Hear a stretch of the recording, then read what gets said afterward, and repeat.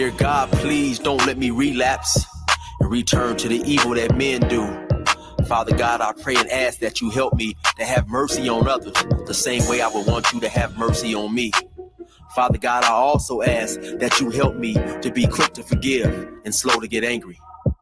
Amen, amen, amen. These young dudes out here don't respect shit until you put the barrel in their ear and let the text spit. I just might catch a case on my next hit, remove their whole face on some special effect shit. So show respect, Drake, or I'ma have a flashback.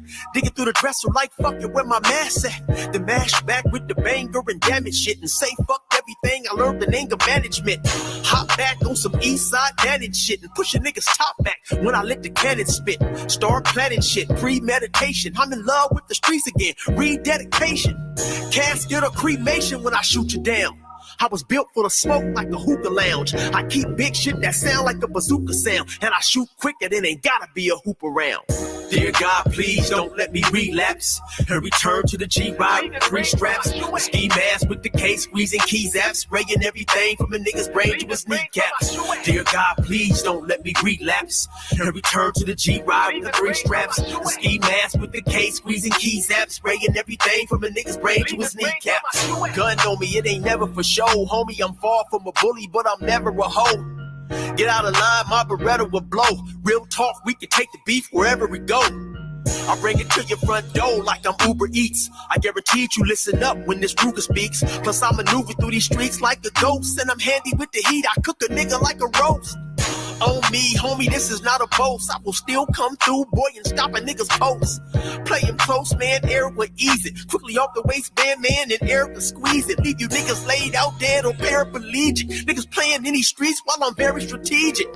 I come to your house dressed like the gas man. Shoot you 9 times, leave you stretched by the trash can.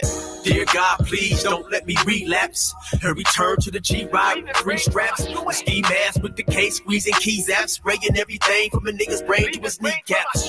Dear God, please don't let me relapse and return to the G-Ride with the 3 straps. A ski mask with the case, squeezing keys apps, spraying everything from a nigga's brain to his kneecaps. I don't put shit on Facebook, I just holler in person. Put the pistol in your mouth while you're hollering and cursing. All that shit you kept rehearsing and put on your live, got your clap with the big 4-5. You bitch nigga, if you tell me to pull up, I'ma do that. That nigga who was whooping first nigga that I shoot at. Ski mask on my face, bystanders be like, who that?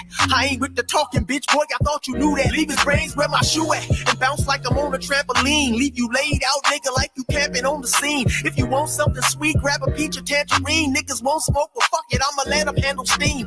AR with the beam, you see the red dot? We tug on this trigger, nigga, it'll make your head pop. Blood pouring down to your shoes, call it Red Sox. Your brains hanging all over your shoulders like some dreadlocks. Expect the gang of dead off if they ever cross the line. The Lord said in the Bible, oh, revenge is mine. So I'm just trying to find a righteous path between the two. Before I lose control and do the shit I used to do. This being humble shit is new. I'm trying to turn the other cheek, but I ain't never been a bitch, so watch your mouth when you speak. Your mercy's what I seek, so I pray on bended knees. Don't let me get the K with the extended clip and squeeze. Lord, please. Dear God, please don't let me relapse and return to the G-Ride with 3 straps. A ski mask with the case, squeezing keys apps, spraying everything from a nigga's brain to his kneecaps. Dear God, please don't let me relapse and return to the G-Ride with 3 straps. A ski mask with the case, squeezing keys apps, spraying everything from a nigga's brain to his kneecaps.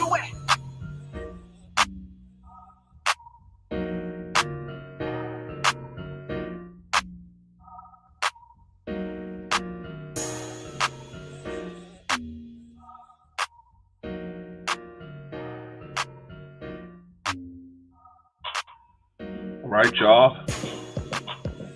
That's Brother Eric, better known as 16 to Life. You can go to his webpage, 16 to Life. You can get his gear. You can get his music. You can get a lot of different stuff. Very talented brother, very talented writer, very talented musician, very talented and a funny cat, man. You talking about a funny cat. He's a very funny dude, man. And, just a good-hearted dude, man. You know what I mean? But don't get it twisted, man. Brother Eric is, definitely a street dude, man. You push him and you poke him too much, yeah, he'll let you know. But, he's definitely a good-hearted dude, man. And he did 24 years in the California penal system out there on the U-Word. And you can go over there and get out there and get some of his gear. You can get the Yard Down t-shirt. You can get the Yard Down pullover. So you know, go over there and check out brother Eric 16 to Life. You can go to his webpage 16 to Life on YouTube, or you can go to his website 16tolife.com, man. And you know, maybe you got a job for the brother. Maybe you got something that the brother can do to you know what I'm saying. We can support the brother, man, because he's out here trying to make it on his own after being, 24 years. Come on now. I mean, you know what I'm saying? Hard to do 24 years and then walk into the job market, right? Where you been for the last 24 years? Right. I'm Rip Van Winkle. I've been asleep. Shout out to brother Eric, man. That's a good dude, man. I gotta hit him up, man. I haven't talked to him in a while. I gotta hit him up. All right, that's brother Eric. I do have permission, by the way. That's why I put this up here, because I have permission to use that music, man. Some people will say, hey, you don't have permission to use it. I got permission by brother Eric. So shout out to brother Eric on that one. Okay, y'all. You know what? I'm not here by myself. I'm not here by myself. Let me see if another dinosaur is here. Mr. Dinosaur, are you with us? I'm here reporting for duty, sir. How you doing this fine Lord's Day? Man, I'm doing good. I'm doing good, brother. Okay, blessed is the best word I can use in the English language, man. Another day above ground. Another day above ground. Hey, man. Mm-hmm. I didn't even know they made collared shirts for dinosaurs, man. Yeah. But now I know they do it, man. Now I know I gotta ask you where I can go get one, man. This when we get cleaned up to go out and get fat. I'll be grazing at the trowel in a couple of hours. I'll be down at my taco spot grazing at the trowel.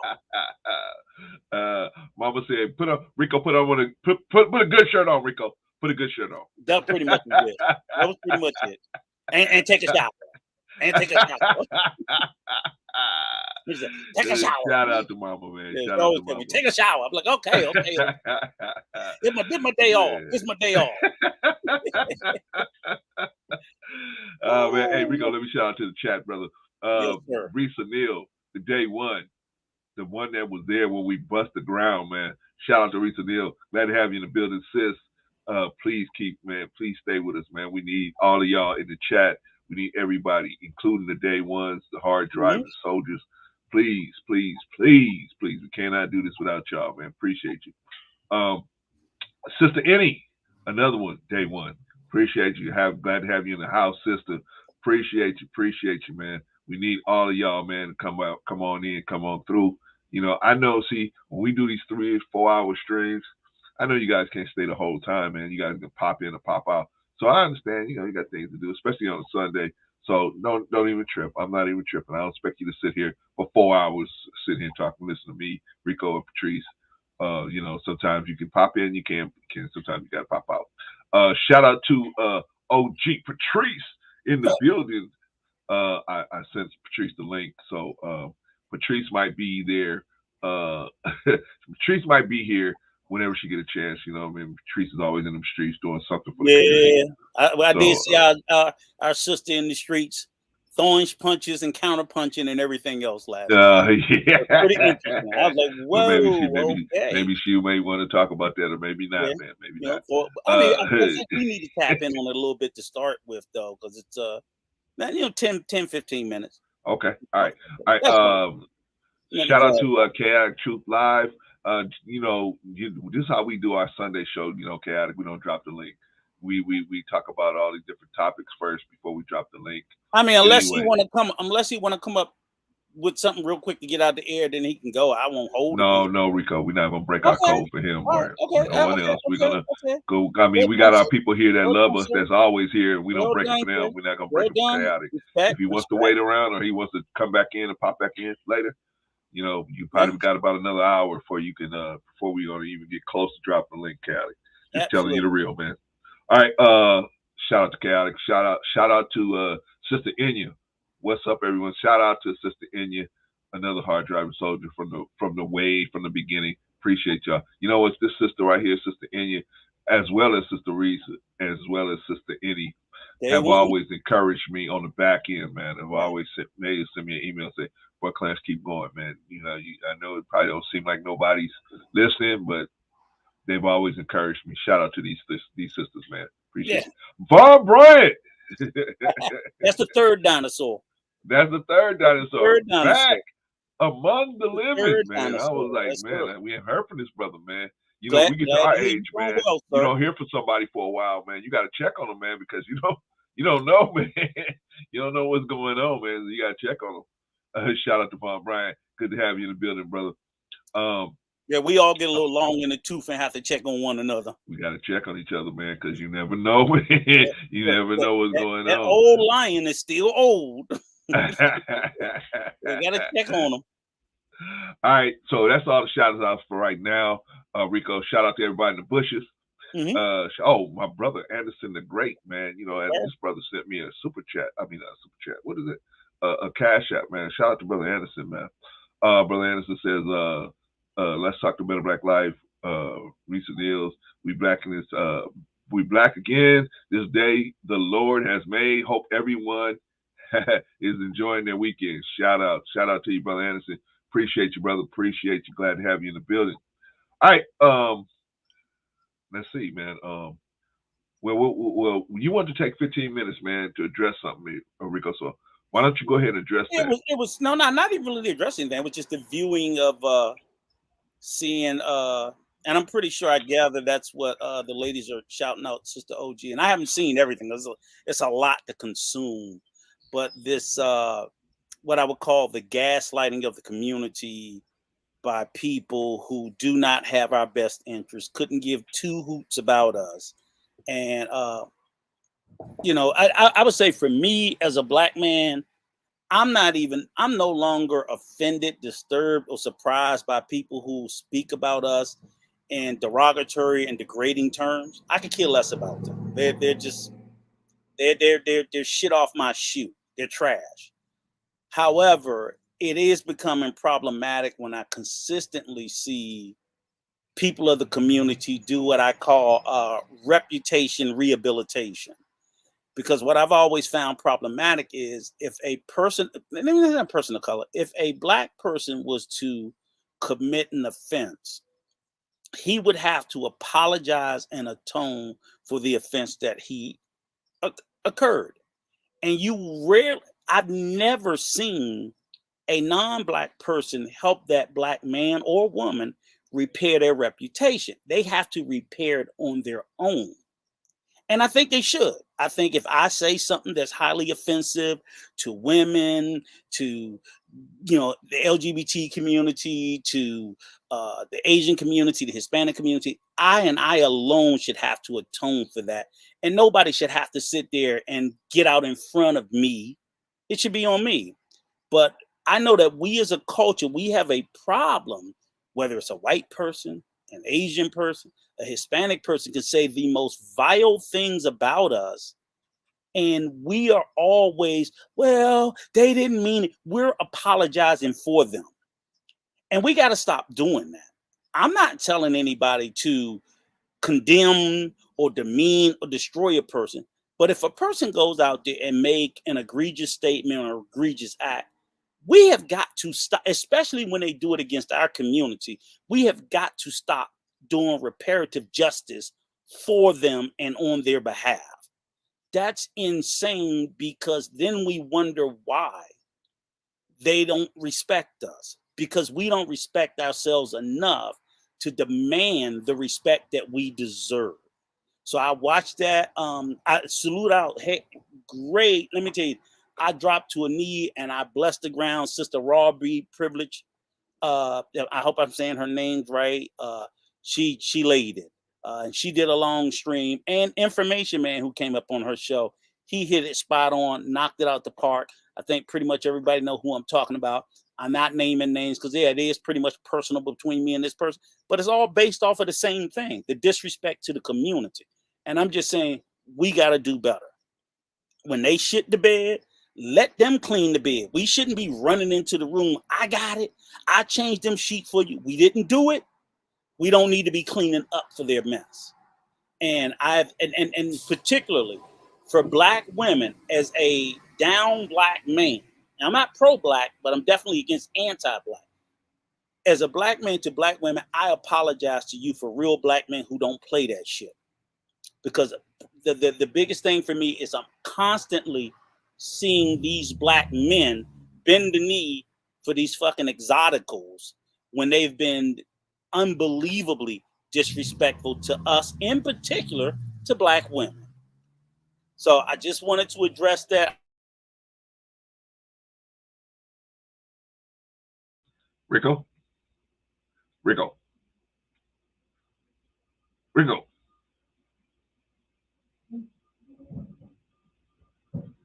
I told you, Chaotic, we're not going to drop the link for a while because we got some other things to talk about first. So, you're going to have to just pop back and check back in with us later.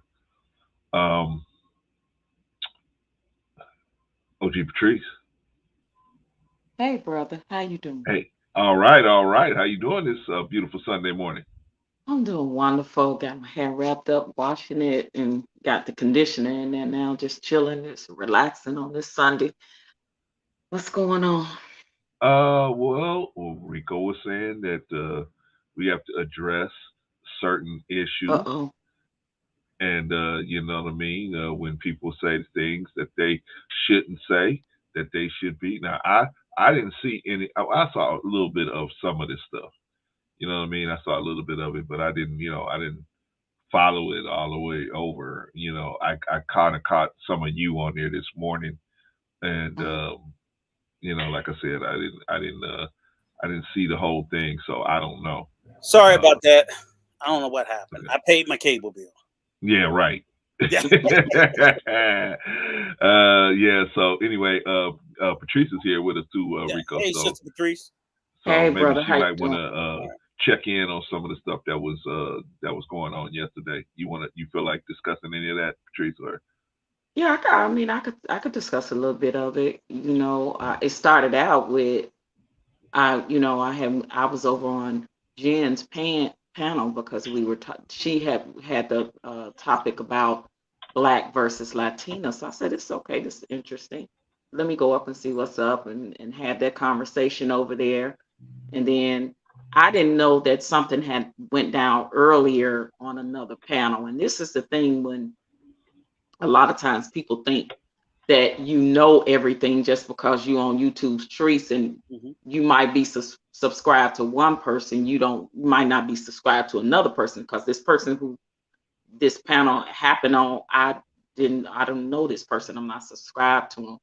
And so after I got off of her channel, I went over to Raw's, and she was talking about the incident that happened on this particular content creators page. But I didn't know, that had happened prior to me going over there, because Raw brought up some I should say alleged receipts that communication that has transpired between the two people. And I was like, wow, I was just over there. So if I'd have known that was the situation, I would have definitely said, hey, well, what's up with this situation? But when you don't know something, it's just best not to say anything. But because I found out people was voicing their opinion on a lot of things that they don't know, what's going on about it. So I tried to be as politically correct as I could without saying too much and not knowing. I definitely don't want to speak on something I don't know, but I definitely said that I was over there earlier, and I had brought up, some situations when, we're talking about Latinos and, versus Blacks and being racist and racism and stuff like that.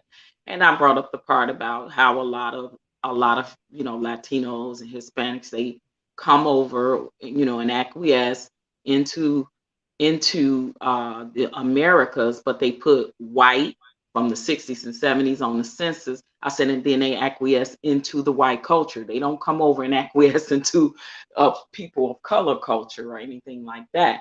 So, and it was a point brought up about, they do it to benefit them, because basically we don't own nothing, ain't got nothing, and there's no set of principles and power that we hold, which is true.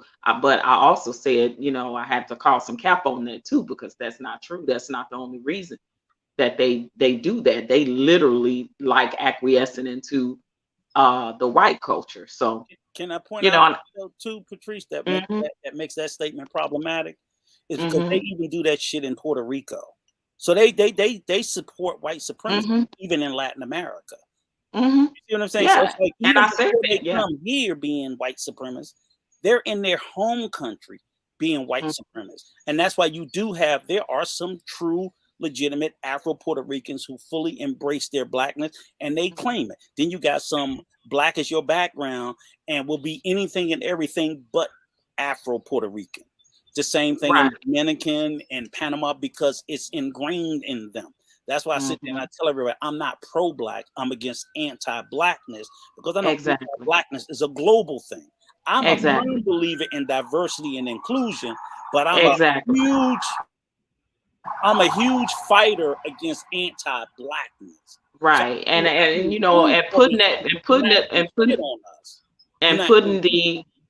putting the discretion out there. We have to realize we're not talking about all, we're talking about some. I just want to put that discretion out there. So I will say for me personally, I deem me as an individual as a racist person, even if she's too fucking stupid to know it. See, some people can be racist and just don't have the intellect to know that what they're saying or doing is being racist. And for me, her behavior is inexcusable because if you didn't know something, that's one thing. But when so for example, this is the way I look at it like this, because one of her main talking points is that's part of her vocabulary. She grew up saying it. Well, I grew up calling women B's and H's. I did. Right, Clarence? That's what we did. Yeah. No, to be honest, we did. Coming up, the little snot nose, little black boy from the hood. That's what we did. There gets to a point where that shit doesn't fly. Now, women can call each other. You and another woman can call each other that all day and night. While it may not be correct, it's not maybe correct, but it will be 1,000 times worse for a man to do it. You see what I'm saying? You can't not be of the community speaking ill of the community. So hold on, let me do a shout out real quick. Let me shout out Black Man Unfiltered. Shout out to Black Man Unfiltered. Glad to have you in the building, my brother. Appreciate you, man. It's highly problematic. Oh, and Quantum. Shout out to Quantum. It's highly problematic when people use that excuse. Because what it speaks to is, I tell anybody like this, y'all don't have to believe she's racist. Okay, let's throw the racism card out. I'm telling you she is, and I'm not telling you that you have to believe it. I'm telling you that that's what I believe. But if we're going to throw out the racism card, she's highly disrespectful. She's highly disrespectful. And that is enough. I would say insensitive on some points. Disrespectful. It's not insensitive because you know what makes it disrespectful? Because you know it's hurtful and harmful because you've been told it was. That's why I was thinking, Rico, because I think a lot of times she doesn't understand that. If you tell me using the term calling women bees and hoes is insensitive and hurtful, and I continue to do it, what does that mean, Patrice? I don't give a fuck. That's what I'm saying. Because it's been told too many times. And there's the streets is littered with those comments. I'm like, so if I say she's racist, I don't give a damn what nobody else says. But if you want to throw the racism card out, she's highly disrespectful. I would agree with that. Yeah, and for her to be so disrespectful, what I don't understand is, and I don't care, disrespectful people are disrespectful people.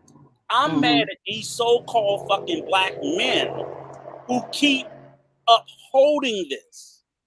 You see that she's been disrespectful, and you go, "It's okay, it's okay," you know. And I mean, I don't know that guy named thing. I'm like, how you got a whole stream with Puerto Ricans get a pass to speak on black issues?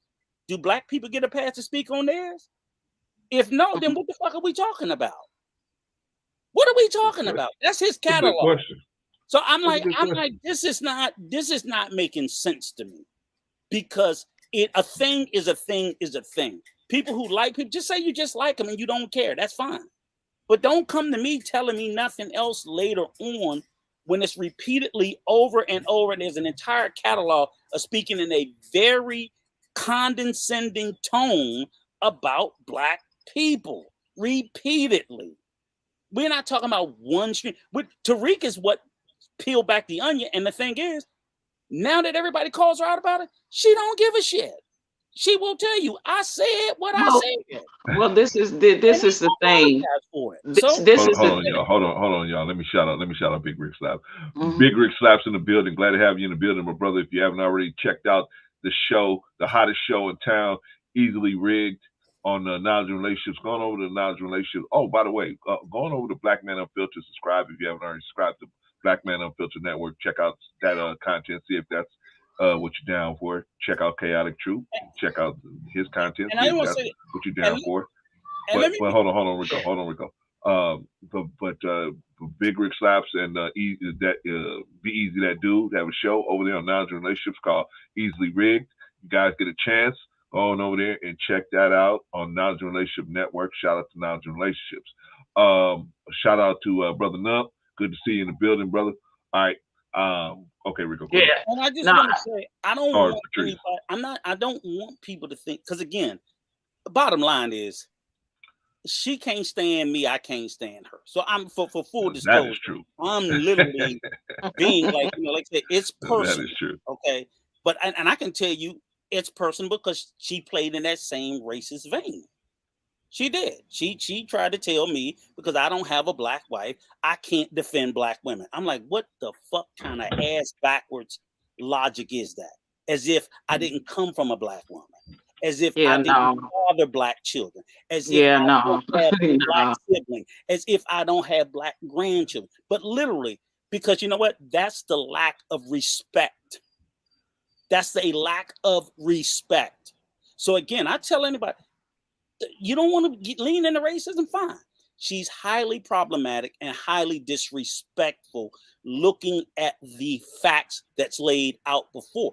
But Black men are the biggest weakness because they will bend the knee. Thank you. But listen, and I'm telling you. And it's not only that, right? That, when you're speaking on that, on this subject, it happens a lot in our community when we allow other races to come and acquiesce into the community, into these YouTube streets, and they feel like they can say what they want to say. They feel like they have the audacity and the right to say what they want to say and voice their opinions on Black issues. I brought up that also on Robbie's channel yesterday because that happened to me on the channel. And I brought up the issue about the white guy when I was specifically talking about an issue with mass shooters. And I brought up the white guy, and the white guy comes up and uses his privilege to talk about Black on Black crime and to talk about Chicago and what Blacks are doing over there as if to say I have a right to do this. And we are nowhere on their channels speaking on they race of community and what's going on, because it ain't gonna be allowed to happen. First of all, Black folk act like they scared to do shit anyway when it comes to other races of people. That's the problem that I have with it. So when we allow it to be acquiesced into our communities, and then we just let shit slide, see. But see, it's also a double standard, right? Because I'm also on Robbie's, and I see the total disrespect, coming from the chat. Coming from me and brother Nathan had some words again about this whole police brutality thing, the total disrespect on that panel from me. I barely got 2 words out. He started disrespecting me. The same continents that he come with, the same energy, the same tone. You delusional. You need to go to bed. You need to do this. You ignorant. You like the same thing. See, and this is the thing for me, because one Black man stepped up there and saw the disrespect and said something, and that was 84. And I want to thank that brother. See, because when it's one way with people that they like and want to rock with, they want to justify the shit. And that's what I have a problem with our people. I don't care if I like y'all, rock with y'all. Y'all know I'm on this channel, but don't I get on y'all ass when y'all wrong? See, that's what I'm doing on the channel. That's what I'm doing when I see it on other channels. So when I see the disrespect be allowed, and then you want at the end of a conversation, so you gonna keep my name out my mouth, but you disrespected me and didn't apologize on the platform. But now you want, when it come to you, you want the respect of me shutting my mouth. Stop it. Stop it. It's the goddamn hypocrisy for me. Yeah. I can agree with somebody and agree to disagree respectfully, but what you're not going to do, you're not going to shut me up, you're not going to silence me, and you're not going to totally dismiss my talking points and gaslight mine like you're the smartest person in the room only. You're not going to do that. And you only want one side of the spectrum to be told. So, and if I lied about something, say I lied about something, but I told the truth. I told the truth. And see, and that's the thing with our community. We cannot stand the truth. They rather hear a comfortable lie than the goddamn truth. That's the problem with our community. See, because we like people, we rock with them. See, we want to accept the fucking behavior. And that's the part for me that I don't get down with. Well, what you actually doing the person a disservice, and we're gonna move on after this, y'all. But you're doing the person a disservice if they walking wrong and you're not gonna tell them they walking wrong. Now it's up to them whether they're gonna apologize or mend their behavior, adjust their behavior accordingly. It's up to them. But if you're not gonna say nothing to them and you're gonna let them just be doing stuff that's out of pocket, then what good are you as a friend? What good is that? What good is your friendship to this person if you can't be real with them and say, hey, you know what? You stepped out of line with this. So exactly. You know what I mean? So I got called a troll. And it's so funny because the disrespect that I got and the insults that I got, he tried to call another content creator out on it. And you know what he said? A lot of people use insults as a way to dismiss facts. So is that what happened to me last night? Those came out of his words when he was talking about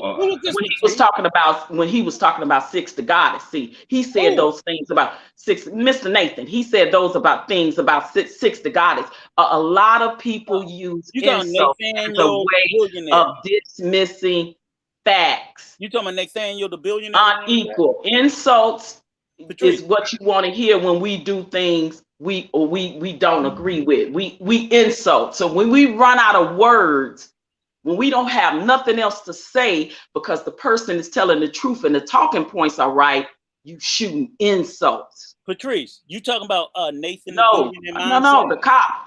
Oh, okay. I mean, the ex-cop. So who you were talking about? Right. I was like, well, that's why I was like, wait a minute. No, because the other guy name is Nathan that was on the other situation with what happened on the platform with them earlier. And I don't know anything about that. And I don't even know that.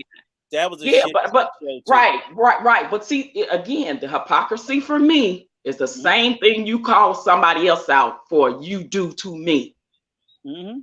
That's hypocrisy. Since we talking about religion, that I have problem with a lot of Christians like that. Not all of them, but a lot of them. It's the hypocrisy. So you throw your insults out. You do your disrespectful. That must mean you dismissing my facts because I didn't lie on you. See, the problem is who I told the truth to, and that was Angela Stanton King and Michi X. See, that was the problem. The only thing I'm glad about, Clarence, is that everything that I'm just glad that yesterday happened, because I'm like, between his stream, her stream, and Raw B stream, everybody can see for themselves. I love it. Okay. I love it. And I don't have to I'm so sick of the hypocrisy with my people. As far as I'm concerned, I'm gonna say what I want to say. I'm grown about whatever I want. Everybody else can talk about their talking points, can talk about who said they talking points. This person did damn near a whole damn video on me on his channel. talking about me and my ignorance of what I'm talking about when it comes to police brutality. And you don't think I'm gonna speak up, but then you disrespect me before I get up on the panel and say 2 words real good. You disrespecting me and insulting me. But then at the end, so are we good? So are we good? So you gonna keep my name out your mouth? Really? After you disrespect me, you gonna ask me to keep your name out my mouth. You need to miss it. And I will say this, Patrice. Wait, hold on, y'all. Hold on, Rico. Let me shout out brother We on Lock Nation. Have you ever if you want to go and see a man that is really taking arrows for black women, going over to We on Lock Nation, man. That dude is he takes a bunch of arrows. He sure is. He takes a bunch of arrows for black women. I just want to say this is And it's the energy that the men bring for black women. But he had another content creator, and shout out, goddamn it, to Mr. Real Estate, because he was right on point when he did that goddamn video on him. He did a whole fucking video on him. Where was the smoke? What the smoke that he had for him? But he come over here to this black woman and want to have all the goddamn smoke for me. See, because they try to use the weaker link. But guess what? I'm a girl from the south side of Chicago. I don't bend easy, baby. So, Patrice, this is what I would say, and I would say this to everybody. Again, like I said, the biggest problem in this part of YouTube is we do a horrible job of vetting. So, again, you can like who you don't like. I'll be honest with you. When I first saw KS, I said, oh, shit, this brother pretty solid. By about the 3rd or 4th stream in, I was like, oh, no, this motherfucker done went left. So, I don't jump out there. I don't jump out there for nobody. Super caping, because you got to really know who these people are. Because like you said, that gentleman, Mr. Daly, very problematic. To me, just as bad as the racist one. To me, for different reasons, but they're equally as bad, and both of them no good to the community. But he wasn't over there in MRE's panel and channel calling him all kinds of names and stuff. No, you don't want that. It's so easy for them to do it to me, because they come at black women. See, they know what, and then they want to act like they so innocent. See, I'm gonna need them to miss me with it, because I ain't the one. So my thing is, what I try to tell people is I'm like, look, just be careful. Or move a little bit more slower before who you decide to wed with as far as content. Now, I got all kinds of content that I'll watch, a shitload. But I sit back before I'm like, and I throw an armful of support behind them. And even then, you still have to know how to respect certain things. It's like, I'm not going to get involved in every little thing, but I still can support a content creator if I like their content. But I'm not going to get heavily involved. So I would just say to our community, we got to be careful to who we like. Oh, I rock with them. Pretty much, I ain't rocking with nobody right now, but let's talk the Better Black Life. So y'all get ready. He already said, I'm going to come at you with the same energy. This is a grown-ass black man. This is a grown-ass man. Saying that to a woman that's old enough to be his mother. That ain't disrespected him. That ain't called him by his name. But he did me. But I can't say nothing, because he want me to respect and keep his name out of my mouth. But he can call me and say what he want about me. I'm gonna need y'all. Y'all don't even know. I'm gonna need. When he finally shows up, we'll be ready. Don't worry. Listen, all right, y'all. We gotta move. Y'all don't show up over here. He gonna do it on somebody else's panel or his own panel. He ain't coming here. And he's free to do that. Yeah. But the thing is, don't you disrespect me, and then before I leave, so I just want to know, are you gonna keep my name out your mouth? That is, listen, oh my God, this is a grown black man, y'all, literally trying to go toe to toe with a woman because we share different views and opinions on police brutality. Get over yourself. It's okay. We can agree to disagree respectfully. But the disrespect, nah, I ain't Jim for that.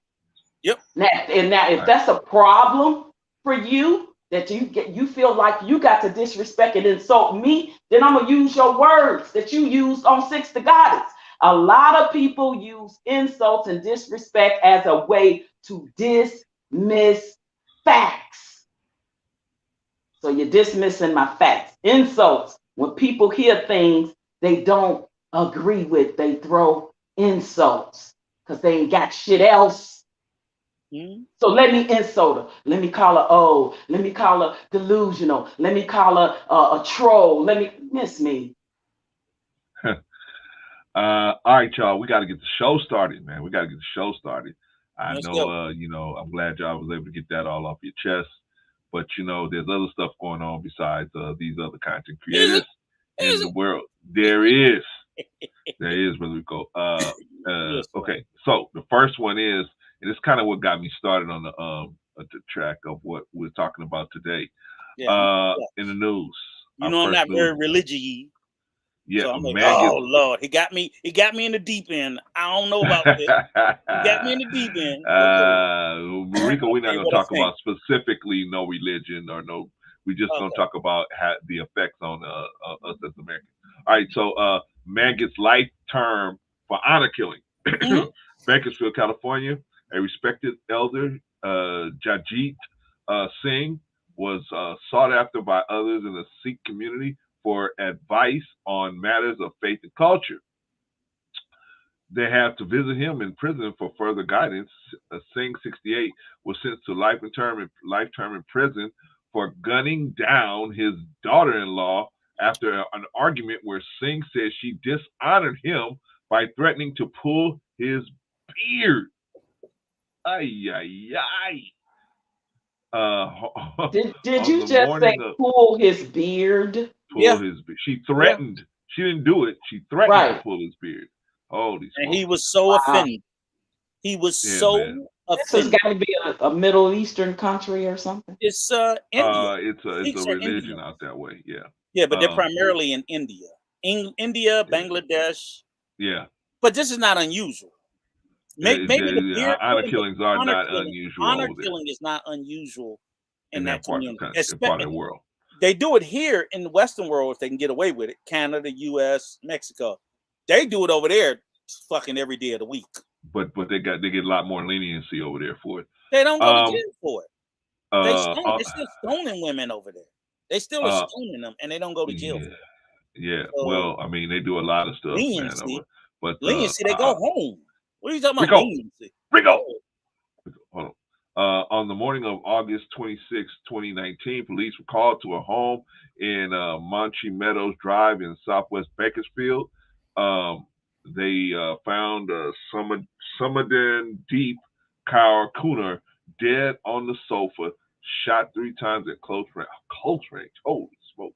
Defense attorneys say defense attorneys David A. Torres and Navarj S. Rai argued at trial. Singh tried to counsel Kunar, 37, after overhearing a phone call the day before in which she talked about leaving the family. Singh, his wife Kunar, her husband, and their children lived together. As they argued, Kunar told Singh to mind his own business.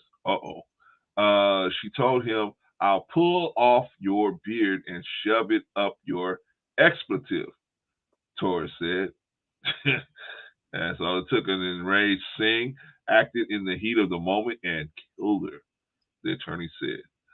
A Punjabi cultural expert hair testified hair is very important among the Sikhs, and cutting the beard of a Sikh against their will would be considered an act of sacrilege. Kunar's words constitute a grave insult. I guess it did, huh? Holy smokes. Prosecutor Kara Thompson said, however, Singh did not immediately act. She said he took time to consider his actions, then retrieved the revolver, loaded it, and shot Kunar.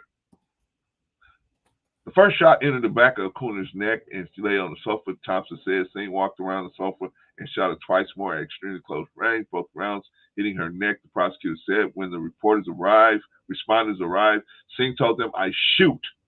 According to the court documents, a loaded revolver was found on the dining room table with 3 spent casings inside. Kunar's blood was on the revolver and Singh's clothing. Thompson said the gun was registered to him. Singh told the police officer he had to kill himself or Kunar due to her dishonoring him, according to court documents. Holy smokes, what do you think about that? Well, you do know right here. Here's a couple of things about it too. Is This is the one thing that stuck out in my mind in reading this article, because again, remember in this space, they're always telling people, go overseas. Shout out to Daryl Long, by the way. Right.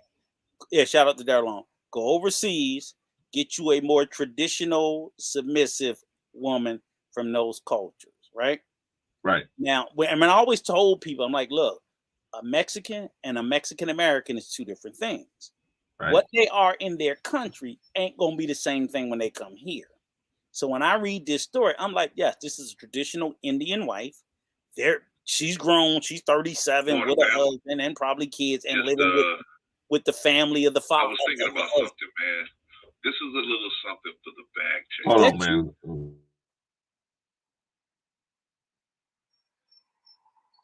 You straight? Okay. Yeah. I was cooking something and it just got done. So what I'm saying is that, but obviously once this woman came here in America, she adopted the traditions and the culture somewhat of America. Because see, in India or Bangladesh, wherever they came from, she would have never done that.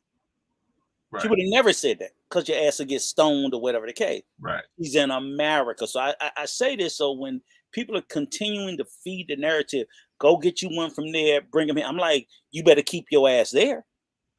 You better keep your ass there. If that's what you're looking for, you better stay where you go.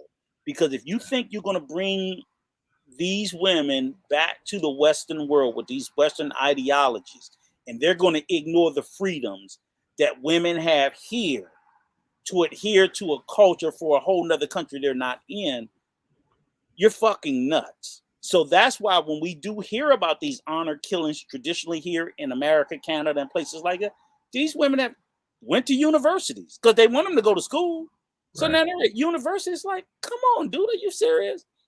Right. And the men are the ones who can't break away from the culture where they came from.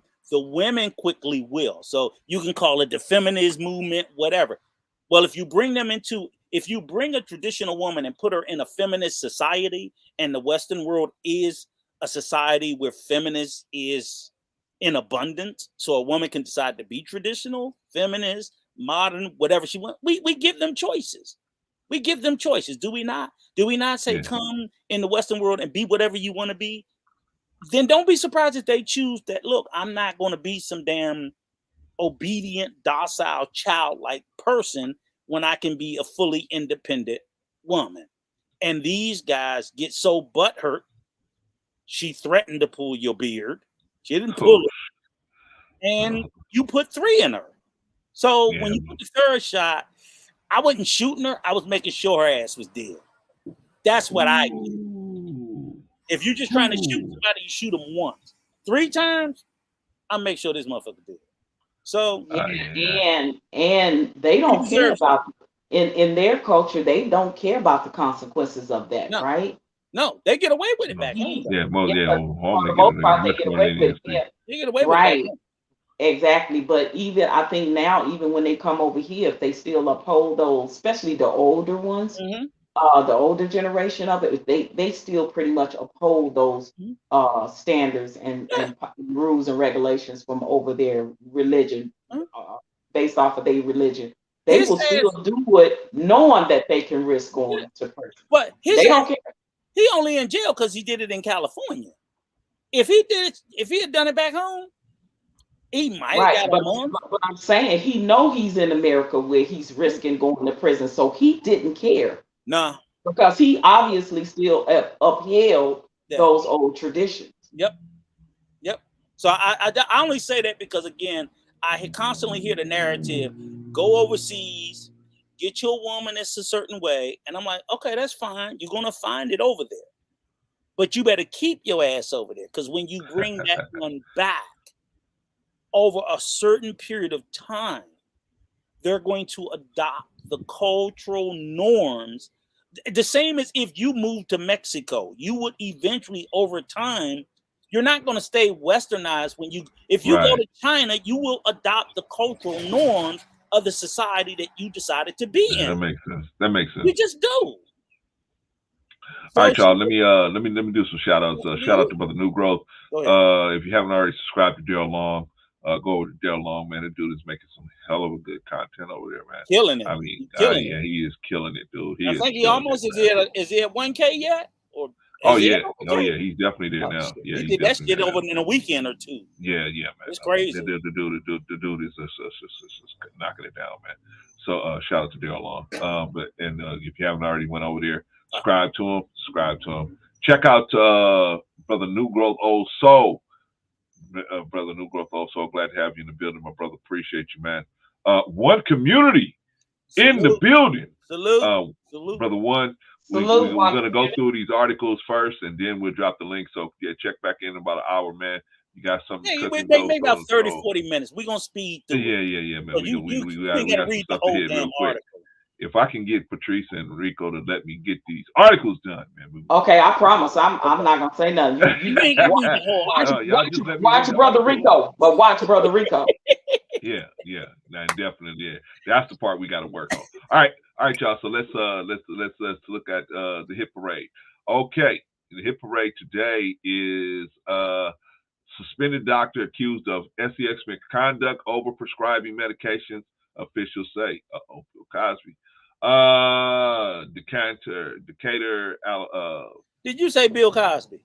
Well, I mean, that's what they said he did, right? They said he was giving them medications, right? Okay. It was Motrin. It was Benadryl. He was giving out Benadryl.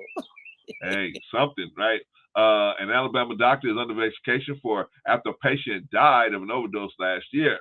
The Alabama State Board of Medical Examiners reports that it suspended Dr. Sammy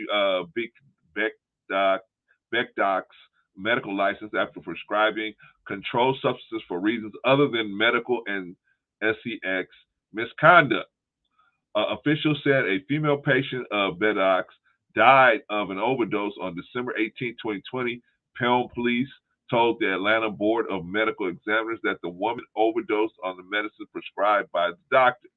The Prescription Drug Monitoring Program reports it told the Board of Medical Examiners that the doctor issued at least 9 prescriptions to the victim over 17 months. Police showed the board 3 videos with of the woman's phone showing the two engaged in SEX activity. Holy smokes. As reported by WAFF. According to court documents, the victim's mother told the board the doctor was buying her daughter all kinds of things, including a car. Yikes. Court documents stated that the victim's mother said that her daughter met the doctor when she was 18 and working as a hostess. She said he paid to furnish her apartment. Holy smokes. Paid bills and gave her a credit card with no limit. Yikes. Oh man, he was a sugar daddy tricking big time, wasn't he? Patrice, why you hating? Why you hating, Patrice? I stated the truth.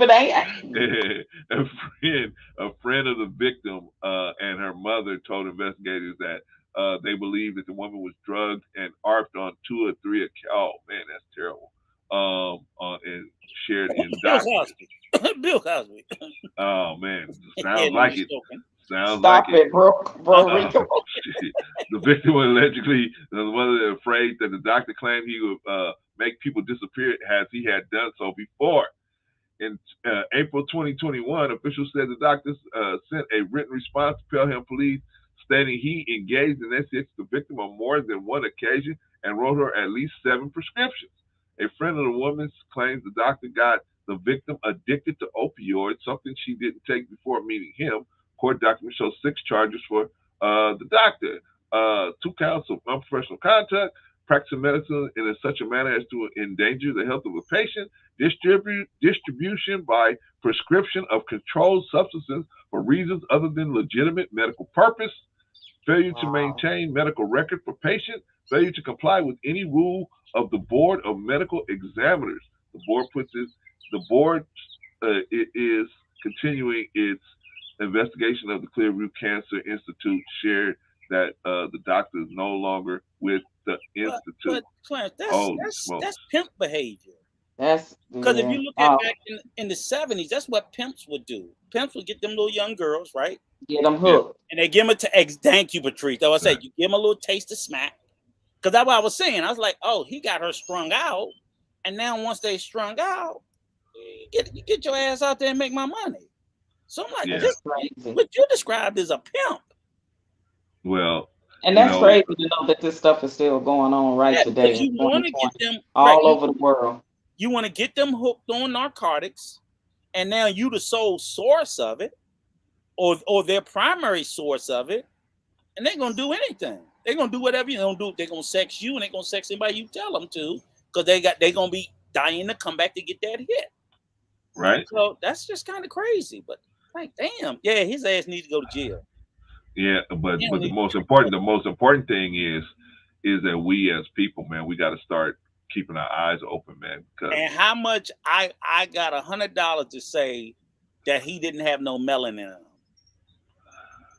I don't know. That's a good question. It don't say the doctor's name there. Yeah, it says. Okay, you can look the name up, and I guarantee you, his ass ain't got no. I blew it away, Patrice. I blew it away. But it looked like either a Jewish name. Alabama, right? Oh well. Yeah, Alabama. He ain't had no melanin. He ain't had no melanin. I ain't throwing nobody under the bus. Doctor Alabama with a Jewish name. He ain't had no melanin. Yeah. Well, I mean, but the point is, what's the point of doing this, y'all? We got to let these ladies know, the women especially. I mean, all of us really, man. Don't just trust a doctor just because he got stuff on the wall, man. And I just want to throw in that little caveat again when everything is always disparaging us. That I'm like, hey, they got their shit too in abundance. Because most of these stories that you discuss, and I'm like, no melanin, no melanin, no melanin, no melanin. But all I hear is, shit on black people, shit on black people, shit on black people. And get a second opinion too. That's important, especially when that's the thing, Patrice. You got to be proactive for your own health, man. There was a time where we used to just listen to the doctor, right? Whatever his doctor told us, then we just listen to it. We just do with it. Now you can't do it no more because, man, everybody's suspect. They out here shady. Yeah, man, everybody's a suspect. But I'm gonna tell you, they're not a suspect. Pump your brakes. Even before one community, man, you already saluted us, brother. We salute you and we appreciate you, brother.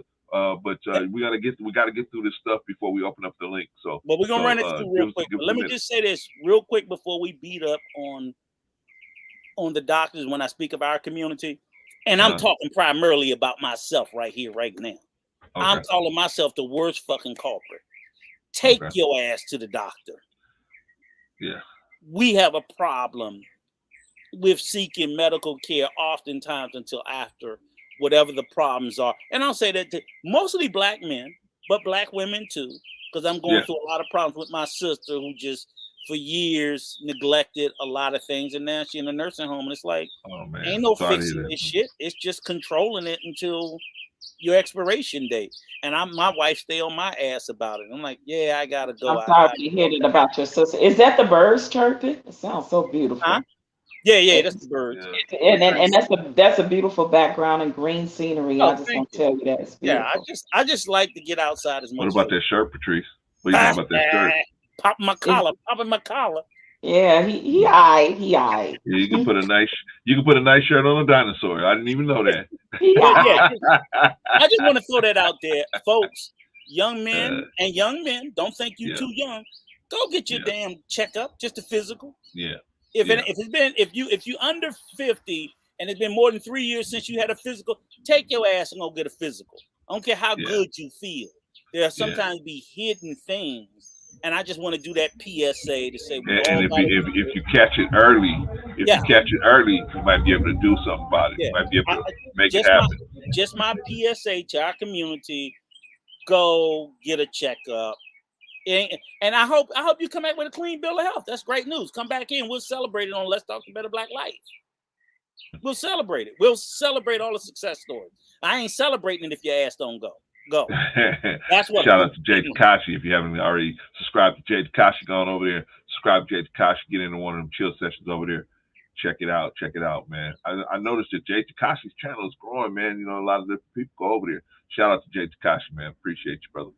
All right. Can we rescue some black boys, y'all?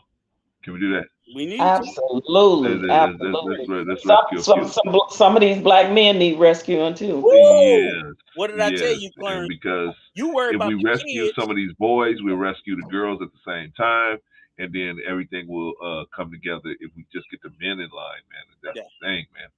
And Brother Okay. Vaughn, you need to hit the link. Did you send it, Brother Vaughn? Of course, I'll send them the link. All right, you better check your email, and you need to get up here, sir. But I don't see. I don't. I'm gonna tell you why I don't push Vaughn, because I know Vaughn does a lot of work for a lot of different people, man. So a lot of people depend on Vaughn. So but his heart is here. I don't care about them other people. I don't care about them other people. This is ours. He knows that. He knows that. Okay, so let's. This is from a video by Dr. Jawanza Kunjufu, and it's countering the conspiracy to destroy black boys from 1987. We do about 5 minutes, y'all.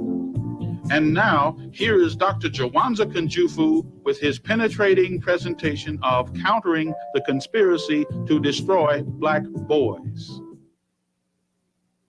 There's no topic that concerns me more than the one on the conspiracy to destroy black boys. And the reason is when our little boys are in preschool and primary grades, they're very innocent and very enthusiastic about learning. But something happens to that, and we need to find out what that is. My younger son is on the cover of this particular book, and I would like for him to grow up to be a man. Like many of you already told me, that you have sons and male students as well. Now, there's two parts of the conspiracy, volume 1, and this is volume 2. In volume 1, we raised 4 questions. First question is, when did the conspiracy start? Who is against black boys? Why is there a conspiracy against them? And what exactly is the conspiracy? That's in volume 1. In volume 2, we look at the relationships between mothers and their sons. That must be studied. We also must look at female teachers and black male students. That must also be studied. We must look at some case studies. In other words, many of us are doing a very good job developing black boys to be men. What is it that some of us are doing that others are not doing? And then last but not least, a program called the Rites of Passage into Manhood. See, it used to be we knew when black boys became men, but now many of us don't know when we're men. It's how much reefer we smoke, how much wine we drink, how many babies we make. Until black men spell it out to black boys what it means to be a man, this conspiracy will continue. But let's go back to volume 1. When did it start? And as we begin to look at that, I want to also share with you why we call it a conspiracy to destroy black boys. You see, contrary to belief at birth, there are more black boys born in the world than there are girls. It's close, but it's 1.03 black boys born in the world to 1.0 black girls. Hear me clearly. At birth, black boys outnumber black girls 1.03 to 1.0. A brief 18 years later, it is now 1.0 available, and that's the key word, available black men, to 1.8 available black women. Almost 2 adult women for every 1 adult man. Now, the only question that should be going through your minds right now is what happened? We keep raising the wrong question. We keep asking, why do black men hang on corners? Why do black men lack direction? Well, if you ask this question, you answer the question 18 to 30 years too late. It is not a conspiracy to destroy black men. It's a conspiracy to destroy black boys. If you destroy him as a boy, he'll never become a man. Not gonna look around a room and tell you know where are they. If they are not available to black women, where are they? Call the roll. In jail, there are 329,000 brothers in prison right now. 1 of every 4 brothers will go to prison. Where else? Or death. There's numerous ways that we die. There's homicide, suicide, drugs, war, high blood pressure, and the leading killer among black men, lung cancer. Our love for cigarettes, especially cool. Smoke them all day long, die the exact same way. Cool. Where else? We have prison, death. What else to make us unavailable to black women? Yes, homosexuality. As you said earlier, 1 of every 9 men in this country are homosexual. Where else? Yes. Hospitalized, institutionalized. Okay, so institutionalization, and there's not only in terms of hospitals, but also mental institutions, and of course, when they get released, many times being homeless. There's still one other large popular area. Themby? They marry white women. Okay, interracial marriages. Now I want to pause there for a moment, because you would think if anybody is going to marry outside the race, it would be black women. You got 2 black women for every 1 black man. But as Themby pointed out, it's exactly the opposite. There are 164,000 interracial marriages, of which 116,000 are brothers. That means 48,000 sisters. It's almost a 2-to-1 ratio of black men to black women marrying outside the race. But remember, as you said in the earlier workshop, if the definition of beauty is light skin, long hair, and blue eyes, why stop with Renee, the light skinned sister? Why not get you the real thing? There's some serious problems here. And then black men tell me, I can't find a black woman to understand me. You mean out of 20 million black women, you can't find one to understand you? You don't need a white woman, you need a psychiatrist. But that's another workshop on relationships. But I just want to share with you, we got some very serious problems. But to tease this audience, black women are tired of being by themselves. And in the earlier issue of Essence magazine, the article said, guess who's coming to dinner now? Black women are tired of being by themselves. In other words, brothers, you can't have it both ways. You can't have two black women to choose from and still marry a white woman. You can't have it both ways. Black women are tired of being by themselves. Now, that's with regards to the stats, why we wrote the book, because we saw the shortage of black men. But what we want to begin to find out is, when did it start? You see, it's called the fourth grade syndrome. Studies show that black boys may be the best students in the country up until the fourth grade. So we wanted to find out what your son, a male student, was doing at the beginning of the third grade, then at the end of the seventh grade, and then measure the progress. Let me give you 3 examples. We had a little boy 5 years ago on an Alva reading test score at the 98th percentile in the country. In other words, a walking genius. That means only 2% male, female, white, or black had a higher score than he at the beginning of the third grade. At the end of 7th grade, the same boy now drops down to the 35 percentile. Engineer potential here, pimp or pusher now, scores should have improved 5 years, instead they only improved 1.3. 2 more examples. We had a little boy at the 92nd percentile. He dropped down to the 24th percentile, and his scores only improved 2.1. But let me give you the average example. We had a little boy at the 63rd percentile. He dropped down to the 4th percentile, and his score didn't improve a year, a month, a week, not even a day. There are 3 critical stages in black boys' development: infancy to 9, 9 to 13, and 13 to 18. You see, it's easy to see the negative behavior here when he's already dropped out, laid up on some street corner lacking direction. It's more difficult to see it around 9 years of age, when they begin to sit further in the back of the class, when they begin to ask less questions, when their ball becomes more important in their book, when they begin to cheat on their tests. We appeal to you to turn your sons and male students on early. Teach them how to read early. Teach them the beauty of being black and believing in God early. Many of us have waited, and we waited almost too late to develop black boys to be men. You know what I'm getting at. America spends $2,300 on Head Start. They spend $38,000 on prison. If Reagan wanted to balance the budget, I can show you save about $36,000 per person. It's much easier to educate than it is to incarcerate. Now, I had to stop the good doctor. We'd be here all day listening to him. Man, I love it, man. He spins some major facts. I love it. And a lot of these things still stand today, even though this was out in the late 70s. I mean, 80s. Yeah. It still stands today. Yeah. The fourth grade is a very, very important grade level to start really paying attention to your sons, black boys especially, that's going to grow up to be black men. Man, he really spins some facts. I love when you do this too, Bro Clarence. Thank you. You're welcome, sis. I just want to, because I don't want it to be, well, it's just my opinion. See, my opinion has always been the third grade is where the pack starts separating. But now you got somebody who's got the degrees, got the credentials to actually verify what I'm saying, because he's studied this. He made his life work studying the gap between black children and other children. Absolutely. It is. And you know, Bro Clarence, I told you, I read to 3rd and 4th graders. Yes, you did. Yeah. And I noticed in the inner city, in the urban neighborhoods where it's poverty stricken the most, the black boys were tending to suffer a little bit more than the girls. And I kind of bent my attention over towards them. And for him to say this is spot on right today. Yeah, still going on. Unfortunately, it's still going on. But that's what us as men, we got to get back in there with our boys, man, and encourage them to go through this process, because there's some things that's going on with black boys that make them jump out, or leave the process, this quote unquote standardized learning process. There's things that happen in that process, in the middle of that that makes them want to just leave the process alone. Man, but I've talked about that on a number of different occasions. But we got to move on, y'all. But come back next week. We're gonna finish this. We're gonna finish this video. We're gonna watch it all the way through. We got to do 5 minutes, 10 minutes here or there, but we're gonna finish this video. All right, y'all. We got to move on, man. Let me ask y'all a question. Holy smokes! Let me ask you both of y'all a question. Do y'all know who Margaret Garner is? You guys ever heard of Margaret Garner? You got me. Margaret Garner. Margaret Garner. I don't think so. Well, I'm about to tell you who Margaret Garner is right now.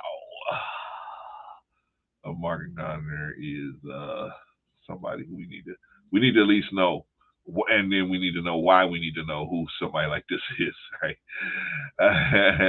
Okay, Margaret Garner. Margaret Garner, called Peggy, died 1858, was an enslaved African woman in pre-Civil War America who killed her own daughter rather than allow the child to be returned to slavery. That was the one somebody wrote a book about her. Yes. What was the name of it? It's a real famous I'll find it'll be down here. Okay. I'll find it. Beloved. Garner there it and is. her family. Yep. What's the name of it, Rico? Beloved. Beloved. Okay. Yep. Garner and her family had escaped enslavement in January 1856. Hey man, some people say slavery wasn't that bad. They escaped enslavement in January 1856 by traveling across the frozen Ohio River. How'd you like to travel across the frozen Ohio River in 1856? Holy smokes. You don't want to travel? Cincinnati. Okay, I do remember hearing this story now. Wow.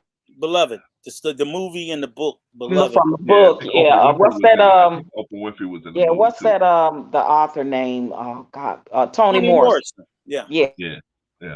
But they were okay. So they're traveling across the Ohio River. It's frozen, right? The Ohio River was frozen. They're traveling across the river to Cincinnati, but they were apprehended by U.S. Marshals acting under the Fugitive Slave Act of 1850. Holy smokes! Garner's defense attorney, John Joliffe, moved to have the trial moved to have her tried for murder in Ohio to be able to get a trial in a free state and to challenge the fugitive slave law. Garner's story was inspiration for the novel Beloved in 1987 by Toni Morrison and its subsequent adaptation to a film starring Oprah Winfrey. Okay. All right, so let's go to the escaping the trial real quick. A couple of paragraphs. On January 28, 1856, Robert and Margaret Garner, who was pregnant, together with their family members, escaped and fled to Storrs Township, a rural area just west of Cincinnati, along with other enslaved families. Robert Garner has stolen his enslavers' horses and sleigh, along with his gun. 17 people were reported to have been in their party. In the coolest winter in 60 years, the Ohio River had frozen. At daybreak, the group crossed the ice in Boone County, Kentucky, just west of Covington, and escaped to Storrs Township before dividing to avoid detection. The Garners and their 4 children, with Robert's father, Simon, and his wife, Mary, made their way to the home of Margaret's uncle, Joe Kite, who had himself formerly been enslaved and who lived along Mill Creek below Cincinnati. The other 9 people in their party reached safe houses in Cincinnati and eventually escaped via the Underground Railroad to Canada. Kite went to abolitionist Levi Coffey for advice on how to get the group to safety. Coffin agreed to help them escape the city and told Kite to take the Gardner group further west of the city where many free black people lived and to wait until night. Slave catchers and U.S. Marshals found the Garners barricaded inside Kite's house before he returned. They surrounded the property and stormed the house. Robert Garner fired several shots and wounded at least 1 deputy marshal. Margaret killed her 2-year-old daughter with a butcher's knife rather than see the child return to slavery, had wounded her other children, preparing to kill them and herself when she was subdued by the posse. All right, y'all, what do y'all think about that? That's some powerful. I mean, that's just That's heavy. yeah, that's a lot. That's heavy. You know, it's just like a lot of them when they were being brought over in the transatlantic slave ships. A lot of them they jumped overboard. Mm-hmm. They Yep. said they rather go that way than to live their life like that. A lot of them did. So this right here is deep. Yeah. And Not surprising because our people that, you know, our ancestors that came from over there were brave. They were warriors. They fought, and some would just rather meet their maker and be judged that way than to deal with being in bondage and being enslaved. But let me ask y'all a question. But I would say this though, Clarence. What's that? The spirit of Margaret Garner is the trauma that's been passed down for generations among Black people. Okay. So when people speak about this victimology bullshit and things like that, you know, this is a woman who, when she chose to kill her child and attempt to kill the other ones, she had lived through bondage as an adult, so she knew the horrors of it. And she'd rather her children die than have to experience what she experienced. Right. This trauma lives through generations of us. It just does. I'm like, I haven't actually. So when they talk about like the trauma of slavery, how it affects Black people, because there are so many stories of Margaret Garner and so many millions of other Black people who have endured and endured worse, being set on fire. People understand, like I said, I'm like, when you think about the atrocities of chattel slavery, I'm like, do you know that they forced slaves to eat shit? They would shit in their mouth. It was the most vile, degrading thing they could do to break your spirit. And the thing about it that they don't realize is that you know, a lot of these illnesses is hereditary. It gets passed down from generation to generation too, as well, and that's been scientifically proven. So when you go through all of these decades of these type of disparities against our race without any therapy, without any, you know, counseling, without any help, without any medicine, you know, nothing to take back then. It's you know, it's no wonder we still in the condition that we are in today, right? Today, and speaking of that, as you said it, Patrice, you know, we look at like the Holocaust. The Holocaust ended in 1945, I think, was the end of World War II. Correct. So all of the concentration camps were freed and so on and so forth. Correct. That's why the people of that religion refused to ever let them. So I'm like, that was almost 60 years ago. You hear them talking about letting way more than 60 years but, ago. But when you think about it, it's not that far removed, right? We're not that far removed from it. Right. You know? Almost 80 years now that I think about it. Right. 60, I mean, I'm not that far removed from my parents being sharecroppers. I'm not. They were raised in Mississippi, and they went out into the field and picked cotton. It's just facts. The reason why I say it is because see how they don't let that go, even though it's been almost 80 years ago, they still ain't letting that shit go, nor should they. And I don't think they should. Well, in their culture, and in their religion, even, you know, it's like a sin. It's like a to not forget it and teach it. They passes it down because they want their children and their children's children. And what I would say is that they still feel the horrors and the traumas of what their people went through at the hands of the Nazis with the experimentation and all the things that they did on them. So you just whether I'm a current day Jewish person, no, I didn't live through it, but they still feel it because it was handed down by generation to never forget. Listen, I watched this program. Yeah, I watched this program on that where this young lady, she wasn't that young, maybe in her 40s, took her grandmother back to where that happened at, when they still had it all up, you know, just Yeah. because And they'll take they, their children. yeah, oh They'll take yeah, their children. they had them. I don't know if they still up, some of them Oh, concentration they camps. are. Oh no, those. Yeah, those I think those are monuments, so they made a museum or they make whatever them or leave something out of it. Auschwitz, And all they of them. go and take, like you They said, make they them take go. their family, they go visit, they talk about it, they talk They about the go- history. right. They go don't to where let the it. ovens. Those ovens are still there, and they Yeah. go and they visit them. Yeah, but They don't I do remember they this. should. Yeah, I mean, and it's, you know, to each his own. Even in our community, you know, again, I'm so worn out And from the only reason why I fighting say that battle with is our children, I'll say this. with people, because if we don't remember where we came from, Yes. how, you know, and how we gonna really know where we going? And if we don't know the history, we're doomed to repeat it. Do we not see a circle of things that's happening in the world now that kind of, we feel like it's taking you back in the movements?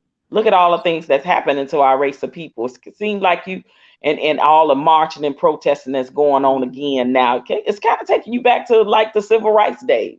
It's just a different version. That's all. Different time, different version.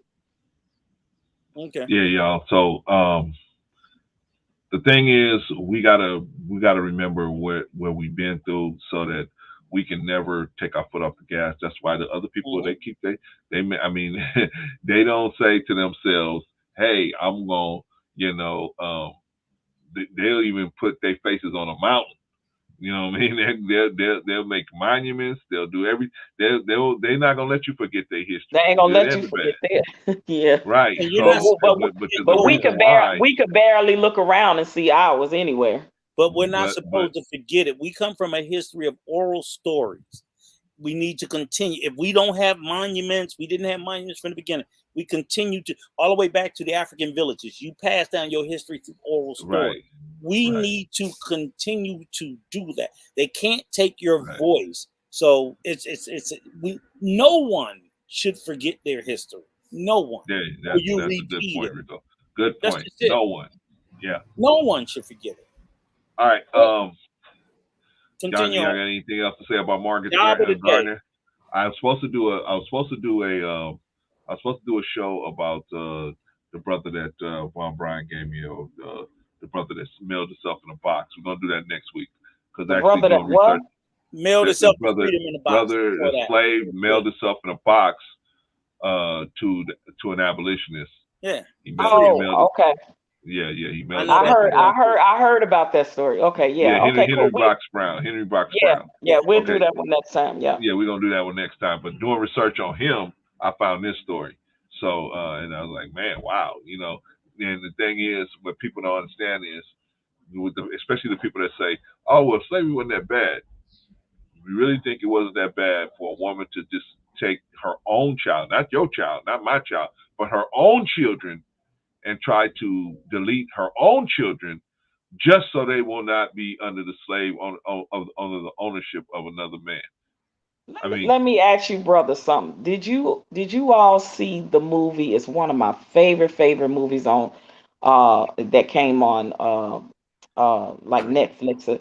Did you all see The Usual Suspects? Oh hell yeah, Yeah, that's my greatest movie of all time. I know, I love that movie. Okay, do you all remember in a part where the guy was telling the story of Kaiser Soze and Kaiser Soze and how he came home and found, you know, and the guy, the big guys had the bad guys had raped his wife and all of that, and the kids were still in. And what did he do? He killed them. He killed them all. Yep. Killed his family. Yep. Because listen, because remember, the men had a hostage with the gun to the head, and you know, threatening him, if you don't do what we say, we gonna kill your family. He's like, you ain't got to do it, I do it. Boom, boom, boom. And it shocked them, and they ran away. And he killed them. Because that's a cold-blooded man that could do that. And he came back and killed them, their family, their children, and their children sure did. That's the Colombians. That's how the Colombians get the No, he was Africans too. Turkish. He was Turkish. Africans too. Huh? He was Turkish. But the No, bottom but line I'm is, saying that but is how the Colombians get but down. but That's this how the yes, because Africans you get know down what? as well. You know why? Because even with the Italian mafia and stuff, they tell you don't leave no witnesses. Because even if you leave a child, say Yeah. if you leave a child alive when you kill the parent, that child is gonna grow up, remember who you are and that you did that to the parents, and they're gonna come back and get you. but see That's what why they say leave no but, witnesses. but That's why Yeah. he said kill the children and anybody else. people have to understand though, and I always tell people this. You know, I've never based on the measure of what a man would do based off his ethnicity, his age, or anything. Because I truly believe, I tell everybody, I'm a non-violent man, but I can be moved to violence. And I believe that violence, I believe I mankind, think for the most part, anybody can, depending and on if that's the they point back that I'm against the getting. wall, anybody And, can. Yeah. but not even backed against the wall, is that there's a trigger in almost I would say anybody, but in every man alive that can move him to a dark Especially when you're space. trying to save your own life, the life of Yeah, your family, and things it of can that be nature, moved. They can Yeah, be moved, and I'm and like, be careful. there's a thing called justifiable homicide. But justified or not, there are things that you can do to me, and there's nothing on the face of this earth that I will not do. The loss of life just won't matter anymore. And I think for me, that exists in every man. So I would be careful. Like, I tell people, be careful how you push Bro Clarence, because you can move him to a space. There is a space inside that man that dying is easy. He will Yeah. do anything, and that exists in all men. All men. In Yeah. all men. So just like be careful, you know. So sometimes, like you said, you know, for some guy, if you already great my wife and my daughters, fuck it. In my mind, I'm dead anyway, so I don't care. Right. I want to take everybody with me. You Right. can move people to that space. And I Right. always say, be careful. So when people get upset about, and I always tell people, everybody, they're terrorists in the Middle East, this, that, whatever. I'm like, yeah, but a lot of those people were moved to that space. Something happened to them. They didn't wake up one day and decide they want to be that way. But if I'm living out in the middle of the desert and you drop a bomb and blow up my whole family, and I pick up a piece of the bomb and it says USA or whatever else, Right. yeah, you just made a goddamn terrorist. Right. You know what I'm saying? It's like people can be moved into spaces from outside forces that we don't think about. We think, oh, they shouldn't be this. I'm like, I don't know what the hell they've been through. So Margaret that you were talking about, Yeah. when she decided to delete her child and want to delete the other ones, she was moved to that space. So like you said, Patrice and everybody, something happened to her as a slave where she said, I will kill them all before I would let them go back. But that's my point. That's my point, Rico, is that you have some people that say, oh, this wasn't that bad. Shit. You know, they were co-workers or involuntary, right. And so they try to make this condition. They try to chip off some of the badness of the condition. What's that bullshit Texas said? Minimize relocated workers. Exactly. They try to make it sound y'all making too much out of this. This wasn't that big. Involuntary relocators, and then they want to take the word slave and use workers. Well, workers get paid wages. Right. Hello. Right. How about dropping me my ancestors' reparations, like something like $14 trillion? How about that? And they don't get raped by everybody on the plantation. Amen. From the master all the way down to the overseer. Anytime the man wants to, he can take you or your children and do what he want to do with them. On demand. That's a whole nother conversation, y'all. We got to get moving because we got to open up the phone line. Okay, push. We got to lay down the thing about religion, and then we got to open up the line. So let's move forward. Shout out to Daryl Long. You know, I was on Daryl Long's channel the other day. We were talking about a brother, Bernard Garrett. Man, if you have not, man, let me tell you something, man. If you do not know about this brother, Bernard Garrett, going over there and check out this brother owned all these banks, and he had all this money, and he was doing all of this back in Jim Crow. He was in the banks in L.A. Yes, and he's from Texas. Yeah, they did a movie. with Yeah. the guy that played Hawkeye. He did the Sam movie. Jackson and Sam I Jackson. forgot the other guy's name. What's the I guy? forgot the other guy's name. Young guy. So who is he? Y'all hear me? Because I don't know. This a brother? Yeah, he's a brother. He was good in math, and he bought. Instead of, he wanted to buy real estate, and they wouldn't sell it, so he bought a bank. He bought the bank in L.A. Right. When blacks couldn't own banks. When it was in the 50s, maybe. Oh, 50s. wow. 50s, yeah. He put a white guy up who worked for him as they had the white boy as the front man. Oh, okay, smart. Yeah, club guy, and they owned the banks, and the reason why he bought it was because when blacks were trying to get loans from the white banks, they weren't being given favorable terms for loans. So he said, "Let me buy the damn bank," and then they basically leveraged and started giving out loans to all these black businesses and black homeowners and things like that. And the way banking worked is like you can't have but so much in debt and so on and so forth. So eventually him and Sam Jackson, the character, they both went to jail. It was based on a true story. Yeah, they went to jail. They took the bank from him, basically. Oh wow! So this is I gotta check. This is a movie. True story. That's his name, Bernard Garrett. What's the name of the movie? You know what? Daryl knows what. Daryl, what's the name of the movie, Daryl? Put it in the chat. I gotta check this out. Yeah, and they for like 15 years, and that's another good movie. Yeah, they locked them up. Basically, they pulled some WS bullshit. He did lie. He lied on the paperwork, but God damn it, that's what we had to do. Yeah, Dale did a stream about it yesterday. You want to go see that? I was on there for a little while. Yeah, I know the story. Go to Daryl Long's page. You can see it, or you can try to look up the movie. It's about what's his name, Bernard Garrett. Yeah, Bernard Garrett, and you can check it out, and you can see. Is this brother still alive today, or is he deceased now? Because I know he's a bit old. But I wouldn't think he'd be alive now, but he may be. Daryl says on Apple TV. That's right. He was telling Anthony Mack. It's called The Banker. Anthony Mack. That's who it is. Yeah, The Banker. No, I asked for the name of the movie though. Did y'all give me the name? The Banker. Yeah, the name of the movie is The Banker. Okay, it's in the chat. Daryl just put it in the chat. It's called The Banker, starring Anthony. It's on Apple TV. Samuel The Banker. Jackson. Okay, I'm writing that down. Thank you. All right, y'all. We got to move on, y'all. We got to move on because we got to open up the phone lines, right? All right, so let's do this, y'all. Let's do this. Let's take that away. Let's do this. Before we do that, we're gonna do this. Here. Yeah, that Senator Daryl Long, I think that senator was one of the ones with the savings and loan crisis too. That piece of shit.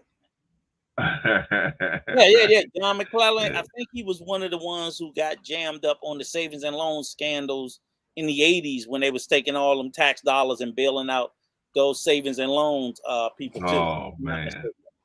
But prosecuted this guy, so it was just like, Arkansas senator. Okay, y'all, really quick. Let's go through the job of the week. Job of the week is security officer. Security officer base salary $16.60 per hour. You know what I mean? A lot of different places you can go, depending on where you're working in Washington, D.C. You can make $19 an hour. You can make $18 an hour in Chicago. You can make how much where I'm at in Arizona? How much? Arizona $16.93, so $17 an hour. $17 an hour in Atlanta, Georgia. Okay, so let's see what a security guard does. Security guard, what does a security officer do? Security officer maintains a safe environment on behalf of the employers. They ensure the staff, customers, visitors, and business premises are secure. They patrol perimeters, use surveillance equipment to monitor activity and perform security checks required for visitors to the site. Now, for players, does this include an armed or unarmed security guard? I'm sure armed make more. I'm sure this is unarmed. Okay. Armed guards are always gonna make more money. Skilled. Let's see. How to become a security officer. Most security officer positions require a high school diploma or equivalent. Employers will usually conduct an identity and background checks on applications as well. College degrees are not usually a requirement for security officer roles, but employers may prefer applicants with criminal justice degree or experience. Most states require security officers to be licensed. The process involves a set number of hours spent training with an exam to complete certification. All right, so you can have all these different skills, first aid, Department of Defense experience, so on and so forth. You get into it's real easy to get into, right? Low barrier entry. All you need is pretty much a high school diploma or a degree. GED. A social security might be nice. A bachelor's degree might be nice. Master's degree might be nice. But you don't need any of those things. You don't need any of those things, right? Right. Let's see, the CPR. You might need CPR training. Yeah, you gotta learn CPR. Yeah.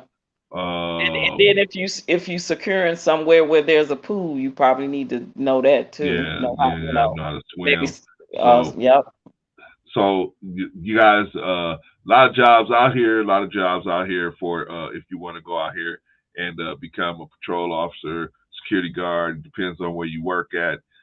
You can make some serious money out here. Let me tell y'all this right quick, bro, Clarence, about Arizona. Okay. Two things. Okay. They just passed. They need teachers so bad out here, especially K through 12. Do you know they have taken away the restriction to have a degree to teach K through 12 here in Arizona? Yeah, I was reading that about New York too. You have to have a degree now to teach K through 12. So if anybody interested, that's how bad they need teachers. And then There's a couple of states that don't have. Well, yeah.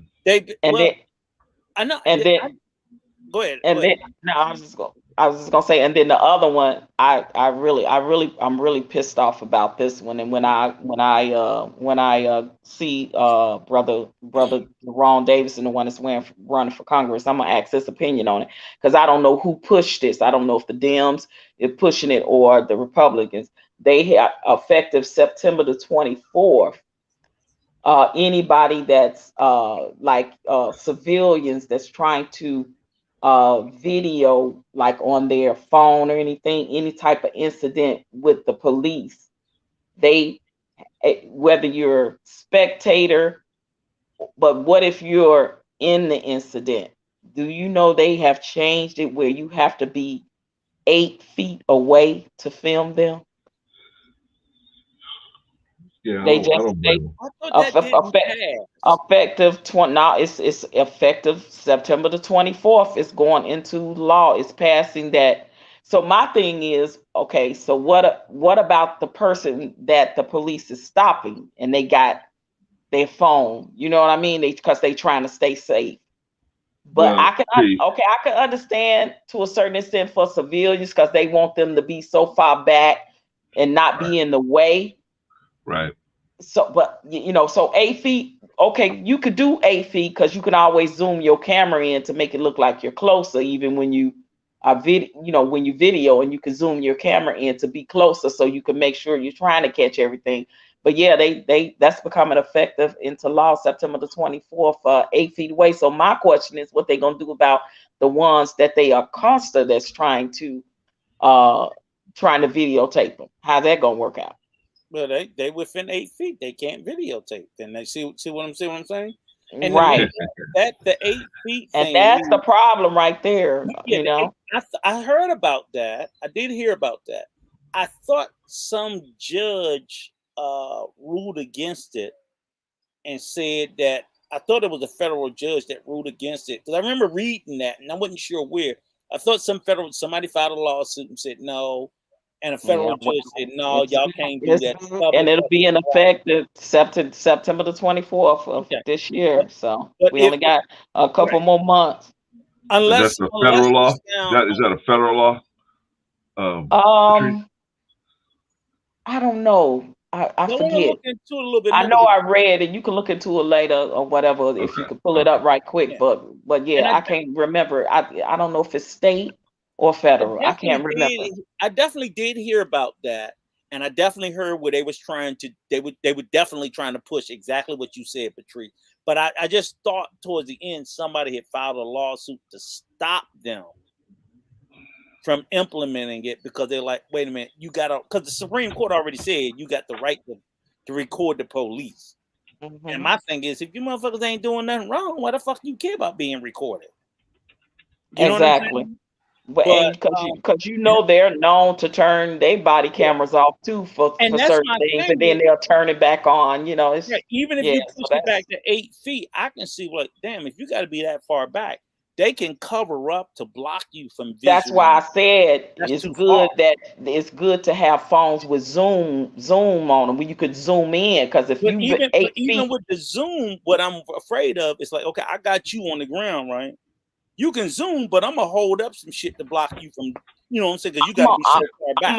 I'm gonna test the theory like You know what I'm saying? like outside. I'm gonna go outside and like measure 8 feet and see with zooming in how much of something. Because I think you pretty much can. Because I know when I'm in concerts or something, and if I'm a good, and I'm usually probably 8 to 10 feet from the stage, I have taken my camera to video and zoom in to get a Right. closer But my thing. question isn't does the camera reach that far and get it clear? I'm just saying if I can force you to be 8 feet 8 feet back, now that gives me space to obstruct your view. You Right. see what I'm saying? That's what Yeah, I'm talking absolutely. about. I'm not talking about your Absolutely. I camera. got you. But if you're Okay. closer, it's harder for me to obstruct your view because you be like, pull your fucking arm. Yeah. You know what I'm saying? It's harder. You Yeah. can be more aggressive. But I think that's a that's the shady. thing. I think That's that's the thing. shady. Yeah. Right. I think that's shady. Make All you right. get All right, back bro, to Clarence. That's all I want to say. cover it up. I'm gonna cover this beating. All right, y'all. Let me set the stage for what we having. But this it's all important. It's all good. So that's what we're here to do. You know, just pass out some good information. Hopefully, we help one or two people, and somebody can take it and say, yeah, that helped me. The thing that you guys brought up, because I didn't know any of this about Bernard. Garrett. No, what's his name? Bernard Garrett. Yeah, I didn't know nothing about that. Well, just listening to Daryl. Daryl taught me a lot about that. All right, so let's ask the question: what is the purpose of religion? Okay, so let me lay the groundwork for that one. Okay, so what is the purpose of religion most of the time? Well, most states have a religious affiliation where a dominant religious affiliation, right? And the purpose of the religion is you have the school system to indoctrinate the people partially, right? And then the religion, the dominant religion is supposed to indoctrinate the people, whereby you have a certain standard of behavior that would deem to be decent. Decency is I would say paraphrase, but kind of outlined by the dominant religion, right? They tell you what's acceptable norms of behavior, right?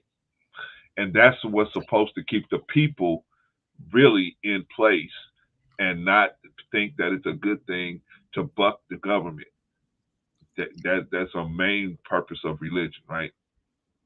Is the reason why the religious body and the government bodies can work together is because they both work to not overthrow each other, and they both work which is a separation between church and state, right? Yeah, the separation is there, but they don't work to get rid of one. Doesn't work to get rid of the other. They work in collusion in American. Let's just talk about America. In America, they work in collusion. They work together. In most countries, it's the same way. They work together. The state and whatever the dominant religion is, they work together to get to pacify the people. Where if they have an issue, that they follow the rules of how to deal with an issue within the constructs of the way the government has it set up, the avenues that the government has set up for you to follow.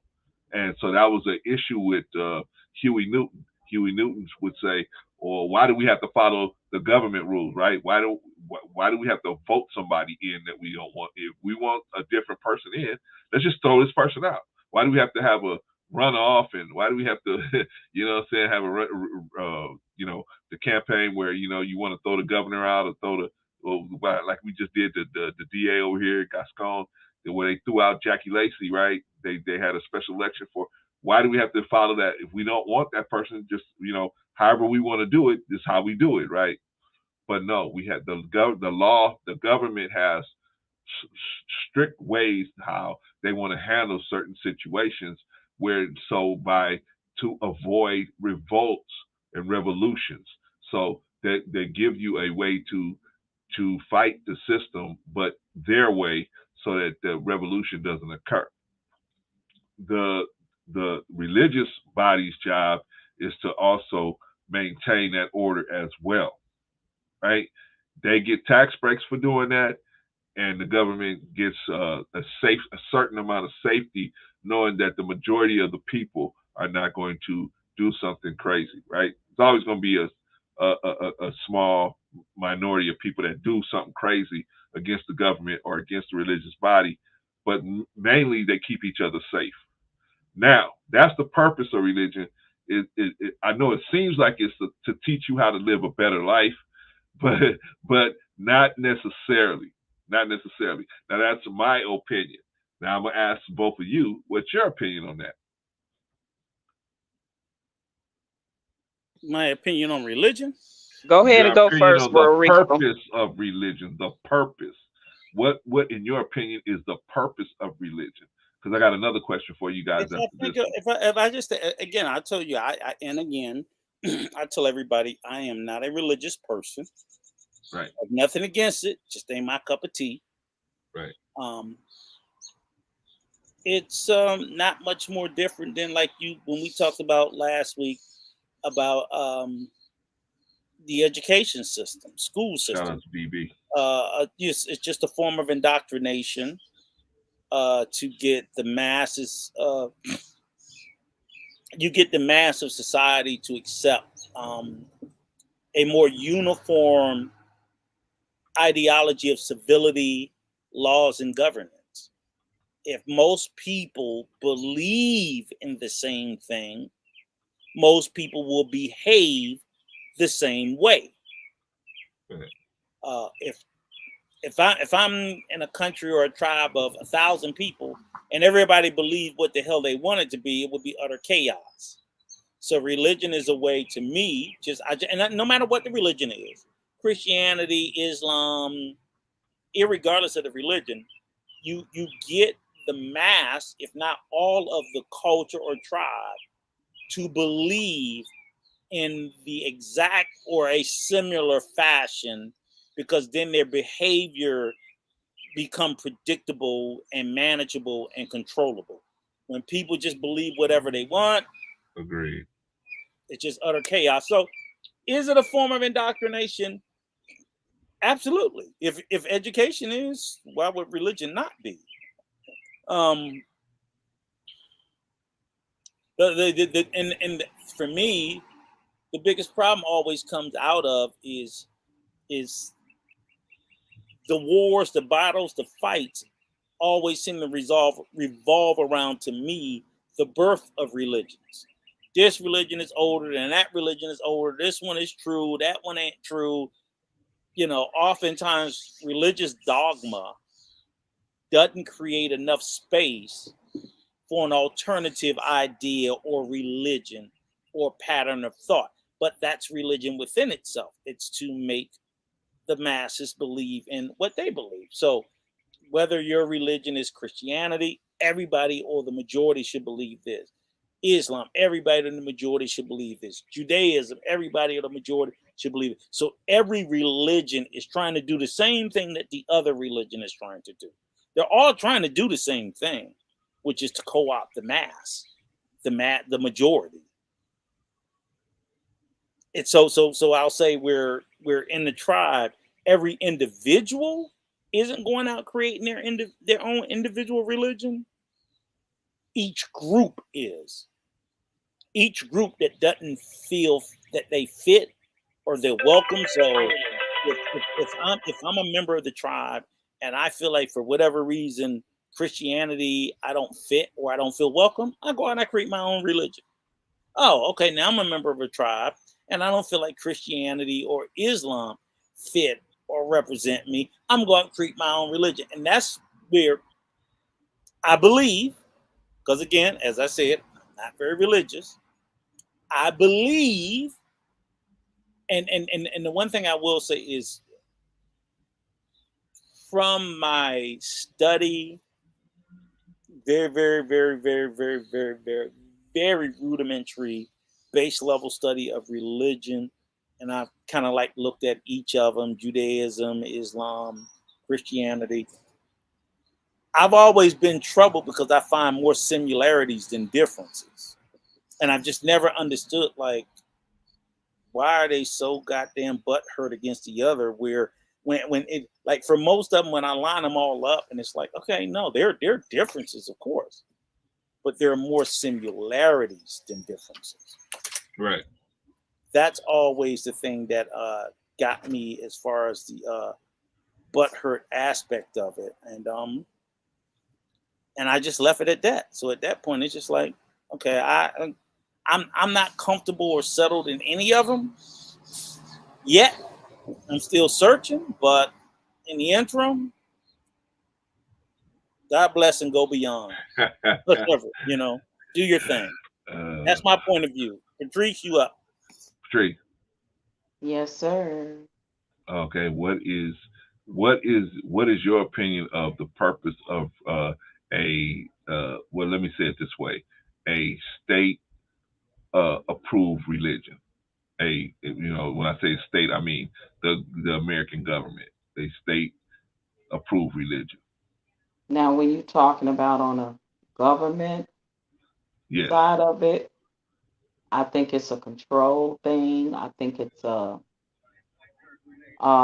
indoctrination and a certain control of certain, to a certain extent, your human rights and dignity, because you're controlled by what something in the book tells you to do or say, or whatever that state rule or regulation is for up under that whatever religious doctrine that you are studying. There's a sense of keeping your life in a box and making you docile to certain things about reality of life, because everything should be spiritual and faith and hope, and I think in a way it gives some false sense of hope as well, to a lot of people.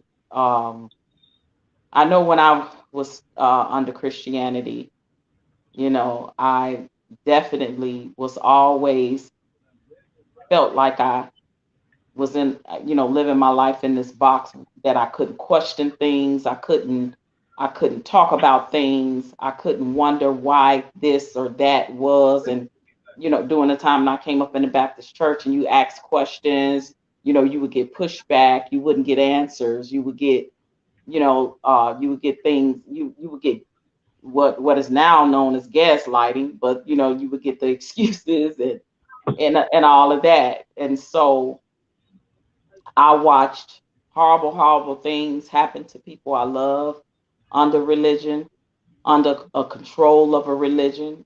Some are cult-like in religions. Some people are too holier than thou for their own good. They so holier than thou, they know earthly good. It's a lot of people like that that's walking this earth, and listen, it's a lot of hypocrisy that comes with it, because when it only pertains to your sense of purpose or what you think is right, then that's when you want to project it onto others, and it's a sense of unbalance there, if you will. I'm gonna get to all of that, Patrice, but I was trying to find out, like, what when these people roll a religion out to the people, what's their goal in rolling out when America said, hey, Well, when they done Christianity. it to us, it was under WS. It was under the Right, false right, pretenses right, of right, right. WS. So I talked about they put things in the school books regarding that. They changed things in the Bible regarding that. I just no way you can make me believe that a God or a higher creator that I serve said that it's okay for the slave to serve the master and all of that and the whole Easter thing and the whole they changed spirit to ghost and there's no ghost is a spook, but you hear our people all the time, oh, she caught the Holy Ghost. Nah, what happened to spirit? It's the replacement of so many words. The paganism, all of that fell under WS, which is up under that entity, right? So right. yeah, a lot of that as well. All right. So let me read this comment here from DB. DB says the purpose of religion is to have meaning beyond the law of the jungle. It's to have faith. We are more than just monkeys. Without religion, humans would have never made it to where they are today. I agree. But first off, who said we're monkeys? We're not monkeys. We're human beings. We need to have some foundation of righteousness to die for, above our own selfish temptations. A society of people with this foundation will always defeat a group of people without Wait a minute. Hold on. Let me die for something other than myself now. Like I'll die for something else. I'll die for my child, my family, like my property. Like I'll die for certain things. Let me address this. You need to drop the link. He got. I did. I already dropped it. DB, you got to come up and explain. Yeah, because because if you ask the Romans this, the Romans didn't. They had stuff and they lost. Now they were practicing as best as the way they understood how to practice it, but they in the end, boy, did they lose out. But they were doing a lot of other stuff too as well. Yeah, they was doing a lot of. They were doing a lot of sinful stuff. Yeah, DB, you gotta hit the link, DB. What you talking about? You gotta hit talking about from the Crusaders. The Crusaders, the Constantine time. It's a lot. Okay, so we know that religion is the purpose of religion. Well, if you go to the religion itself and you find out what the purpose of most of these religions, the purpose of these religions is redemption, right? You're supposed to be able to redeem yourself. If you have fallen away from the way of peace and light, you're supposed to be able to redeem yourself. Why? Because that's the main purpose. That's the purpose. If you were just to take it from the religion. Now I'm saying the purpose of the religion. It has two purposes. The one purpose is the religion itself, and then the other purpose is the state that condones it. The state that says, okay, we're going to bring this religion in because we got bigger purpose that this will serve us to have everybody on this page. But my question is and I'm with you. I can't accept your premise, and I'm trying to understand is that if you're saying that the main course or the main premise of religion, no matter what the religion is, because remember we're talking about varied religion, and I do see that in Christianity is redemption. I'm particularly talking about the big three.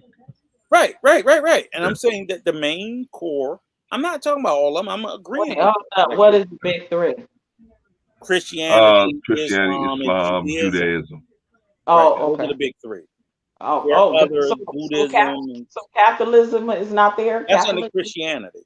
That's true. That's true. Yeah, that's how they just kind of lump it that way. Yeah. So what I'm saying is, and I get that for all of those of the big three, redemption is the core principle. Correct. And I don't disagree with that. Basically, you fall short of the love of your God, whoever it is, and you want to redeem yourself to be forgiven, to be accepted back into his bosom, his or her bosom, and their good grace. Correct? And I'm just asking. That's a layman's understanding. And I think that there is some truth in all religions, right? Mm-hmm. Like some. Like if you could take a little bit of truth from each religion and make the perfect religion, it will be perfect under religion. But the thing about religion and the different denominations is everybody think theirs is the right one, right? Right. And so, I'm honestly saying this, even though I don't practice religion anymore, I practice spirituality based off of ancestry and stuff like that. There is certain things culturally, even back then, that where they talked about spirits and things like that. So spirits, but the spirits culturally from at least from my ancestors, I found out were through the ancestors, spirituality, like the call of the ancestors and things of that nature, right? This So go ahead, Patricia. no, I just wanted to end it saying, so I think the purpose of the religion is everybody that's under their religion or / denomination of their religion thinks that their denomination of a religion is the right one. And that's why we got so many, right? And we have so many because within all these big three, that they broke off in multitude of branches because they got mad because somebody wanted to teach this and they said, you ain't teaching this ain't the way. And then somebody broke off and started their own church and religion over here. And it happened in all branches of religion. So now you got all these denominations and branches. And I think the biggest thing is, that also causes a lot of division, the same way we are racially and as a culture divided, right? So I think that's one of the biggest purposes of religions is because everybody think they religion or they faith or they denomination is the right one to go, is the right way to go. But this is the thing that I don't get, right? Take it from I'm not a non-believer, I'm a marginal believer. See what I'm saying? It's like I do believe. Heck, it's a marginal. And when I want to sit there and say it, right, and I only say marginal because of the fact that I do, but like I said, I'm more akin to what you described, Patrice. I'm spiritual. I believe that there's a higher power. I don't know how it manifests itself or through whom it manifests itself. So that's what I'm not. Bro, Rico. Mm-hmm. Hey, I paid attention to what you said when you first came on this panel today. When you first clicked in, you said it's a beautiful day. Yeah, I know. And I believe that wholeheartedly because I do. Go outside on a beautiful day, see the sunshine, the birds chirping, the greenery like you have, and you're saying it's certain things in life does let me know that there is a God and there is a higher power that exists, that it's no way in the world man could have ever done all this, right? Like that, I do have that belief, so yeah. And that's what I was trying to confirm was, thank you. And I'm glad you called me out for that correctly. You know what I'm saying? That it ain't what you said. Yeah, because I do believe, I'm like, I don't know what it is. So I have more questions. And I know it's something. I just don't know, like, does it rest here? Does it rest here? Does it rest here? That's a creator and he's everywhere. Right. There's a creator in my belief system. There's a creator. And sometimes I think to myself, like, well, hell, maybe he rests in all three. It's just the perspective of the people here. So these people over here believe this, these people believe it. It's just their perspective, but we're all probably praying to the same creator or the same higher belief. Oh no, I'm gonna stop you on that one. I don't know. Praying to the same. So when I say from a non-marginal believer, because we have as much, if not more, questions, and I have no fucking answers. I have them. The only thing I was trying to get at was when Bro Clarence said that in all of them, the core belief is redemption. And I'm like, okay, I can accept that. Okay, so redeemed from what though? So your sins? Your sins, your failures, whatever here on earth. Right. Okay. But no matter what your belief is, the core tenet of everybody's religion should be about, okay, we're going to forgive you for the wrongs you did here. And if I accept that, and I'm not, and I do, my problem then, this is where I get into the problem. It's like, why does the religion expand beyond that? You know what I'm saying? On what? Beyond redemption. Why does it expand all of them beyond its core, which is no matter what I'm doing from my flaws here? I think for a lot of people, religion has spilled out into so many other things beyond just redemption. It's a big business now, honey. Yeah, it's a big business and it's political now. So people shy away from it because it's like, no, it's not just about redemption.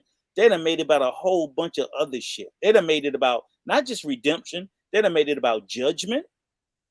Okay, because remember now you get to run around judging other people for not sharing business, views and beliefs. They running it like more like a business now than a religious institution. Right, and that's the only reason why I say for people who struggle with the belief, no matter what system it is, because I don't care. I'm like, I can listen to Judaism, they have judgment. Islam, they have judgment. Christianity, they got judgment. They all have a vein of judgment. And I'm like, judgment from redemption is two different things. Redemption is just forgiveness. Judgment is something else. And I'm like, but because I'm not wholly religious, I'm like, hey, maybe it's supposed to be in there. I don't fucking know.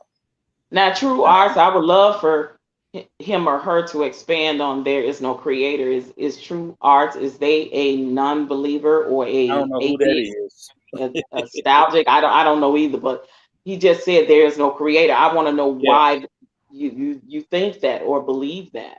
I'm just curious. Yeah. I don't even know. Hit the True Arts, hit the link and come on up here. And New Grove, stop hiding down there in the bushes. Get your ass up here. Down in the bushes. You talking Hinduism. I know a little bit about it. Come on up here and educate us. Stop hiding in the bushes and educate us. And this is my thing. I want to have the conversation. I don't want to be preached to.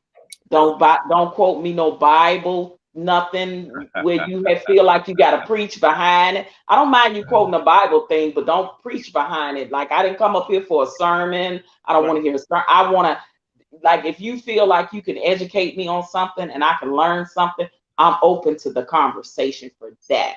Because the reality is we too fucking old to be converted. You ain't no convert. Now that our age. No, it's not about even being converted. It's about I don't want to be preached to. Right, and right. But Patrice, the reason why I say that is because oftentimes people who do that preaching, they looking for converts. They look at them, and so I'm just trying to tell them there are no converts here. We've lived long enough to have these questions, and we can have the conversation. And either your information will encourage us to go out and look for more, or it won't. Don't come up here trying to sell us something that we're not looking to buy. I'm against religion. I am for it. I'm just saying, I have questions about understanding it. I'm for it for who it's for. I'm for it for who it's for. I respect the person's right to their religion, just like I want them to respect my rights to what I believe in. And Bro Clarence set us up today with this. Because I had no idea. He did not even tell us that. Like, he just came on the left field, religion and all. I would have took the day off. But I'm gonna tell you, I would have took the day off. I'm gonna tell you, I have listened to Louis Minister Farrakhan speak. Yeah. And that brother has straight up dropped some nuggets. I have gotten something out of certain pastors. I won't say I don't mess with no mega prosperity preachers. None of them. I don't mess with them. I'd rather listen to a pastor that got a small to mid-sized congregation that really teaches. See, I'm not about preaching as much as I am about teaching the word. I'm more of that type of person. So if you're gonna teach me, don't preach me. Teach me. I'm gonna tell you somebody that was demonized, and I got some gems for him. Reverend Wright, south side of Chicago. And Uh-huh. everybody demonized him. But I was like, Uh-huh. what the fuck did he say to Obama that was wrong? Yeah, facts. When he said, Yes. God damn, He called him out. with the KK, he told the truth. He called him out. It They is what didn't like it. And Pastor, I can't say his name, the white guy, Flister. You know who I'm talking about. Ooh. Begin with a P. I can't pronounce his damn name. He be railing against him and Reverend Wright. They tight. And I was like, oh, Flagan, Father Flagan. Like Father Flake, right? Father Flagan. Yeah. Yeah. And I was like, he said the truth. They didn't Yeah. like Well, it. see, this is the thing. When Obama, got in office, they kind of forced his hand. They forced his hand to break ties with him. He had, based off of the things he was saying. Politics. It was politics. I think we got some questions, y'all. And I also believe in the brother, the big, the very big guy that does the Poor People's Movement March. He real big. Oh, I know you talking about. Yeah, I ain't with him either. Barber. You talking about Barber? I ain't with Barber. No, you talking about Barber. Yeah, it's Barber, the big guy with the Poor People's thing. Yeah, I watched that about a month ago. Yeah, no, I ain't with that. I ain't with him either. He leans though. If they lean too much with where I feel like it's going more towards you a prosperity preacher. You are a big okay, y'all. Yeah, but it's still the ideology and the doctrine for me. I can't do it. May I? Absolutely. Sorry, it's gonna be important. If it ain't important, it's gonna be important. It's gonna be important because I gotta lay the groundwork. So the purpose of religion, it depends on what you want to use the religion for. Now, the religion definitely, the big three, they typically revolve around redemption. They revolve around the people, understanding that the people are in an environment. Now, you're in an environment, you're born in iniquity, it says, right? You're born into a world that is going to be adverse to you, right? So you need something or someone to be able to tell you how to put yourself back on your legs, get yourself right again, right? So that's the common purpose of religion if you go by the religion itself. But the states will sanction a religion because that religion, they can get the religious leaders to bend some of the pillars of the religion to support the state. You follow what I'm saying? So they can bend the religion to support the state. In other words, like you were alluding to. So then there's no separation at that point between church and state. Well, technically it is. Technically, but if you bending the religion towards the state or vice versa, then you are breaking your own law, a rule of separation of church and state. Now, what's the purpose of this? But that's been the entire founding of this country. But let me get into it real quick, Rico. Let me get into it real quick. Okay, so the main purpose of this thinking process, or to do this, is to have the appearance of freedom of thought, but in actuality, your thoughts are being guided. Right, our thoughts are being guided along a certain path, to where that path that path doesn't even cross, radical motion as far as dealing with the government and dealing with the laws and dealing with things that we see that are out of pocket in our regular day-to-day life. We will not even think about something like that because the religion will tell us that we're wrong for thinking this way. Right, so they go hand in hand and they support each other. I'm talking about in a statewide situation. Now, at a certain point, if we look back at our situation here in America, that's all our people had. But you're working on it. You're going a long about way, but tell me what present day country today was not founded based in religion. I'm not gonna say. I don't think any country was not founded without a based in religious dogma. almost Yes, 100% universally. I believe so. Yeah, even back in slavery, it was a control. Like even the masters It that wanted to always teach is. them under the Bible and their religion, it still was controlled. That's why I said they Here's the truth. inserted certain things in the Bible to continue to have the slaves under control Right, and I was getting ready to say that because even in America, through religion. which was supposedly a country founded on, based on the principle of religious freedom, Right. it wasn't founded on non-religion. It was founded on religious freedom. Right. The whole freedom was we wanted to get out of Catholicism into Christianity, and we couldn't practice Christianity in old England, so we got on these damn boats and went across the pond so we could practice Christianity. Well, they were practicing Christianity, Rico, but over in England, they said that the king was a divine. He was in a divine line from God. And what I'm saying is this, though, Clarence, when they came to the U.S., right, and then when they drafted these articles of independence and this declaration, that shit was rooted in Christianity doctrine. It wasn't rooted in non-religion. Right. Okay. That's all I'm saying. I don't care what it could have been rooted in Catholic doctrine. It was rooted in a religion, even though they say, "Oh, but we don't want to be treated the way that the king and them treated us over there." Well, let me, you're building your country here. Let me give you. So it's going to treat someone else that way, whether it's Islam or Judaism or Buddhist, Hinduism, or whatever else the case may be.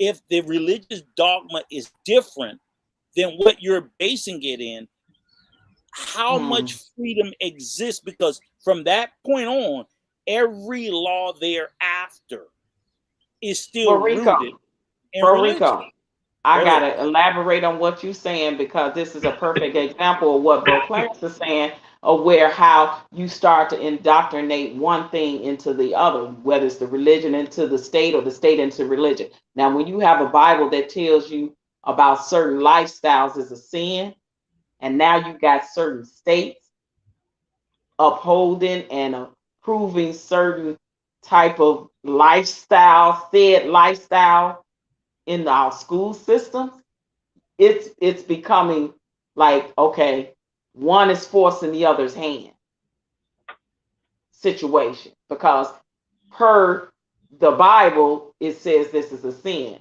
Per the state, it's saying, but we want to teach this in school. What you're saying is a sin in the Bible. See what I'm saying? And y'all know what I'm talking about, the whole thing with what's going on in California, Texas, and certain states like that, things that they want to teach and indoctrinate into the school system, right? So this is a perfect example of, I feel like it's being allowed per the state making the law, but I hardly hear anything from the religion part of it. Right? Would that make sense, Bro Clarence? Yeah. Because there's a lot of reasons for it, Patrice. I agree, but the main focal point for having a religion is, like you said, like we were talking about. We all agree that it's to indoctrinate the people to a certain behavior. So it sets limits on the behavior of the people, right? They have certain limits publicly that they have. Now, privately, they're going to be doing whatever they want to do, right? Like the book says, hey, you shouldn't do this, and privately they may do whatever, right? But yeah, that's different. We got no control over what somebody do privately. Yes, right. But publicly, they're gonna toe the line as they're gonna say, hey, this is the wrong behavior. Example, case in point, Mr. Jesse Lee Peterson pushing a program, and this is not a knock on him. Shout out to him. Hope he gets his life together. But he was pushing the whole anti-alphabet community program, and then it comes out that he's been living this alphabet behavior for all this time, right? He's been participating in all this alphabet behavior. The hypocrisy. Right. And so this is one of the things that turns people off from religion because of the scandals and so many scandals that are out there now. That it's hard for the people to say, because the people ask the question, if this is such a good religion, how come this person was following this religion, yet they fell so far? How can this be a good religion if this person fell, right? So that makes them say to themselves, well, I don't want no religion that if I follow it, I might fall down. And unfortunately, there's no religion that you can say the religion is not what's going to keep you. It's the discipline to follow in the religion that's going to keep you. If you have the discipline, I don't care what the religion is. And they set the bar so high, bro, Clarence, it's hard for human beings to possibly uphold to every last single one. But see, here's why, Patrice. Here's why. Just like a doctor in a doctor's office, they, like Chris Rock said, they get you on the comeback. You can never do this by yourself. You're going to have to keep coming back in here. You have to keep coming back in here, right? Right. And so that's what keeps most of these places going, because they get you on the comeback. Well, you got the book. You can go to our bookstore and buy the book. You can buy the audio tapes. You can practice. You can buy the prayer rugs. You can buy everything. You can learn how to, Don't forget the handkerchief and the holy water. And handkerchief. Know, you gotta get your handkerchief, and you can buy Peter Popoff, count to 3, and then do up. Yeah. The miracle water, right? The miracle water. That's it. The miracle water. Right. So you can get all this stuff, but ultimately, you're not going to ever advance far enough to where you can do this on your own. You're going to have to come back to get have the preacher or the imam or the whoever. I get you. You saying the constant need for it. Exactly. You have you have to constantly go back. So you can say, well, you can't recharge. You can't if you follow this religion, you're going to have to. Now, fellowshipping is cool. No problem with that. I agree with that. But is it a must? No, it's not a must. Because some people can't fellowship, right? They got health conditions and everything. So you can't, but does that mean that they are disqualified from being able to get the most out of this religion? Bro, see, but we're being wildly disingenuous when we don't acknowledge. Shout out to Von Erich, by the way. Yes, shout out to you, Brother Von Erich. We're being wildly disingenuous when we do not acknowledge the fact of the preponderance and the level of Christianity and how it influences and plays a control. Let's talk about some other religions too, other than Christianity, because I don't want them to feel like we always come to Christianity. Let's talk about the other ones equally too. But the thing is, we can't speak about the others equally when we speak about the country that we all reside in. Because the others equally have nowhere near the magnitude of influence Judaism or Islam. Numbers wise, it's more Christians. Yeah, it's more. Yeah, in America, because in America, I was just sitting there looking it up, and I'm like, I can't recall any. Somebody got to tell me any major figure that ever whoever swore an oath on the Quran or the Book of Torah. Now, would that be a question for Clarence? You talking about in America? In America, yeah. Well, that number is fucking infinitesimally small. Yeah, compared to Christianity, yes. It's crazy, and that's what I'm sitting there saying is, and all of it. And I was just looking at it, they said, I think it was Roosevelt, Theodore Roosevelt, 1901, refused to swear in on the Bible. And there was John Quincy Adams, who I think was non-religious, swore his oath of the presidency on the Book of Law, because he swore an oath to the Constitution and not on the Bible. But I wonder what would happen today if that happened. That's what I'm saying. Literally, we have to understand and accept all of these presidents for 250, 300 years, with the exception of maybe one or two, swore their hand on a Christian Bible. Correct. Supreme Court justices. Now, granted, I think we've had a couple that who are Jewish who may have done it, but vice presidents, the two that's sitting in office now, on the Bible, the two before that on the Bible, the two before that on the Bible, the two before that on the Bible, and you just keep going back down the list, and you're gonna hear Bible, Bible, Bible, Bible, Bible, Bible, Bible. So what religion are we talking about when we keep saying Bible? What Well, religion? listen, I would like to join the panel for just a few Okay, minutes. and I'm not saying that to say it in a bad aspect. I only said it, and I'm going to be done, Brother Vaughn, is to just No say problem. that our laws are fashioned with a Christian foundation, even though it says separation of church and state. It's not really true. That's all I'm saying. I don't have a problem with Christianity. I'm okay with the laws. But don't gaslight me and bullshit me and say, oh, it had nothing to do with it. I'm like, yeah, it had a little bit. Go ahead, Brother Vaughn. That's it. Well, That's all well, I'm trying to put in. I would like to start out by just saying greetings to everyone. I haven't seen you Hey, all in a Brother while. Vaughn, I Hey, know. hey, You ain't got that what's COVID going on on? you. Well, you know, I had to take a little break from But you ain't got that COVID. the YouTube religion.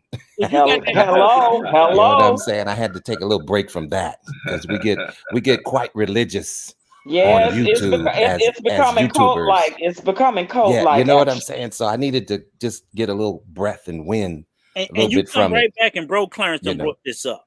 And yeah, but you know what? This is a conversation, honestly, that I don't mind having, but a lot of time it get misconstrued, and everyone figures that I'm the spokesperson for Christianity, which I'm not. You know, I just happen to be a believer in the Right. teachings of Jesus Christ, and if you would consider me a Christian because of that, then hey, that's fine. You know, that particular name Christian was brought out to make a joke about those who followed Christ. So Correct. it you know, it wasn't a term. You know, it was just like a somebody calling you a BAN or something like that. You Right. know what I'm saying? So, Correct, right. but to address the question as far as religion, what's the purpose of religion? And I don't really consider, I would have to start out by saying I don't really consider myself as a religious person. I tend to lean more toward a spiritual side, you know, because there's so many different opinions and religions and different things like that, that it could get quite confusing as to who the one true God is. And so I do believe in the God of Abraham, Isaac, and Jacob. So it's nothing for me to be ashamed about that. Do you know what I'm saying? And I see him as being the one true God. Now, am I going to sit here and push my narrative on you, or call it a narrative, or try to get you to believe what I believe?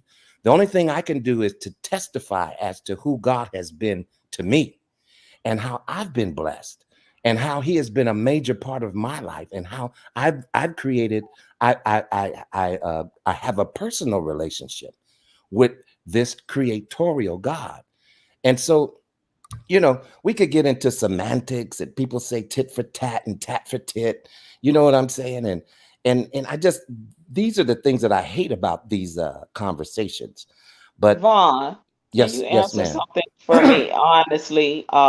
I don't have all the What- answers, but I could try. Yeah, we'll try. Yeah. What do you think, in your humble opinion, is the biggest misconception of believers or / Christianity?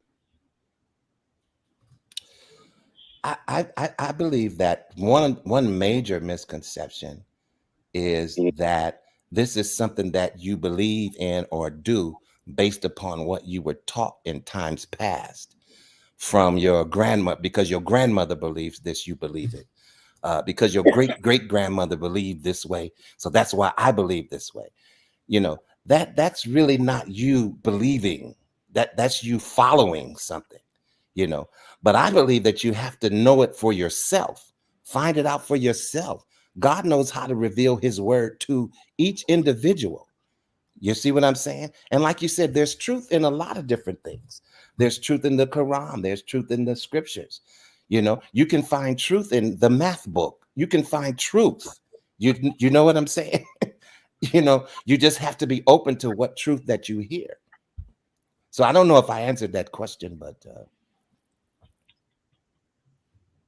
Can you guys hear me? Can you guys hear me? I can hear you. Okay, I'm just to switch mics real quick. Okay. What I'm happened to gonna Patrice? Did respond- she leave? Oh, I don't know. But let me ask you this, brother. Do you think that religion is a good thing for most people or a bad thing? Or What? is Okay. nothing? No, I believe that religion is a good thing in many ways. Now, you do just like with anything. Come on. You know, we would have to admit that there's a downside, but there's an upside as well. You know what I'm saying? So Yeah. if you weigh the upside with the downside, now a lot of us can come up with a lot of downside because we never took time to look at what's the upside of it. You know what I'm saying? And most religions, they're based upon doing good. Am I right or wrong? Correct?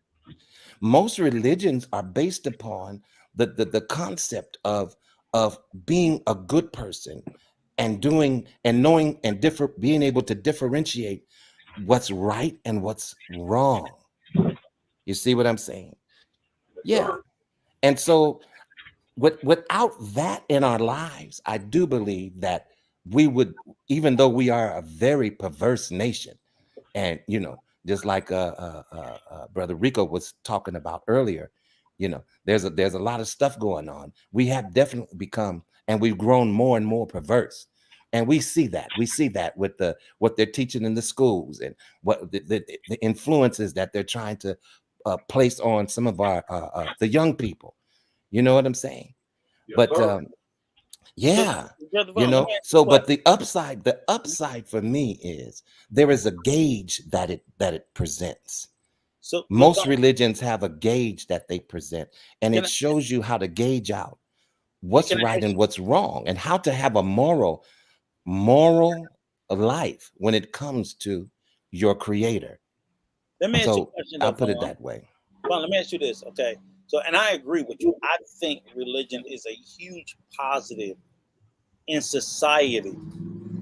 But my question and again, like I said, all religion, whether it's Judaism, Islam, Christianity, again, we're just talking and we're just making a conversation about the big three. I fully admit that other religions exist.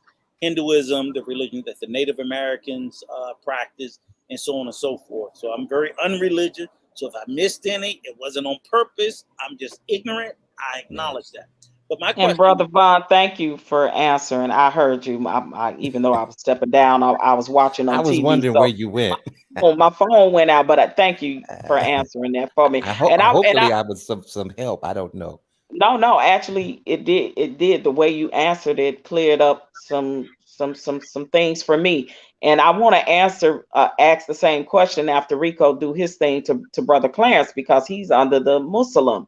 yeah, So I want him to answer the same question: is what do you think, Brother Clarence, after Rico give his statement, and I just comment, you think is the biggest misconception about the Muslim religion? Okay. good. Well, hold on, Clarence, because I want that, Patrice. Thank you for doing that. Don't let his ass wiggle out. Thank you. But Vaughn, and I'm just gonna finish with this. My question Okay. is in the fact that I accept and acknowledge that I think religion is a good thing. I guess my question is I look at it as a beautiful thing for individuals. Yeah. That basically we all need to be guided by our life by some form of religion. I think it'll make us as better people, better human beings. If it's I a don't know religion that promotes positivity instead of negativity, but my which question is like this. some religions, now wait, you have these Satanists, you have Satanism. Okay, but let me So ask you you have this. different religions that are promoting evil, Okay, but let's They you know, saying they things Christians. that You are right, opposite Vaughn. of You but right, and things they that are are calling yeah. themselves okay, Christians. but Vaughn, before we go Yes, that sir. rabbit hole, right? Let's pretend they're all good. Okay, let's just pretend we know that there Yeah, are well, we cults know and that. all that other Yeah, stuff. we But let's know. just pretend for this argument, because I'm saying, okay, I'm taking the good religions, and I want Right. them to control the actions of The majority. Yeah. individuals. I don't know if I'm comfortable about them controlling the actions of institutions and governments. Do you see the difference? The actions of you, me, Patrice, Clarence. I'm like, yeah, let my religion control me. I don't know if necessarily what I believe in should control the school system, the police department, and everything else. It should just control me. That's where Well, you know, it would be nice, and I mean, this is because I very, don't know if you it's all, if I'm the only it's a person far that believes stretch. one way, I can't make y'all all believe the same way. No, you can't. You So know, and that's going to be why should impossible. the government control you based off of my religion? You know what I'm Yeah, saying? I don't believe that the government is doing that. Don't we have a freedom of religion? No, Oh, so they took no, we that got it away. written, but no, That's it's demolished not a now. real thing. It's not real. So it's never been a real thing. Nope, not in Oh, America. okay. Because Oh, we were okay. founded on religion, whether we want to acknowledge that or not. But you know, they have all of these different things that they can't they wrote it discriminate in. against your religion. Yeah, they When you wrote go to it get in. job, you know, when you go to get employment, you know, you sign all these papers. They're not supposed to discriminate whether you're a Muslim, Christian, or whatever Let me your ask you religious. this. But probably more than 90% of the oaths taken universally across the country at federal, state, local level. Yeah. More than 90% of the oaths of offices, whether you're the sheriff, the school superintendent, whatever, is taken on what? They put their hand on what? You're talking about the Bible, right? Exactly. Yeah. Well, So you can't you know, tell now me as a Christian, I would have to say this, you know, and stand by what I'm about to say. right, but I'm saying if Is all that the when the administrators of wicked the are in government- leadership, the Yes. people mourn. But all I'm saying, And if so all the- if you have a leader who doesn't have a heart toward God, then the people that he rules over, you know, they're in a bit of trouble. but when I, You know, Okay, but that's so just my Vaughn, opinion. that's a my great opinion. segue to say what do you think about how it is with the way the leaders are ruling today in America? Do you think it's crazy and it's outlandish because there is no no one is really being led by God concerning the decisions that they're making. so You know what I'm 90% saying? of them are Christian, And Republican so or Democrat. so what happens They're all is Christians. what happens They're all is Christians, the nation suffers but they're you know all what I'm saying? Christians, Vaughn. They're all based Christians. upon its I don't- I leader. get you, Vaughn. Right, Based but upon its leader, the nation right, suffers. which is they're calling themselves Christians, and this Right. And so what see, this here it is. alleged Now you have a and lot. what this alleged Right. country is, aka supposed to be founded on, and it's so far Right. from that. Right. Yeah. But you have a gotta whole start bunch of hard. people who perpetrate and say that they're you know they're this Exactly. and they're that, and That's so why I said- that's where that hypocrite aspect Yep. comes in because That's why you're I said be portraying yourself careful. to be something that you're not, Careful that to you the people actually that are say they not. Christians and the God that they say that they serve Yeah. and the God that they say they pray. Yeah, to. it's all whitewash. That's why It's everybody can't whitewashed. pray for me. Do not. I don't want to. Don't pray for me. But my question is, Certain people, I should say. But my question is this: in the same breath that we sit there and we say it's whitewash, and I accept that, because again, like I said, I don't care if you're Oh, Republican, definitely. Democrat, Independent. 90% of your ass is you're gonna be on the Bible. Period. That's fine. We know that. I don't care who wins. But see, if I was to base But listen, let me if I was to base a person's character or their truth based upon because they put their hand on the Bible, you know, I would be a fool. Yeah, exactly. You know, anybody could put their hand on the Bible and say, "Well, yeah, I'm going to do right by you." But That doesn't necessarily mean that they're going to do that. Then we got to stop bullshitting ourselves. Why are we even asking people to swear an oath?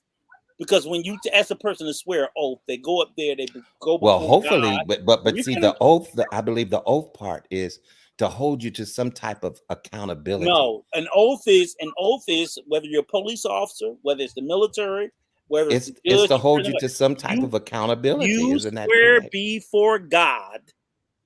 You Well, swear before God well, that you will exercise the duties of that office but that see, you're here's the being thing. sworn into. You swear before God and all who witness it. When I Yeah. joined the military, we all Right. had to swear an oath. Yeah, whether Police you were officers, atheist or Right, not. all Right? have to but swear an oath. bro, he just said that everybody ain't under the same terrain of God and prayer and who Which they is they're serve. not. right. And I'm They're not not. disputing that. What I'm saying is that, and I'm not saying that. Obviously, I know all these motherfuckers ain't Christian. I know most of them ain't. Well, look, they have that on their money, isn't that on the money? Yes, In God we exactly. trust. So But this is why? not a nation that trusts in God. Come So on. why are we running This is around it's here? evident that this is not a nation that But puts its Vaughn, trust in God. But Vaughn, what I'm saying is, We and gotta how- let Brother Clarence answer too, y'all. and Yes, I'll be done. yes. But how do we have the conversation and we keep sitting there saying that religion plays no part in the country? It's in everything. It's in everything. We got to Yeah. just stop bullshitting like it's not. No, we're not. We're not. I don't think anybody's taking that away from you, Rico. I mean, there was a time when they had prayer in church, prayer in school, right? Yeah. And they took that out. Yeah. You know? And And now look you can't what- even and and now you look can't what even happened. teach about. And look what happened. Look what You happened can't when they even- did. You can't even pray to this one true God anymore in the school. And look at the school system now today. Exactly. Oh, That's what I said. wow. Yep. Look at what's happening to it. But when they had prayer in school, we couldn't go. But see, here's the thing: when we start couldn't taking go. God, Can't leave and I that can part freely out. say the word God because I'm a believer, but when we start taking God out of stuff, man, you're going to be void of a whole bunch of things. Because But that was that whole freedom of speech and religion thing. Because I remember when I was in school and we were praying in school, like it was certain religions that didn't believe in it, or atheist kids, they would just step out of the room, you know, until we got through doing the Pledge of Allegiance and the praying, and then they would just come back in and we listen, we you listen, start working and start our school day like we normally do. Now everybody's offended by everything somebody say or do or practice. So well, that's you taken God out of the school, but you replaced it with transgender and all of these different things that were not there prior. But you know what I'm saying? And I don't judge people. Now listen, don't I hope people don't get offended by the comment I just made. But I'm just saying, you know, you take God out of a thing and look how perverse the school system is now. But look at some of the stuff that's going on in not these supposed to be- what they're trying to influence these young people to believe in. But Vaughn, the Constitution said God is not supposed to be in it. The very thing that we're founded on said God is not supposed to be in school. Well, yeah, that was the whole separation of church It and just state did. thing. Well, see, So and that's see, why I'm that's saying the the thing problem. is, Because see, let me tell you something. We're When you bipolar as separate, shit in well, this when country. you separate God from the state, now you have a problem, But ladies the and state- gentlemen. the creation. So I'm of gonna the state- leave it like that. But But now you Vaughn, have a Vaughn, problem. Vaughn, Yeah, I should want be Brother founded- Clarence to answer. Let Bro Clarence finally answer. I'm I was sorry. listening, Patrice. I'm trying to learn something here. I'm trying to listen. Let me do a shout out. Shout out to Brother Robert Watkins. Glad to have you in the building, my brother. Thank you for stopping by. True Art said, "Why we think we're so special? Why animals and insects don't have a religion? They actually do have a religion. It's not a. It's the law of the jungle. It's the religion of the jungle, brother. You know what I mean? Might makes right. That's their religion. You know what I mean? If I'm bigger than you and I'm faster than you, you're my dinner. You're gonna be on my dinner table, right? Yeah. That's their religion, and they must practice it because everybody has to practice it, right? It's not like us where we have a choice, right? Animals don't have a choice; they must practice that religion, right? So, that's just one thing I want to clear up. Now, the question that was asked was, what's the biggest misconception, right? What's the biggest misconception about said religion, about your religion, about Islam? I think there's a couple misconceptions. One of the misconceptions is that it's a terrorist type situation, when in actuality, you know, just like Christianity, there's sex, there's different sects, and in some sects they're okay with, hey, you know, whatever we got to do. You know what I mean? If the innocent must die, the innocent must die to prove the point, right?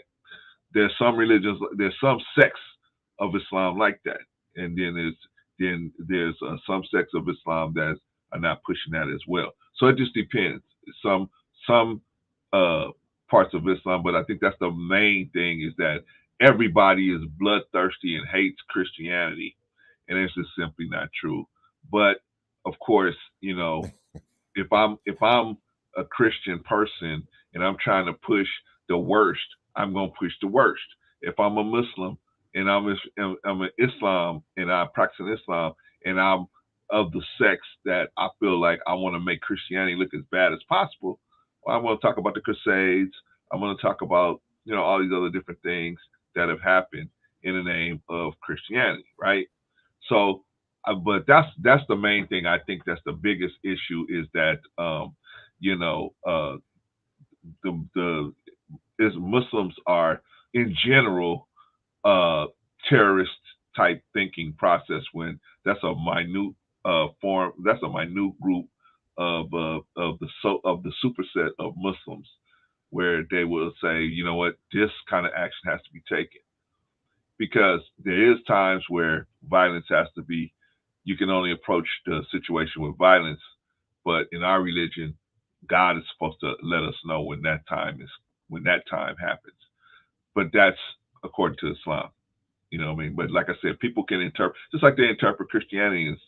There's over 300 something different denominations of Christianity, and everybody's doing their own thing, and they say it's based on this. So, you'll find the same thing in Islam. There's going to be all these different. They branched off too. Yeah, there's always going to be all these different kind of sects. So the main thing is study and same thing with Christianity. Same thing with Christianity. And I don't believe a whole bunch of the malarkey that a lot of these Christians are spewing in their churches. Well, they totally take the scriptures and they misquote them and they lead us to believe it a different way other than the way that it should be revealed or interpreted. You know what I'm saying? So, that's why I have to take it personally, read it on my own, pray to this God, and ask him to reveal this truth about this word to me. Okay. Let me answer True Art. True Art says, so animals and insects have religions. Absolutely. Do you ever see them deviate from what they say? They don't deviate from their religion, right? I wouldn't call it. I don't say religion. I would say that they're culture. I would say that they're religious. Nature. They're religious. They're doing things religiously. I don't believe that they have a particular religion. That's a good way to put it, bro Vaughn. Yeah, see, a lot of people don't understand being religious simply means that you're just doing the same thing over and over again. Exactly. I can religiously put my hat on the same way. I can religiously open the car door the same way. You see? Yeah, I get. Yeah, that's a good analogy. Now, religion, when we talk about religion, now that's a different type of thing, because now we're talking about and I would believe that spirituality is tacked to the word religion. I would think. Would I be incorrect in saying that? I don't know. That's a good question. I don't tend to think that that it's tact. For me, I try to stay away from the institution of religion, like the whole institution. No, I'm just saying most people who have a religion are really seeking spiritual answers. Would that not be a correct way to put it? Okay, I see what you're saying. Yeah, I see what you're saying. I just don't relate my spirituality to a religion. I relate it to a culture. Right. Okay, but my point is with the animals is that they practice an everyday way of life. They don't deviate it from it. That practice, they derive their sustenance and everything from that way of life. Mm-hmm. So they, like you said, Vaughn, they religiously keep the order that their life is based around, so that they can give themselves life, right? Yeah, exactly. Okay. Just like bees,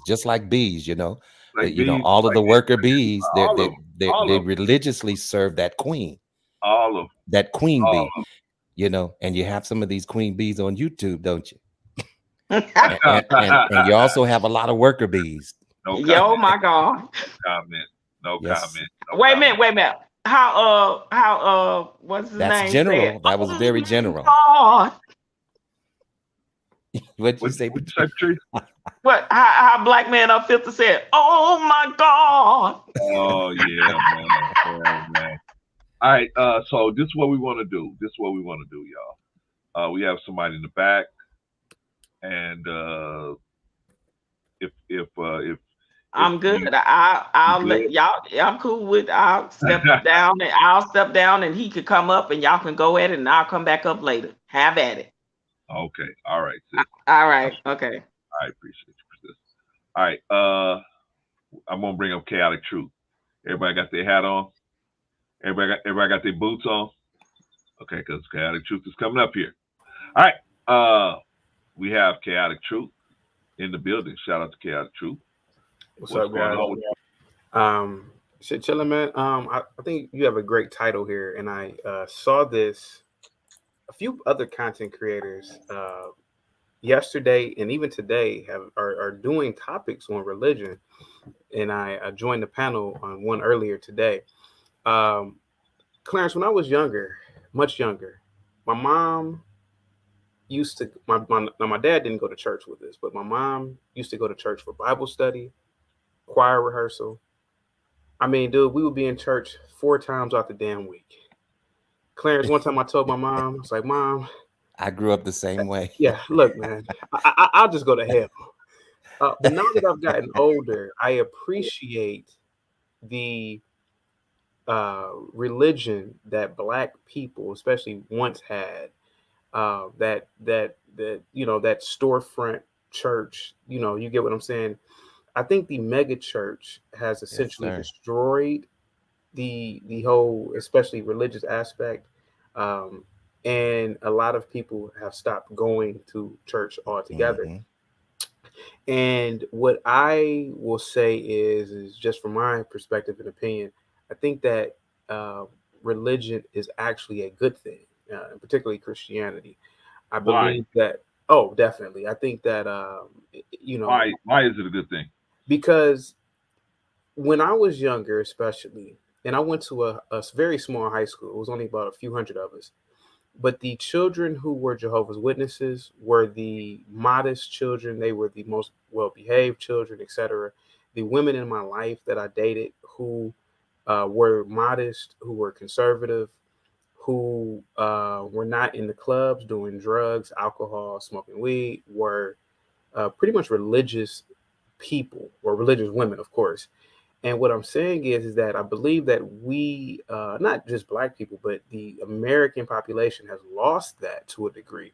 And I think that could be the reason why you see more women today justifying walking around half-ass naked, justifying these behaviors. And at least with what religion did was, at least if you weren't really faithful, at least you pretended to be, at least back in the day. I mean, but now, man, you have a total disregard of spirituality and total disregard of religion. And I think that does need to come back. Why do you think that happened? Well, we all have the devil in us. We all like the taste of sweets, if that makes any sense. And I like to take a walk on the wild side. I like to go to a strip club every now and then, but I know that is wrong. I like to drink every now and then, but I know that drinking can lead to other things if you don't do it in what's the word? If you don't do it in not modesty, but if you don't do it in oh man, if you dibble and dabble in it in too much access, it can lead to other things, just like any other thing, So I think what's happened is that we have tasted the devil's juice and we love being in the devil's house. I think we do need to get back to religion. I think that what religion will do for us, once again, it will at least it will constantly remind us that, hey, look at your behavior and look at where you can become, or what you can become, if you follow the teachings of Christ, or if you follow the teachings of Muhammad, or whomever. I just believe that. All right, brother. I think Rico got a question for you, and then we're going to go to Go ahead, sir. I got a question for Chaotic and the entire panel, and I hear what he's saying as far as people taking a walk on the wild side, tasting the devil's juice. The problem I have with that is not with what he's saying, is the premise of where the level of responsibility is being placed. Mm. Because what I'm saying is, why are people not looking at the failings of religious leaders? And I'm talking about all religion. I'm talking whether it's Christianity, Islam, or Judaism. We do know that in the Western world, not just in America, but in Europe, Canada, everywhere, the people declaring to be non-religious is continuing to grow. Exactly. And the religious population overall is dropping. There's a reason for that. My supposition is the failure of religious leaders. Religious leaders are becoming more political. Yeah. So if I'm a political leaning of one party and you're over there in another party, it's like that's not even what religion's supposed to be about. It's supposed to be about the sick, the poor, the hungry. And they're getting into space. We're not even going to talk about the massive amount of betrayals and failures, whether it's the Catholic Church. We just did the report, Clarence, a couple of weeks ago about the Southern Baptist Convention and so on and so forth, where religious leaders have just turned a blind eye to massive failures. I don't even want to touch the mega pastors, whether it's Jamal Bryant these are just the black ones I know. And believe me, it ain't just them. It could be Joel Osteen, all the prosperity preaching, and so on and so forth. And I'm saying, as much as people want to say, well, people are turning away from the church because they want to be into the street, their goddamn religious leaders are in the streets. They are. Some of the biggest, most profound, most popular are doing the worst things. So it's like, I mean, are you serious? Okay, can I answer that real quick, brother Rico? And I'll be butting up at it.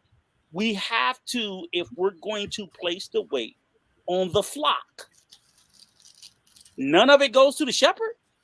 Is that what we're saying? Come on. 2022. Look at these shepherds out here. Come on. That's all I'm saying. And I agree. Okay. Well, let me just say this real quick. Let Vaughn. I'm gonna let Vaughn Bryant go, and then we're gonna jump over to Vaughn Eric. Well, or if Chaotic has something to say, and then Vaughn Eric. Okay. So now, me personally, being a Christian myself, I'm a firm believer in that whole phrase of "follow me as I follow Christ." Now, when I see you slipping up and tripping up, then I have to have enough word in me to know that, hey, I'm going to have to unfollow you. You see what I'm saying? Because see, now you're doing stuff that we can all see that's scandalous. You are misrepresenting the truth and the word. So I cannot condone that. I cannot follow that. I cannot support that. Do you know what I'm saying? Not to say that all people who are in a pastoral position is perfect. Okay, we all know that we're apt to err. We've all sinned and come short of the glory of God, as it says. But at the same time, no. There's some things that are just not, and I'm speaking for myself. Some things are just unacceptable in order for me to be following you anywhere. You see what I'm saying? So, I just wanted to add that on there. And I got you. And I only said that because I think that that's what's leading to the increase in people becoming unaffiliated with religion altogether, because people are losing faith in faith. And it's see, it's because we keep our eyes on the man and the individual instead of our eyes on God. And this is the problem. This is the problem we're having with people in the church. But here's the thing, Brother Vaughn. If I'm living in the world and pretend you're Pastor Vaughn, and I put all my faith in you because I'm. But see, that's where you're wrong. I know, you can't put your faith in me. Your faith has to be in God. Right. But I'm not saying that I'm right. But these pastors, you have to admit, they go out. Very influential. I agree. Yes. So I agree. People go into that, and then if you break the faith, you break it so poorly that the person don't even go to someone else.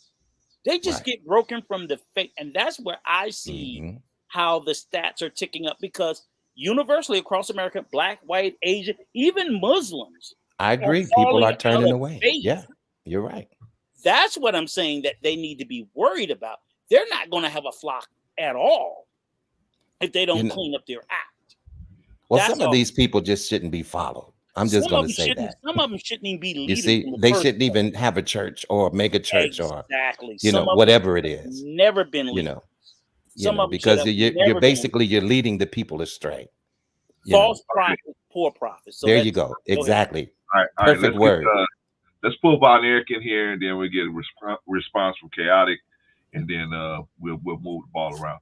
Von Eric, yeah. Blessings to all. How everybody doing today? Hey, Von Eric, did you like how I got my shoulder off the canvas, man? You almost had me, and then I got my shoulder off the canvas real quick. You still getting your shoulder off the canvas. That's how bad I be.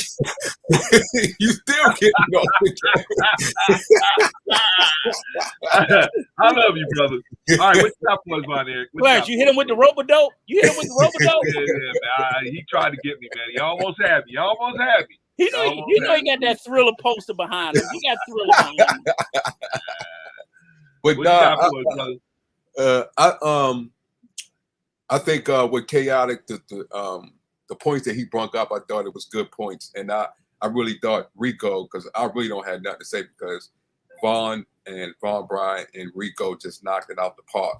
Where Rico had said, what he just said, my answers is what they just said, and the people in the chat, Opie Patrice and New Growth, and the other people has been bringing up some good points and knocking out the park with Chaotic just said. So, but my question is, I just got a question when Chaotic said, far as getting religion back, what religion are you talking about? A certain religion or all religions? Because now we're in a different generation of today. So, what religion would you say needs to come back? And on this note, I do have to leave, but I will answer your question and salute to everybody on the panel.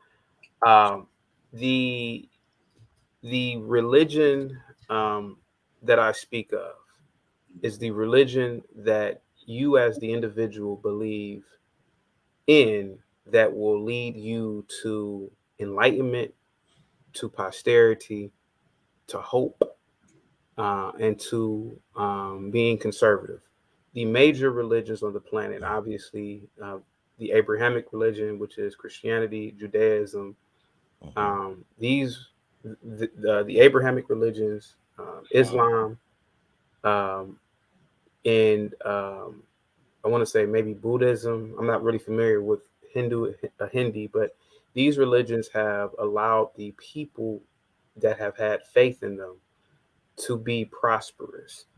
And in particularly the Abrahamic religion of Christianity, these religions have allowed women to be conservative, men to value family. And I'm not speaking of one religion in per se, but I am speaking of a vision, not a vision, but basically mankind embracing their cultural religions again in mass. So no, I'm not speaking of one mono religion. No. So obviously in America, it would be Christianity. Obviously in the Arab world, it'll be Islam. Obviously in the Asian world, it would be Buddhism, etc. So yeah, so hopefully that answers your question. All right. Awesome. We're gonna have to go because he had some stuff he had to take care of. All right, so I appreciate that, man. You have a final thought since you said you had to go. Chaotic. You have final thoughts you want to? I do. Now that I've gotten older, I will say this, and this is a great topic, Clarence. I have realized that I know absolutely nothing. I've realized that there are things in the universe that I will never know. Mm-hmm. But the one thing is that to say that you are an atheist, in my opinion, is an absurdity. I too used to believe that I was an atheist, but I believe that having a faith in something that is greater than you is the stepping stone towards posterity. And on that note, I must bid you guys adieu. Thank you guys so much. Have a All right, good this is Chaotic Truth. If you haven't already subscribed to Chaotic Truth, go on over there and check out his page, see if that's the kind of content you want to have there. All right, y'all. Wow. I think that yeah, there's That- some good talking points. I think that's He good. was on good behavior today. I actually I thought he was very spot on with a lot of stuff that he said. So, you know, Yeah. and you know, oftentimes I don't agree with some of the things that he says, but Me either. in this particular conversation, I thought that you know, we had a lot in common hold in on, the Bob. conversation. So Hold on, Bob. True Arts, if you could please cam up and come on up here. You don't have to stay cammed up. Just let me see that you're a human being. Come on up and join the Somebody panel. else asked for the link too. Yeah, I put it out there. So both of them could have it right there so they can both. Okay, and honestly, I will say this. This is second time I've heard that that young man speak with some clarity and sense, and I actually agreed with what he said. Well, Wow, you know, imagine that. You know you what know I what, mean? you know When what, people really calm down and talk intelligent and speak from the heart and speak truth, and I felt that was that, right? Right. I was listening. I actually agree. I actually agreed. yeah. But see, Imagine that. what happens is when you have to deal with the behavior, Dr. Hood. Yeah, we have to deal with his behavior, and so we've dealt with his behavior before, and just let him know that all that crazy is not gonna happen over here. And so I think he finally understood that. Okay, I you know, if I'm going to disagree with them, I'm gonna have to do it or whatever, make my points. I'm gonna have to do it in a way that makes sense. I can't be, you know, gaslighting everybody because that's not gonna get it over here. It's not gonna cut it over here. But anyway, shout out to him. Well, I want to say, Patrice looked so stunning in that picture with John Amos. She looked very beautiful, and that was a very nice. I wanted to tell you, I said it in the chat, but I also want to tell you. Thank you, Von Eric. I appreciate all right. We got brother True Arts coming up here, brother. I just want to let you know I'm real. I'm just letting you know. I'm a real person. All right. Young black man, you know. I appreciate you coming up here, man. Now you had some questions about some of the stuff we were talking about, man. You have any input, man? You wanna share anything with us about that? I kind of said everything I need to say in the comments. I'm gonna try to get back on when y'all go back live, build my confidence up. I'm a little shy. Oh, okay, all right. Well, you don't have to stay cammed up, brother. You don't have to stay cammed up. I just needed to see that you were a human being, and you can go back to an avatar right now if you want to. Oh, okay. All right, so yeah, man, we just talking about with our family, talking about religion and how it's affecting us. And I saw that you had said a lot of different things. You said you used to believe you was a Christian. Yeah. What do you mean by that? I mean, what I've been taught by my parents, I just really believed it. I didn't know no other way. You know, I just really believed that. I even had thought I had visions or whatever. You know, but I just learned we just human, and I don't know how to really explain. I'm kind of shy, man. I can't really get my thoughts out all the way how I want. All right. I'll tell you what. I'm gonna move to some other people on the panel, brother. And then when you get yourself together, man, just jump on in, okay? No, I want to say to him, I totally get what he's saying, because when you were raised, you know, traditionally throughout your family, and you come up under a religion because you're in that family and that's what they did. So you're a kid, you have to do what they do. And I'm same thing with me, you know, growing up, coming up under my parents and then their parents that were Baptists. It exactly was, you had no choice when you was little, right? So then now you're grown and you having thoughts, you having, you know, you thinking outside of things of contrary to what you were raised to believe in the church, whatever that church was for you or that religion was for you. And now it's like you're wondering, now that you're adult, what part of that was like truth, like straight up, like what is tangible as the truth for you as you know it now that you've grown and have your own mindset and you're not under the rule of your parents. So now your life experiences and things is got you questioning things, right? Not Because I actually. would, My life experience. Like I don't like, oh, why God didn't put me in a better position. I don't. That's not like that. It's like researching and really thinking. Like basically, like I just took myself back in time. Like okay, they taught us this language. We all speak English. They taught us this. You know, they convinced us to speak this language. So I just everything in the past, like I have to erase all that because we didn't know no better. We just didn't know. We just didn't know. That's just how I look at it. Yeah. okay. Yeah. So let me ask you now, do you Like believe? my parents couldn't. My parents, they could teach me religion and stuff like, but they couldn't teach me how to really survive in this world. Right. Like you said, insects and animals. So I feel like they just here to survive. They don't have a religion. They just here to survive. They eat and live and take care of their babies and create more babies. Like they just survive. But my parents didn't really teach me how to survive. I didn't know how to know about credit. I didn't know about. They couldn't teach me none of the basics. Right. How to buy But real they estate. taught you. They didn't know Right. that knowledge, but they They knew taught you Jesus. that religion though. They just knew Okay. So let Jesus. me ask you this, True. Do you believe in a higher power or creator or God now? You don't believe in any higher power. Any of that. I love space. I love science. Okay. So now, are you are you into Scientology or? Yeah, I just like to watch it. I like to learn more about science. That's all. Okay. Then now that's a whole nother conversation Yeah, too. The Scientology, the science of it all and the Scientology, yeah, well, religion, if you will, because that is a religion. yeah. Okay, y'all. Let me. I gotta ask this question so we can move on to the other questions I got. But question number 2 is, what has religion done for you, if anything?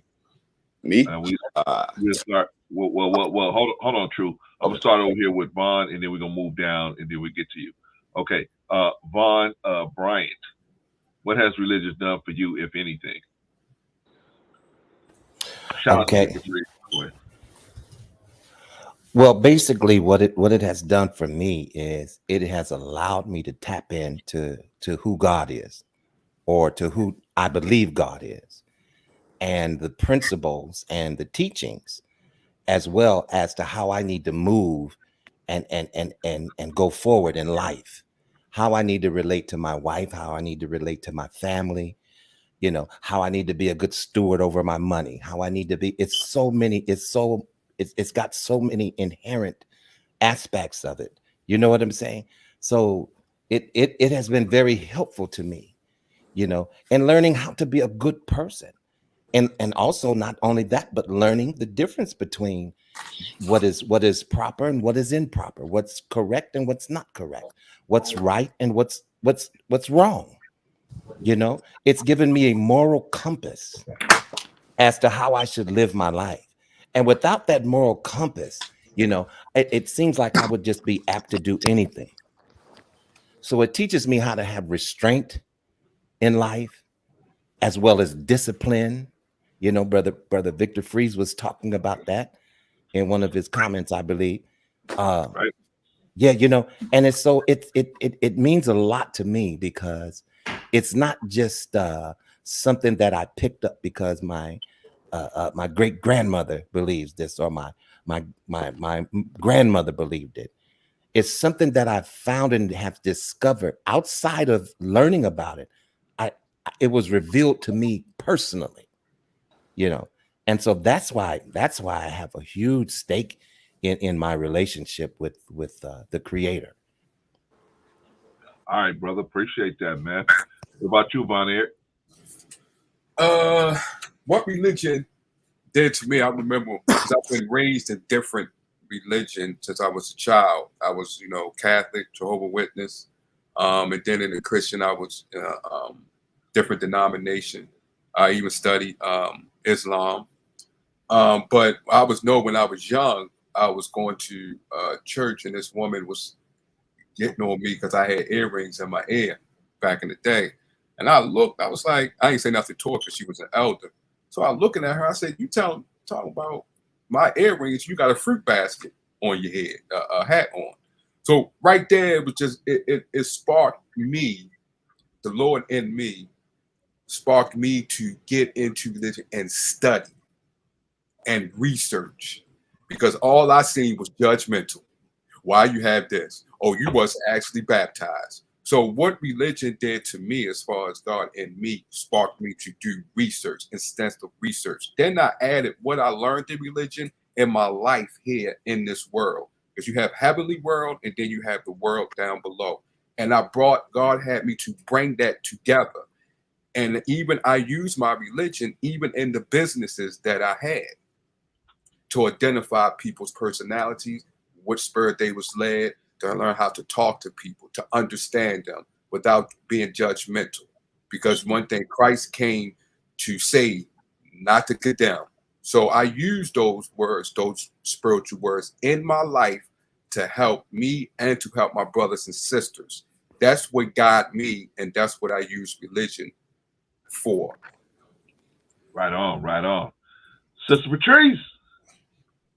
Yes, sir. I'm gonna be real brief. I know for me, growing up, it definitely did give me a moral compass, and I am grateful for that. It also scared me and gave me fear. And in the conversation me and Negro had in the chat, shout out to him. He made me, was it fear or was it, the moral compass? It was actually both, because I grew up in a Baptist fire and brimstone type of church, right? And when they got to the book of Revelations, it scared me to death. I'm gonna be honest. I was so afraid of the book of Revelations because I just thought everything was gonna be fire and brimstone, and everybody was going to hell, and the way the pastor was preaching it, and the whole conviction in the voice, and the hollering and the hooping and all of that. So for me, it was a little bit of both. I will admit that. But the moral compass stayed as I grew up, as from a child to an adult, to know, basic, other than my basic home training of right from wrong and good from evil. I learned a lot about good from evil and spirits. And as I got older and studied spirituality more, now the things that I pray for, that I'm grateful that God has given me, is a spirit of discernment, where it doesn't take me too long to kind of have that spirit about certain people and certain things and certain situations. So I'm grateful for that. So yeah, for sure.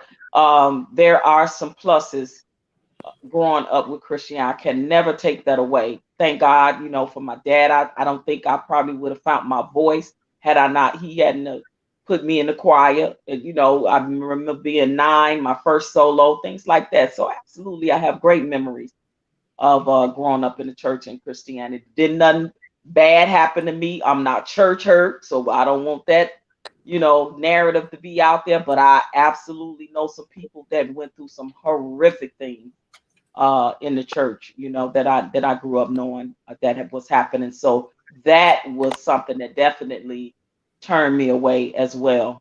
So yeah. Okay, thank you, OG Patrice. Appreciate you, sis. Brother True, you still with us? Oh yes. What was the question? What has religion done for you, if anything? Man, I don't know. I don't feel right saying my truth, really. Oh, no, young man. This is a platform you could be totally honest. And we know you saying you're not religious no more. But when you were, it's okay. Nobody gonna judge you here. We don't get down like that. No, not at all. It's just, yeah. It showed me and I look at now that I look at it, it just showed me we are real vulnerable. I don't know. It's so easy to convince our mind of something. That's how I feel. Okay. I feel bad for our people. I wish we was just. I don't know. No, I can respect that. Every woman want a God-fearing man and all this, and I don't fear nobody. It's just hard for a black man out here, like me, with my mindset. It's hard. Everybody got the same mindset. Everybody is sheep to me. Everybody's the same. Be different. But sometimes, young man, it takes time to figure it out, brother. So take your time, figure it out, man. You know what I mean? And you'll see what you need to see if you stay true to what your heart has for you if you stay true to your heart. So just take your time, man. And like I said, you're amongst family, brother. We ain't none of us holding, nothing back from each other. We ain't trying to, make weaponize nothing against if you have some, and we try to be as sensitive as we can to everybody's situation if it's difficult, brother. So don't even worry about it, man. You among family here, man. So but I understand it's your first time meeting us. I get it. So it's my first time on live or anything. I'm already shy. It's your first time on live? Oh my God. Okay. Like that, I get it. I don't be on social media myself. I don't follow trends. I don't do none of that. I don't even follow like religion. It's a trend to me. Like I don't follow nothing. Right. Well, you're a brave soldier. Welcome. We can see me and this sister right here. We can see that you got a lot in you. We can see, and Brother Vaughn, we can see that you got a lot in you. It's just trying to put it in words to get it out. So organized. I gotta get more organized. My thoughts. And you know what? And you know what? I know my problems. I know. And brother Clarence, if I may say, you see what I mean when I say you never know what young person is listening, gonna come up on a panel, gonna need to hear something, be fed something, voice their opinion. This is a prime example. This brother right here, first time going live, first time coming up on the panel. He obviously was listening before he came up. It was like, let me put my little 2 cents in. You see what I'm saying? So you just never know. So shout out to you, young man. I hope you come back again. You're more than welcome. Me too. We are a platform. We don't judge. We don't. Yeah, man, just hang around. Just hang around, man. Yeah. You'll see how things go around here. Hang around, Brother Monty. What's going on, man? Okay, man. Well, we're gonna ask you. What's going on? We're gonna ask you. What has religion done for you, Monty? What has religion done for you? It's a great question and a great topic. And to answer it, I pulled it up as I was on the way home from my son's football training. And as I was leaving the football training, I had a conversation with the trainer. And the guy said to me, he said, listen, I get kids that want to move in and out a lot. But my son been with him for like 8 years. Now I'm gonna make a point. He say, I don't try to stir them away from leaving, because he say, you're a Bible man.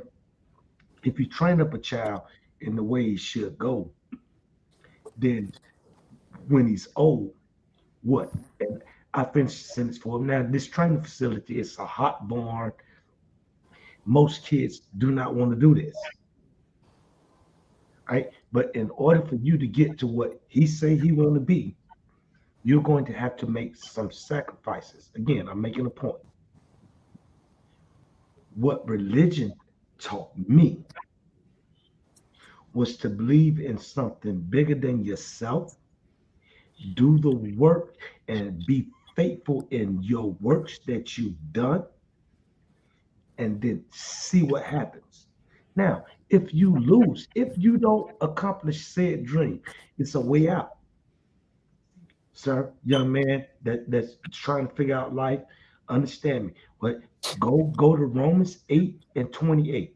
There you will find these words. And we know all things work together for the good, for those that love the Lord and who are called according to his purpose. That means no matter if you win or lose. If you lose, you learn. If you win, you win. Okay. So what religion done for me was gave me the very foundation, the very structure of life to be able to give my kids a solid foundation to move on. They absolutely different than me, because I grew up in a single mother home. I was able through the lessons that I learned through religion. Religion, as we can get that's a broad subject. Because religion is what it is to you, what you believe in. I ain't saying my God is no better than your God, whatever you believe in.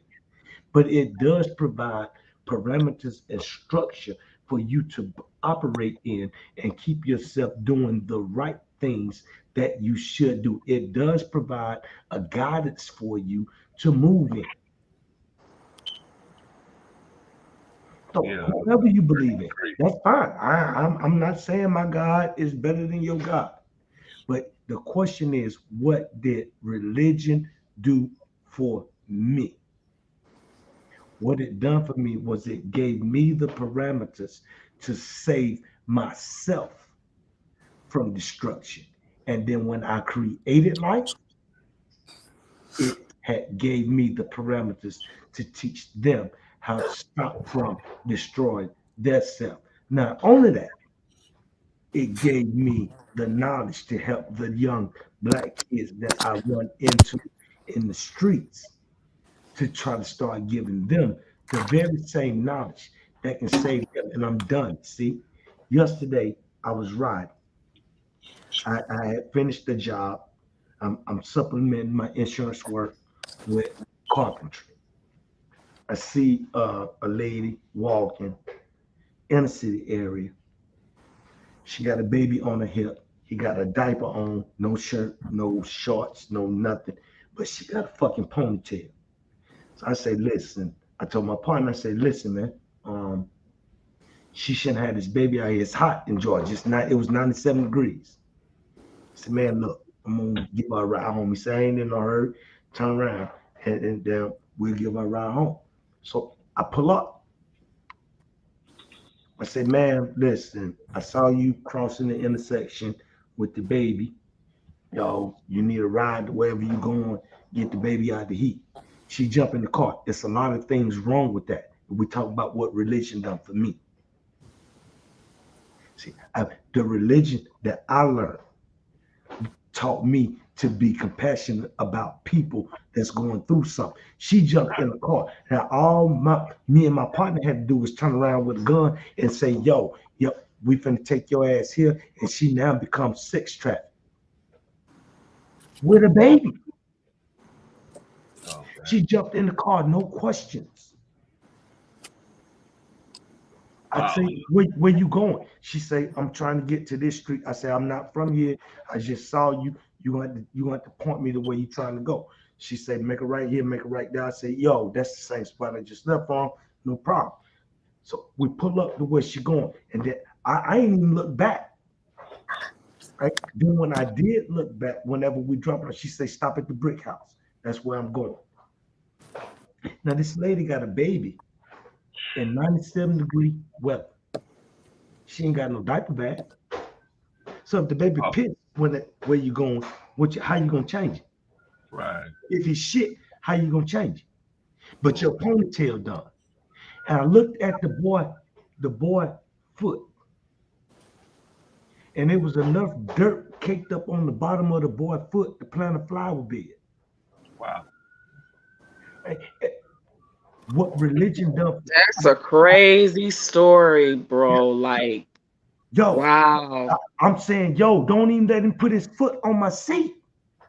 Like, pick the motherfucker up, right? But at the same time, I got love for the little dude, right? In my mind, I'm saying, man, I should just take the little dude around the corner, get his haircut, and get him cleaned up, right? So what religion done for me is taught me to be compassionate about the people that I see every day. There's no way I can love someone that I never saw if I can't love the motherfuckers that I look at every day. I hear you, brother. I mean, salute to you for doing that, but man, she took a mad chance getting in the car with her baby with two dudes. Man, that is, right? That's where the world at, bro. That's where the world at. I'm gonna let y'all. I'm gonna get off. But bro, what religion done for me, Brother Vaughn, I appreciate you. I swear to God. Your calm presence. I'm emotional. Your calm presence is teaching me how to just be calm and be able to get to say what I want to say without becoming over dramatic and over emotional, and just say what it is that I need to say. So that's another thing religion taught me. Be slow to anger.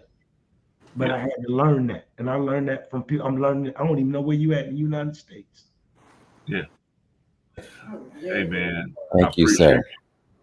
I appreciate you, Monty. I got to move the ball around, man, but I appreciate you, man. We got to, because when we get so many people on the panel, we got to cut the time down to like 2 minutes, so we can keep everything moving around, man. But I appreciate what you said, man, because that was a hell of a story right there, man. Yes, it was. You gonna hang around, Monty, or you gonna? Yeah. I'm here, bro. I ain't going nowhere. Okay. All right. So is it my turn? Shout out to Marcus, by the way. Shout out to Marcus. Is it my turn? Oh yeah, it must be my turn. What has religion done for you, Brother Clarence? Well, I'm gonna just tell you, man, religion did a lot for me, man. I mean, I can only speak for myself. I know there's people that have good a good time with religion, that had a good experience, and some people that had bad experiences. For me, I've had a little bit of both, but mostly good. You know what I mean? So I've had experiences where I could have said, well, I'm going to throw this whole religion away because this person did this to me or said that to me. Therefore, I'm going to throw the whole thing away. And then I've had other times where I said, wow, I can't believe that a person like this is involved with this type of religion. So, but religion has done for me, to boil it down very quickly, is just that some serious men have got me. I was a lunatic before I came into Islam. And even after I got into Islam, I was a lunatic, and I was just not living. I wasn't living a double life. I was living a triple and quadruple life, man. I was just lunatic. You are a whole lunatic. I was what they call in the South a piece of work. I was a piece of work. So I was absolutely a lunatic, and so there was some serious men of God that came to me and with nothing to gain. They had nothing to gain from coming to me and trying to help me, but all they saw is that I was suffering on the inside. I mean, on the outside, I looked like I was a functioning human being, going to work every day and doing everything. But on the inside, I was suffering. And only people that can really see to your spirit can see that you're suffering. And so they saw that I was suffering, and they started trying to minister to me. And in a little bit here, a little bit there, a little bit here, a little bit there. And over time, it made me see where I could make some changes, because I felt like I was the slickest man. I was slicker than a wet hen. Nobody could, tell me nothing. But as these men kept talking to me, I kept starting to see how stupid I looked doing a lot of stuff I was doing. And so over time, like I said, religion, for me at least, it helped me to see a lot of areas that I could improve. And what it ended up doing is improving not only my life, but my family's life, and just, a lot of people's life. Made me and family members much more stronger in our relationships. Not that we were the same, because being Islamic and mostly of people being Christian in America, Black people, that most of them were Christians, but it didn't bring us closer on the religious side, but it brought us closer on the spiritual side, being able to connect with each other as far as emotionally and spiritually. You know what I mean? We didn't have no, methodology wise, how we would get in touch with this God that we say we cared about. Well, we had differences there, but we didn't let those differences stop us from connecting. That's my point. My religion helped me to get even more humble. I've always pretty much been a humble person, but even get more humble to not hold, anything against our people just because they grew up in Christianity, and just because that's what religion that they have and they want to choose to follow, as long as they follow it in a way that's not disturbing their spirit and disturbing their health. Hey, that's their thing. Same thing with Islam. As long as you following it and you're not going to go out there and, put yourself in a bad situation. I think, because I've seen so many different types of people that religion have helped: Christians, Jews, Muslims, where they got all kind of stories of where they were, and the religion that they chose to follow helped them out of it. So I would never bash nobody's religion. I think religion ultimately is a good thing, but you have to be the one to. Religion is like a good bowl of soup. You got to make sure there's nothing in it. So you have to constantly spoon through that soup to make sure that there anything that you can question to see if anything is going to dirty up that soup. You have to spoon it out of there and question it and see if it's supposed to be there. If it's not supposed to be there, spoon it out of there. You don't have to throw the whole bowl away, but you definitely can spoon something out that you see that may not be what it is. So I appreciate everybody for answering that question. I got another question here that I want to ask you guys. Okay. In you guys' opinion, why are more and more Americans walking away from religion? Let's start from the bottom. Let's start from Monty and work our way back up. Monty, why are more people walking away from religion, in your opinion? Monty, are you there? All right, well, Monty might have some technical difficulties. Brother True, are you there? Oh yes, I'm here. Okay, in your opinion, man, why have Americans more and more start walking away from religion? In your opinion? I don't know. I really can't. I can just kind of speak for myself. So, because we were like basically waking up in a sense, being more aware.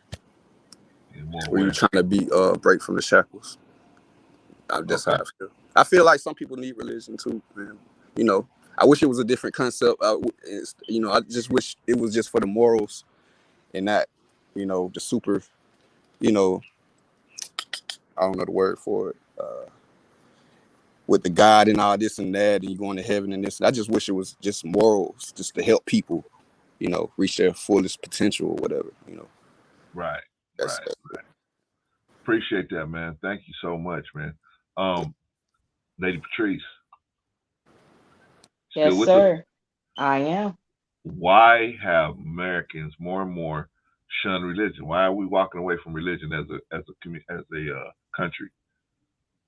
I think a lot of the reasons is because, for the most part, it's become a mockery. It's a lot of hypocrisy. It's a lot of failure and a letdown, especially in the Black community. Agreed. When we just, it's coming out sometimes and not even understanding, because you're supposed to get fed, right? Right. Do you really have an understanding of, are you really going to the right place to get that understanding? Are you going to church just for, like, even the people, they go for a specific reason. Oh, girl, they got the best choir, you need to go there. They got the pastor got the best this, you need to go there. I mean, every reason but what they should be going for, and that's to get taught the word, right? Like, I just see a lot of politics, a lot of cliquish in the church. I saw so much, and it just turned me off and turned my stomach off to something that if I want to turn on something, if I feel like I want to hear something, I got a particular channel that I turn to, and I listen and get some inspiration, right? Yes.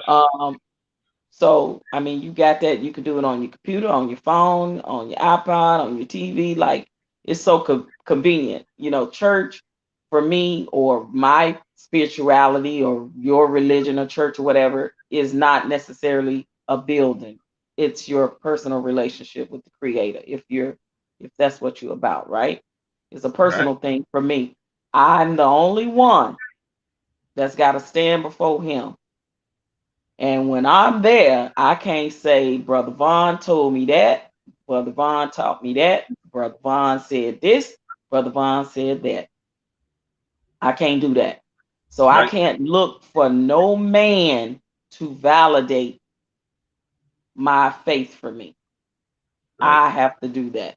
I'm responsible for that. If that's, my belief. And I do believe that we will still all be judged and things like that off your works, off, what you did in life, how you treated people, how charitable you were, how much of a giver you were. I do believe in those same values. But yeah, more and more people are walking away, especially men, Black men, because there are more women that are single in the churches, and the churches are okay with that. Men have been shunned away because women have catered more to the pastors and deacons than they have their own husbands. It's so many reasons. Like, I could go on and on and on, and listen, let me put this disclaimer out. Some, not all. Some, not all. Let me put that disclaimer out there. But yeah, it's so many reasons, but that's just something. And the number one for me is I started noticing a lot of false prophets teaching a lot of false doctrine. I was done. Yes. Yeah. All right. I digress. All right. I digress. All right. Now, see, that's when I know you're done, Patrice, when you say I digress. All right. All right. Brother Von Eric. Thank you, Patrice, by the way. Brother Von Eric, are you with us? Yeah, I'm here. All right, brother. Man, you sound strong, man. I don't know, man. I might not ask you this. No, I'm going to skip you, brother, because you're going to try to pin me to the mat again, man. Brother Von Eric, man. Why have Americans more and more shunned religion, man? Why are we walking away from religion, man, as Americans? First, I like what Brother Truth and Sister OG said, so I'm just going to piggyback off of what they said, because they said some wisdom. I do agree. It's a lot dealing with the false prophets. They see what a lot of these false prophets say one thing and end up doing another. Some of it has to do with the way it's being taught in the homes. Some, people like try to bang it in the children, and to the point that the children get mentally off. Right. They run away from it because it was how it was taught in the homes. Sometimes that, people, they walk away from that. And then the lack of knowledge and understanding. And sometimes the parents didn't get it in a way, and they were taught a certain way, and they didn't research. So then when they teach it to the kids or teach it to someone else's information gets a lot of misunderstanding. And that's what, happened to my case. I had to go and learn and to study and to research and to keep focus on what I wanted to be and do. My number one thing is do not judge. Understand a person when you talk, a woman and a man. Understand. Don't be quick to say you're wrong. Understand where they come from. Listen to their words. Be patient. And I think sometimes I see that a lot in some people. And then some people look at that and you see it on YouTube. Muslims fight with Christians. Christians fight with Christians. Muslims fight with others. All of that. And then they go in the hood and say, oh, y'all got to stop fighting. Wait a minute. Y'all fighting in church. Those things, or people see that and be like, why should I go into a religion and they fighting the same way we fighting in the hood? Correct. Then they see the things, the backstabbing.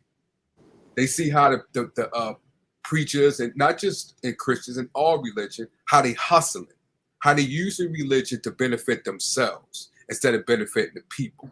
And when people see that, they're like, why should I do big that? facts. I forgot that. That's big facts. Mm-hmm. So they like, well, and then you're going to tell me to change? Y'all doing the same thing, but y'all just got God in it. So people see that and be like, you know what? I'd rather stay where I'm at and do what I do. So that's a big thing that I see as far as, people walking away. Right. Basically contradictions. Thank you, Brother Von Eric. Appreciate you, brother. Von Bryant. Yes, sir. What's Yes, going on, sir. man? Why are Americans walking away from religion, brother? Why are we doing it? What's going on? Wow. Well, you know what? As far as the church is concerned, I believe that a lot of people are walking away because they don't see a difference anymore between the church and the world. You know what I'm saying? They're basically the same, seems like. There used to be a certain standard, you know, back in the day when I was growing up in the church, that the church held. And so now it's just like that scripture that talks about, it says, be not conformed to this world, but be ye transformed by the renewing of your mind. And so what we're doing is we're so busy conforming to secular things and worldly things in the church, to where the young people really don't see a great difference. There's not even a difference anymore. Right. You know what I'm saying? There's really no standard, because I can get funkadelic in the church, and I don't have to go to the club to hear that. You see what I'm saying? And we become more and more perverse as a nation, and even a church. We become more and more perverse. The structure of the church is totally different than it was when I was younger. You know what I'm saying? There were some things that were just not allowed, but because we're trying to use this thing of, well, we don't want to run the young people off, so let's add a little bit of this and let's add a little bit of that. See what I'm saying? And let's take this and add a little bit of this. Pretty soon you look just like everybody else. So what's the point? What's the point? Right. So a lot of people are leaving the church because it doesn't stand for what it used to anymore. Right. You see what I'm saying? And the thing that I was thinking about with this conversation is, it's like we've lost something, and I don't know how we could get it back, and that's why I say, even in this conversation, don't just take another person's word for it. You know what I'm saying? Don't just follow a person because they sound good, or they have a great following, or they got a lot of likes and clicks and views. You can't see, that's that Pied Piper spirit. Don't do that, because see, normally the Pied Piper will lead you down a road to destruction if you know anything about the story. So you know what I'm saying? So yeah, people are shunning. I know you say religion, but I just interpret it as the church. But I think a lot of people are shunning it because they're leaning to their own understanding now. They've left the principles of God, and they want to create their own type of lifestyles. It's okay for me to be a man and wear a wig. It's okay for me to walk around as a man in high heel shoes. And, we've taken a lot of things and we've changed it to the way that we want it in society, and I could get in trouble for that comment too. So, Yeah, man. But I'm just saying. Trouble, brother. That choir director gonna come and get you, brother. Oh. Yeah, well,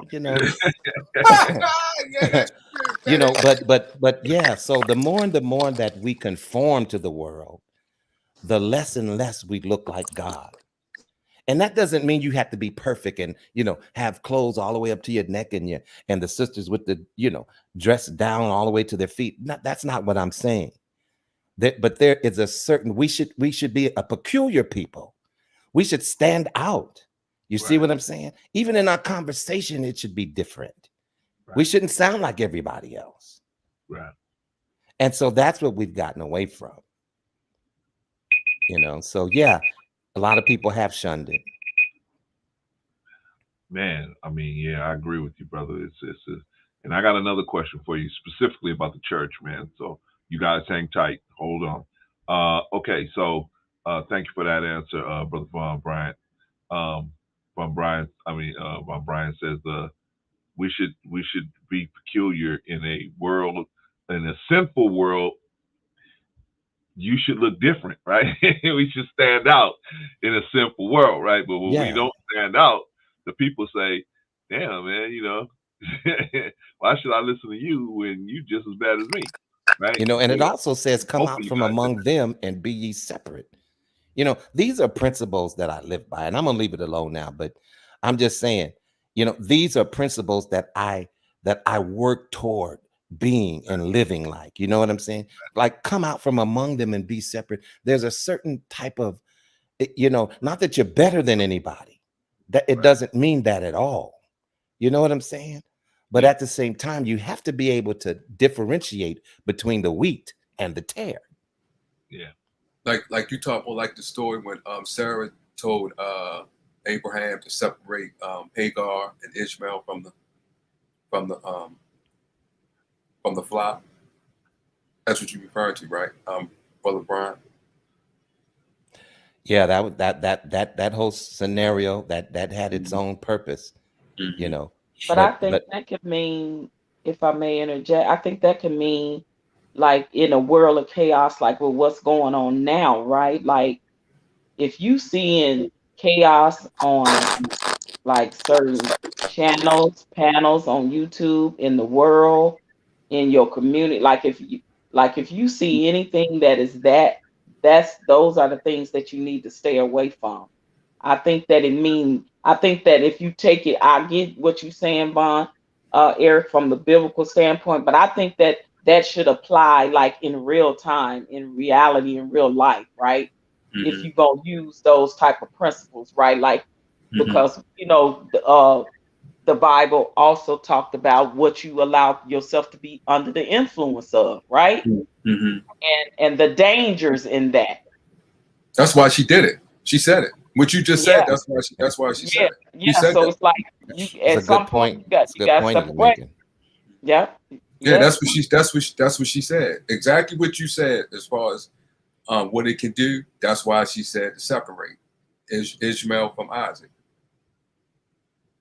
All right, y'all. I appreciate all those good answers. We're gonna get into. I got one more question for y'all. Let me answer this one. What was our question? Why have Americans shunned religion? In my opinion, I agree with Von Brian, Von B, Von E, Patrice, and you guys all have answered this question pretty much the same way, said it in different ways, but it's just a point where the people do not see. People talk about submission, right? Especially female submission and everything. They say submission. Well, to follow someone, you have to submit yourself to that person or that idea, right? You have to follow. You have to submit yourself, right? Brother C. Yes, sir. Brother C. I just had to run to the store. I was following y'all on the phone as I was in the car. I just got back to my desktop. Brother Bond, bro, you a deep dude, man. You a deep dude. And some of the things that you're saying are absolutely the things that I've been saying. Clarence, you close it up the way you do, right? But the things that we have gotten away from, in my opinion, is the things that's taking us to our destruction. You can move away from something and be headed to destruction.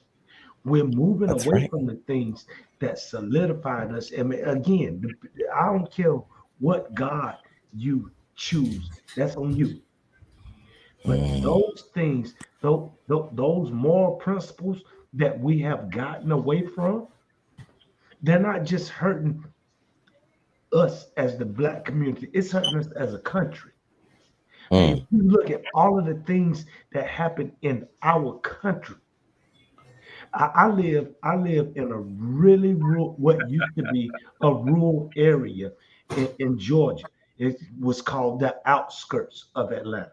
Now, everything that happens in the inner city in Atlanta happens right here. I was on my way to the convenience store just 2 days ago, and it was a complete whole SWAT team camped out because it was a triple murder suspect hanging out in one of the subdivisions right around the corner from me. And I live in a rural area.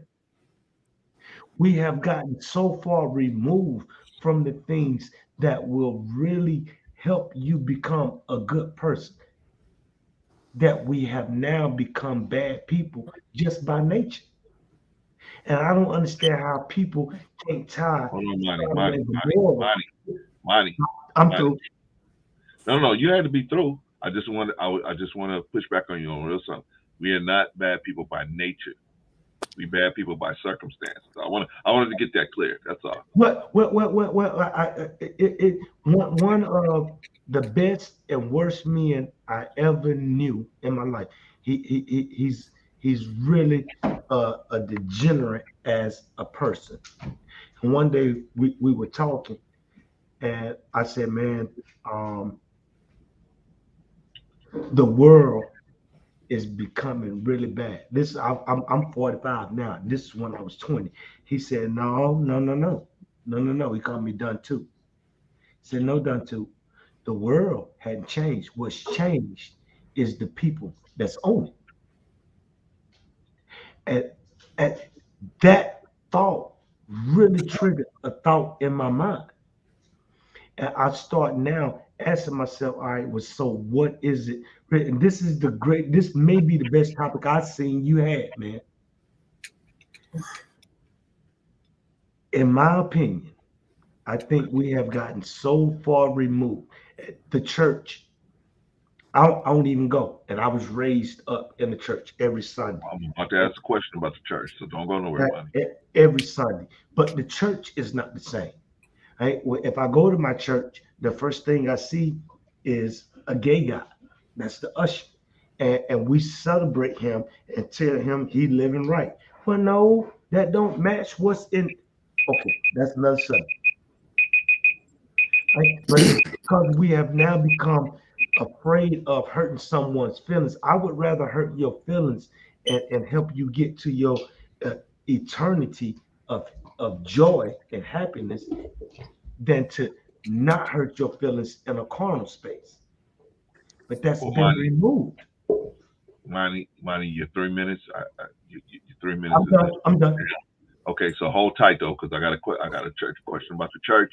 So don't go nowhere. Okay, New Growth. Thank you, brother. Appreciate you, man. I'm gonna stay on it, man. Okay, so why have, in my opinion, why have more and more Americans start walking away from religion? I think it's a couple of different things, kind of a combination of things, and but the main thing is like the three of you guys, the two Vaughns and the Patrice were alluding to, and Monty basically came up and said the exact same thing. Is that you guys were saying that basically the churches, church in particular, but just almost all religions in America, because they have to survive, they have to they have a business aspect to church here in America. Yeah. People are not driven by their morality a lot of times in America. They're driven by, what they can see, not exactly their morality. Because why? They've gotten fooled so many times going off of their quote unquote faith, right? You believe in a person, you believe in this person, and you believe in what they're teaching you and how they're teaching you, and then we some kind of way get disappointed by that person. We get disappointed by this person, and so instead of saying, well, this person fell down, we will just say it's easier for us, especially those of us that haven't really been trained through the church or trained through the mosque or whatever. It's so easy for us to just say, see, that's why I don't even need to follow that religion. You fell down. You fell down. So if you fell down and you've been doing it, why should I try to go out there and try and do it? Because if you've been doing this for all these years and you fell down doing it, why should I get myself involved in it? That plus the scandals, plus just the hypocrisy involved in a lot of the leaderships of a lot of these places, because there's a lot of overlap in America. Like I said, these religious institutions have a business aspect to them, where in other places it's not necessarily a business aspect to the mosque, to the church, or whatever. In other places, everybody just knows that's the church. You put in on the church, and it's already understood by the majority of the people, right? But in America, the people are not going to follow a busted preacher. So we got some things that we got to think about on both sides, right? Because the people are not going to follow a preacher if he's busted, Yet at the same time, they don't want their preacher rich.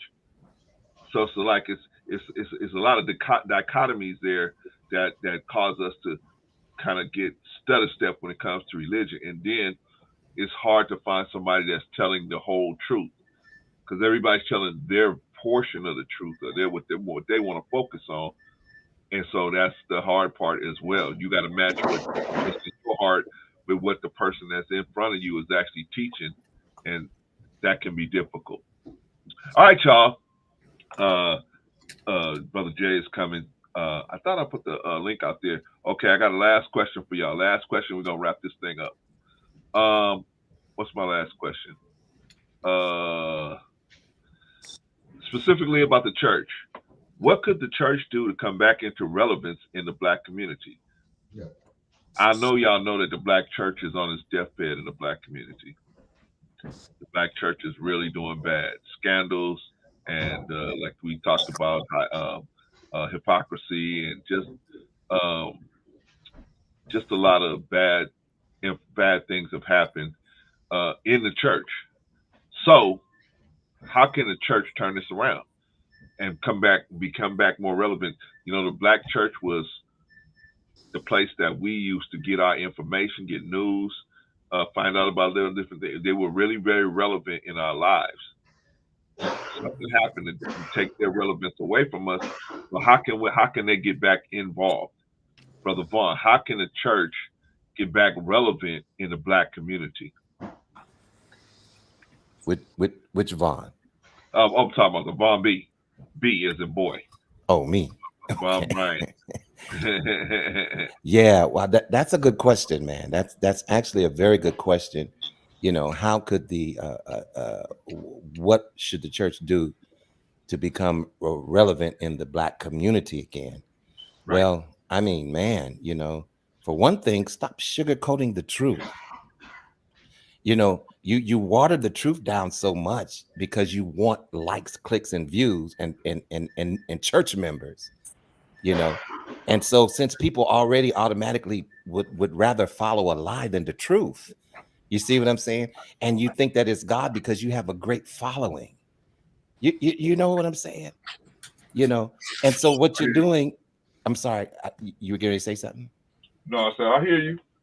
Yeah, you know, so one thing I would definitely say is, you know, stop watering down the gospel and the truth.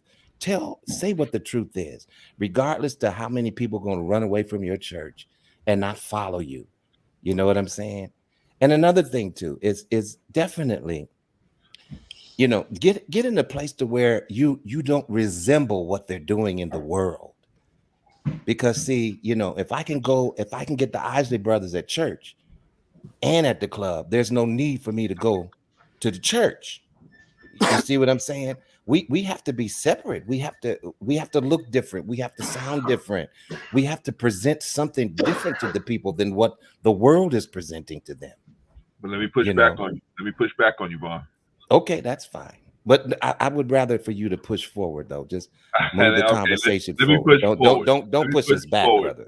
Let's go forward. All right. Push forward. Good. Thank you for correcting me. Okay. But we're in America, brother. And so there's a lot of things that you have to acknowledge, even in the church. Like, for example, you have to acknowledge people that live these alternative lifestyles. You have to acknowledge that. You can't, you know, there was a time where you could say, hey, this is not what God wants us to do. Now we're in a situation where you can't say that because wait. Hold on. Okay, so hold on a second. So you saying that we can't say it or we won't say it? You can say it, but okay. Oh, so we can say it. Let me rephrase. We just won't say it, right? We won't say it because it's going to kill the church. The church will be canceled. People will come out and cancel you. So it becomes a political game because you don't want to get your church canceled. Yeah. So you will. So what these preachers do is they avoid. Oh, I understand why they do it now. Don't get it wrong. I understand exactly why they do that. Okay. I'm So I just want you to saying, take that into account in your answer, brother. If you want them to stand up, how can they stand up with the no, threat no, over but their you have head? to, but see, here's the thing. You have to stand on the truth. And if you're going to stand on a lie, then you should be in that position in the first place. Okay. So let's just make that part clear. Why Okay. do I need to go along with a lie to be substantiated by your organization or your county program or whatever it is? Right. Why do I have to do that? I should be able to stand up and tell the truth, just like you do. Hey, I love to wear a wig. I love to wear high heel shoes. You have other people have a truth that they tell. Right. And like I said, in the church, we should go back to telling the truth as well, not judging people or doing stuff like that. But I'm just saying, you know, there's a difference now. It's like we're going along to get along, and that's not the intention, I believe, of what the church should be. You know, we shouldn't just be going along to get along. You know, there are some sacrifices that have to be made when you are willing to stand up for what is right and what is wrong. And we've seen that in history when it comes to Black people. Well, let's not say this because the white people are gonna you see what I mean? They're gonna do us this way if we stand up for ourselves or stand up for the truth. So, you know, like I said, that's just my opinion. I mean, and like you say, you had a little pushback on that. But when we do that, when the church does that, instead of there's a scripture that says, if the foundations be removed, what shall the righteous do then? If we're going to remove the foundation, what is the foundation? The foundation is thou shalt not kill. You know, thou shalt not steal. It's so many foundational truths that we've gotten away from, and we've succumbed to the majority of the society of what they're putting out there. And so that's why the church is no different. Nobody sees any difference. You know, that's just my opinion, but you know, I'll leave that. I'll leave that in space. Okay. All right. All right. I'll leave you alone, boy. I'll leave you alone. Okay. Brother Von Eric, are you back with us yet? Okay. He's I'm back. with us. Oh, you back? Okay. I think. Can you hear me? Yeah, we got you, brother. Yeah. Oh, okay. Yeah, I think what I'm gonna piggyback off of Brother Brian a little bit that I heard him say. I do think that the church need to get back to the fundamental, the foundation. Like here, we had a pastor, but it was other religion. But I'm just speaking on the pastor. He was out in the street. I mean, he was there helping. Got a lot of people that was on drugs, off of drugs. He was on the pavement. I mean, he was out there. He wasn't just talking. He was walking the walk. And I think nowadays I see that a lot of pastors and religious leaders, should I say that, because I just don't want to put it on Christianity. Religious leaders get away from that. And I think they more so want to be superstars than represent what they're supposed to when it comes to the foundation of the religion, which they've been, you know, was ordained to lead the people. And I think they got away from that foundation. And I think until we able to get back to the fundamental, the core of the religion, I think it'll be very helpful for the community. And because I see religion in even people that doesn't go to church, I see religion in them, coming from them. And I think people that does go to church, when they see that, even though I don't go to church all the time or every Sunday, but when I see people that don't, they need to be recognized because they still expressing the foundation of the church or the religion that they've been raised in and been taught. So I think that should be recognized too. And just because someone doesn't follow your path or not on your path, that doesn't mean that we should push them away. Your path is your path. They have a path, and I think we should recognize that and acknowledge that. And I think that would be a great deal in the community. All right, brother. I appreciate that, man. Thank you so much. And can I just say this real quick, Brother Clarence? Yes, sir. Because I don't want it to get twisted and stuff like that. Because I just posted into the chat, please be advised that the opinions of our panelists and guests in chat are not necessarily the viewpoints of Let's Talk the Better Black Life. And I want to put that out there to say that, I know I've made some comments and I don't want them to be misunderstood, that I'm trying to, be bashing of any type of group of people or whatever their beliefs are. You know what I'm saying? It's just, hey, I'm just putting my opinion out there, and trying to generalize the way that I'm saying it, so I just wanted to put that out there. That's all. Did I walk away and Vaughn Bride says, what did Vaughn Bride do? Well, but see, here's the thing though, Von E. Listen, it's like we can call our black women bitches, we can call them hoes, we can do a whole bunch of stuff, but if you make any type of mention of the LGBTQ community, right, then the world sets all havoc out on you. Oh, okay. And I'm not understanding, like, why is some things accepted but then some things are not. I don't get that part. So, and I didn't mean to take the conversation in a different different angle. Oh no, I was just I know you, but I know I made a few comments since I've been on the panel concerning those type of issues. So I just want to make it clear that I'm not bashing anybody or judging people. I'm just saying what it used to be versus what it is now. Right. Yeah. It's no problem. We don't have nothing against nobody because of their religion, race, color, whatever. We don't have no problem with them. We just start asking the truth. We just ask the true questions. Yeah, right. Yeah.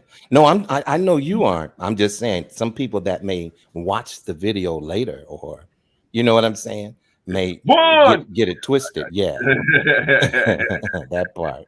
All right. I appreciate you, brother. All right. Let's move it down the line because we got to get out of here 4 hours already. Patrice. Yes, sir. Young lady, are you still with us? I am. Can you hear me? I can hear you fine. Okay. What should the church, or what could the church do to become relevant back in the black community once again? That's a great question, and it's a loaded question, right? So first, I think that I want to say that there are some good churches that are still in the community that are doing great things. First, I want to say that. Because I want to put that disclaimer out there again, we're talking about some, not all. Because we ain't been to every church in the world, so I know that in this whole United States of America, there has to be still some good churches out here. And I know for a fact that every Christian, every Muslim think that their place is that place. So that being said, I also think that, from my humble opinion, somebody that don't go to church anymore, I think it should be an individual thing, right? If you choose to go to a church, let your foundation in that church be in your heart. If you choose to be a giver, if you choose to be a contributor, if you choose to give back, I think you should probably do it on an individual basis, or try to find a good church, as they say, good church home, where you think is good for you to go, and you be the catalyst to make a difference, right? Because you need to be careful with where you're going. Because if you go into a church and they ain't doing these things in your community, it's a problem. And shame on you, because you ain't gonna be able to blame that pastor, nobody else. It's because it's gonna be all you, right?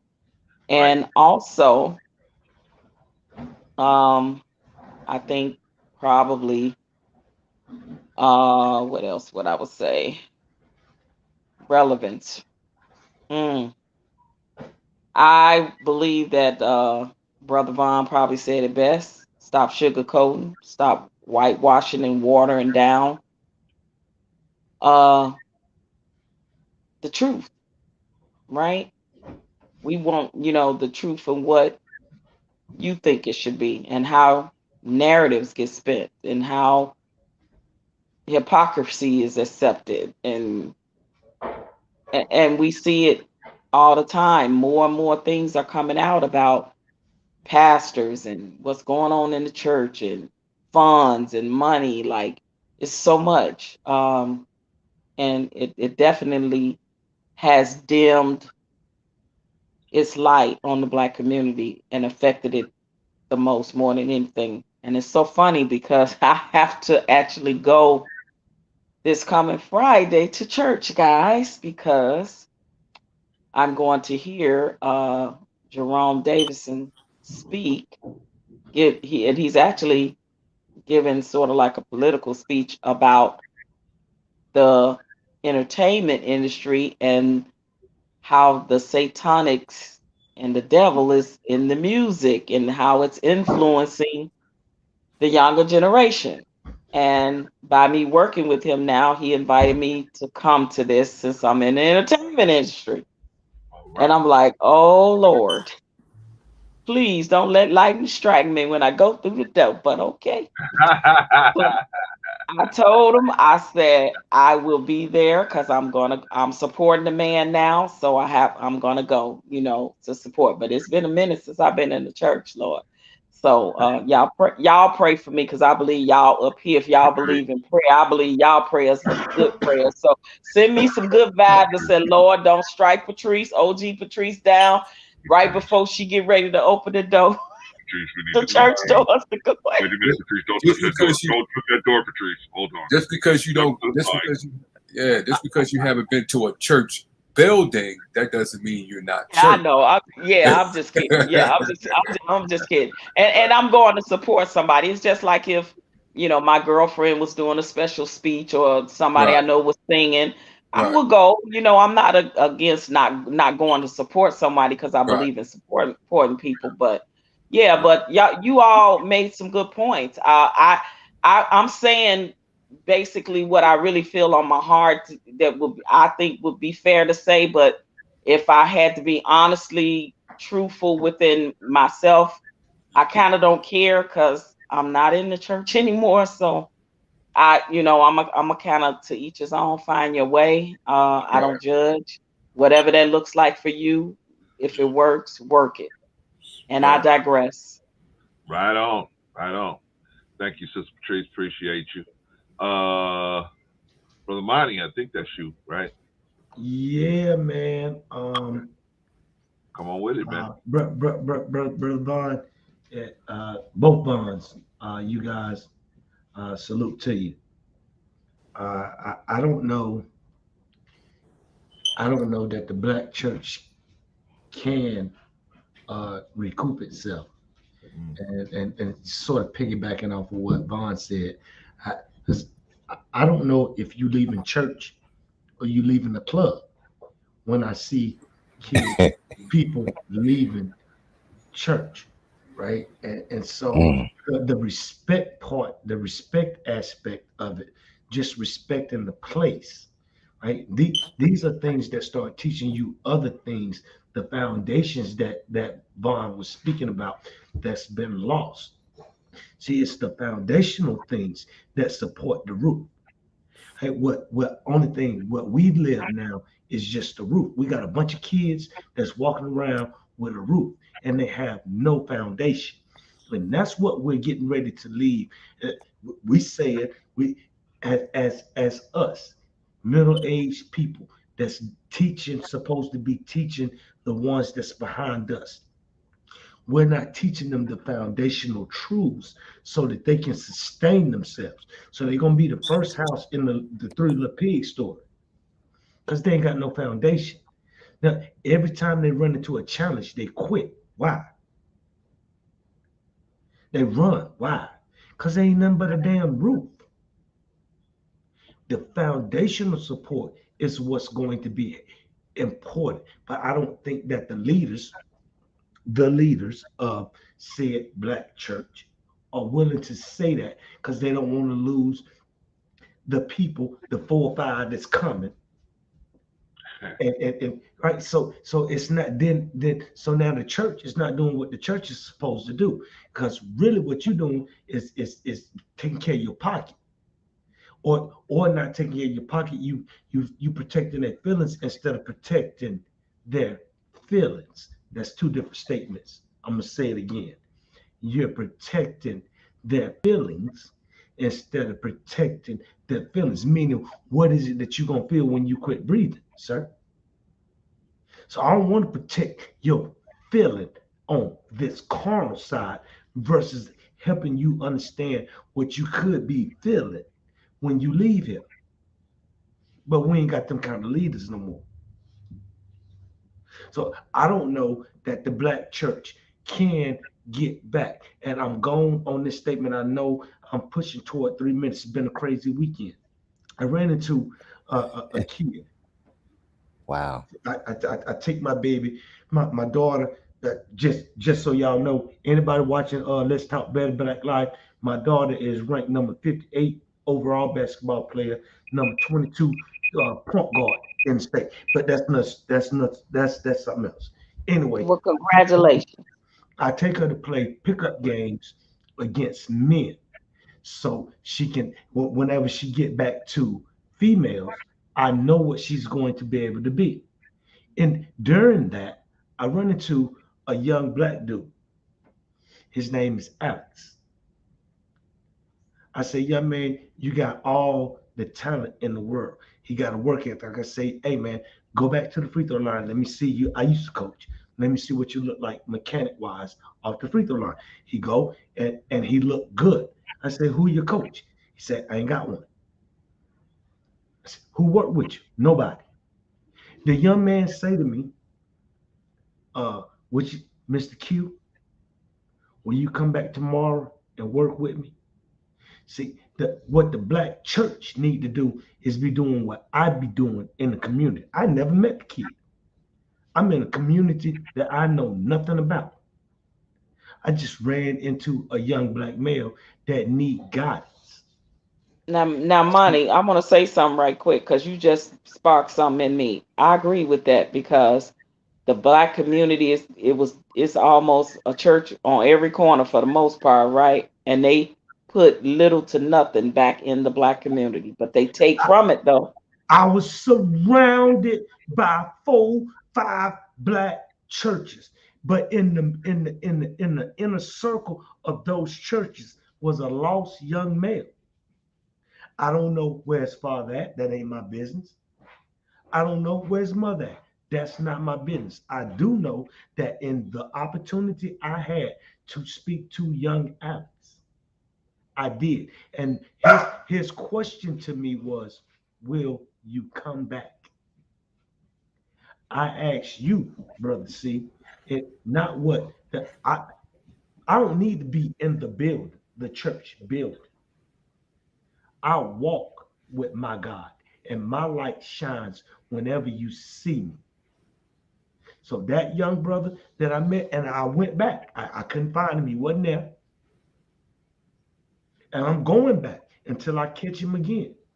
But brother, hey Monty, can I ask you a question? Because you said that as far as some preachers don't want to hurt the person's feelings. Let's look at it at a reverse too also. Should we as a people, because we see a lot of things, should we go to the preacher and say, hey, because you just said churches, these black churches don't do that as what you as far as what you want to do. Should we go to the preacher and say, hey, when they come out in the hood and things like that, should we approach them and say, hey, y'all need to do more of this? Because some people don't go to the preacher because they don't want to embarrass the preacher's feelings. They don't want to hurt the preacher's feelings. So that door swings both ways. Should we tell them and step to them or no? I want to make sure I understand your question. But to answer it just based on the gist that I think I understand what you was asking me. I don't think even as a youngster, and I got in trouble. I was not willing to follow the man more so than the word.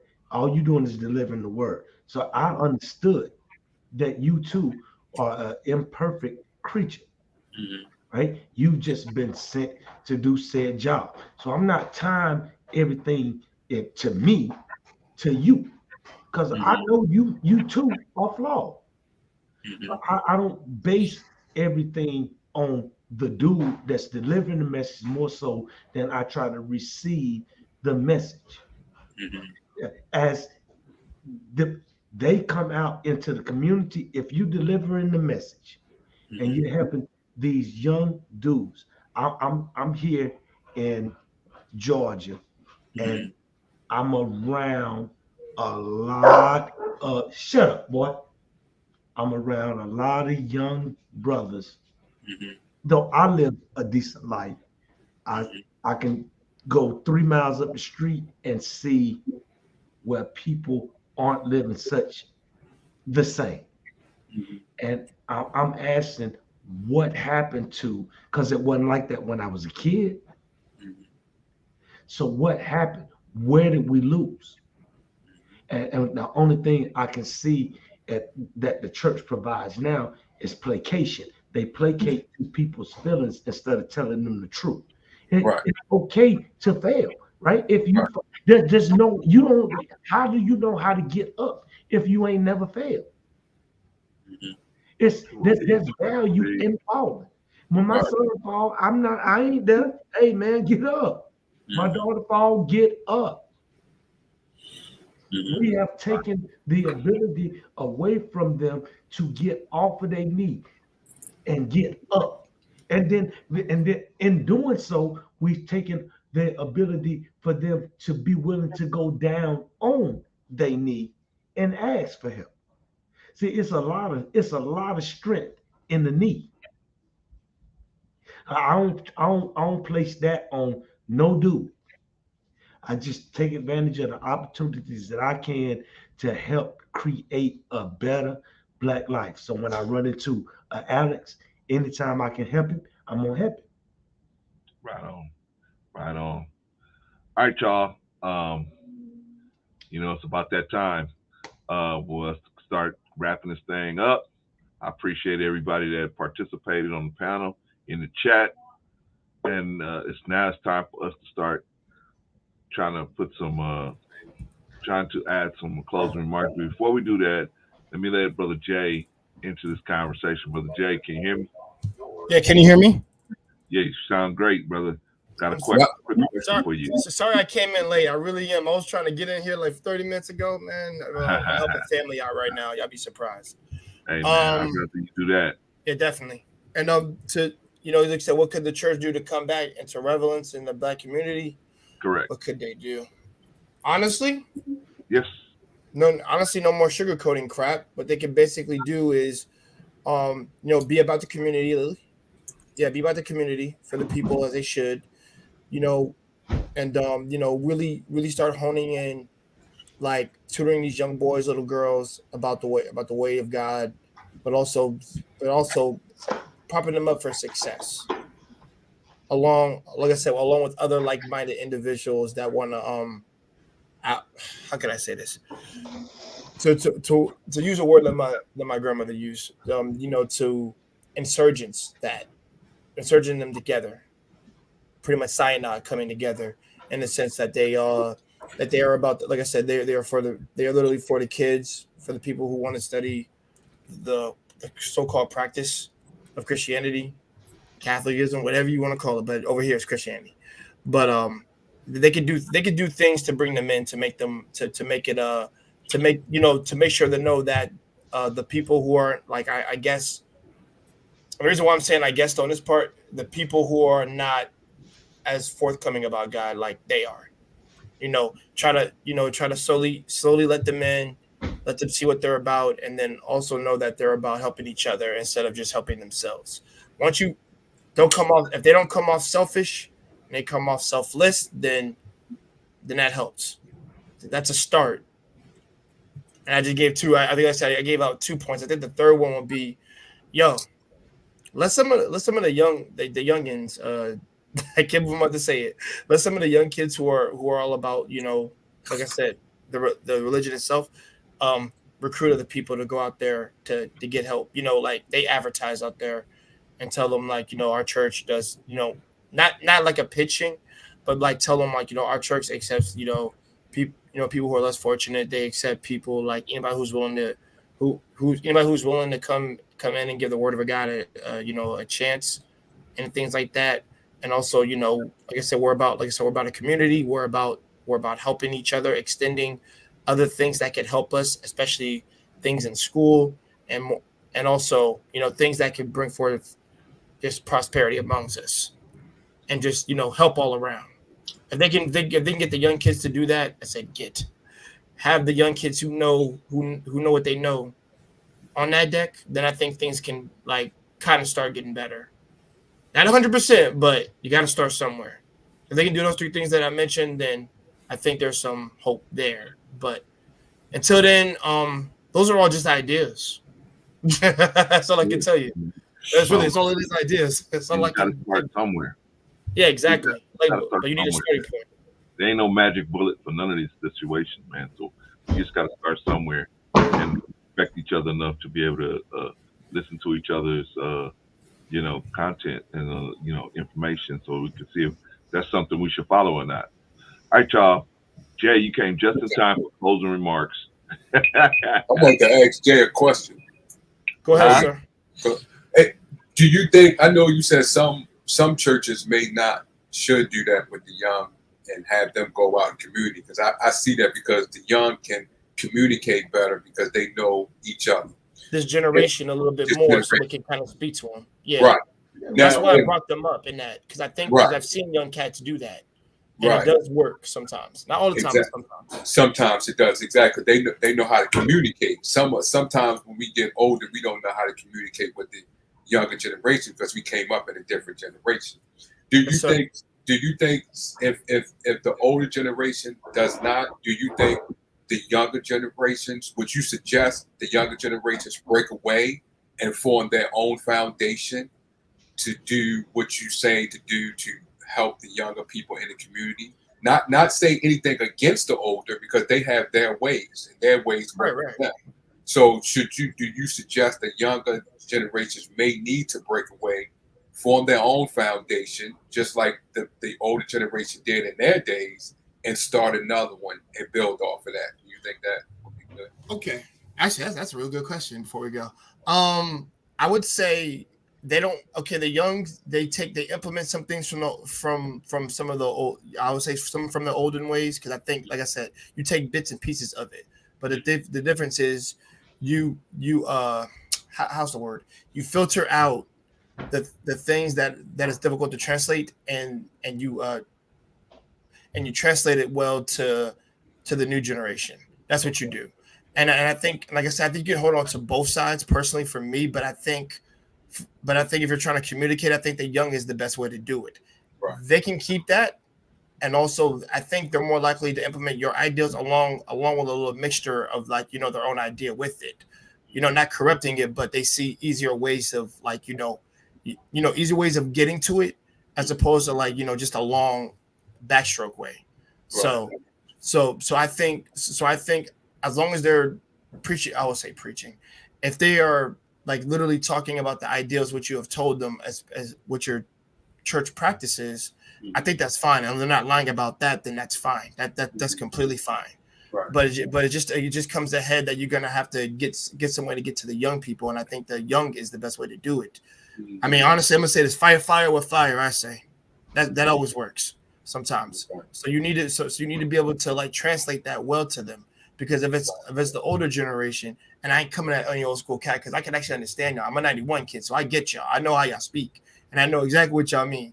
But some of the young cats, like nowadays coming up, they don't know any of that. Right. Like it's a lost. It's like a lost language to them. Right. A communication gap.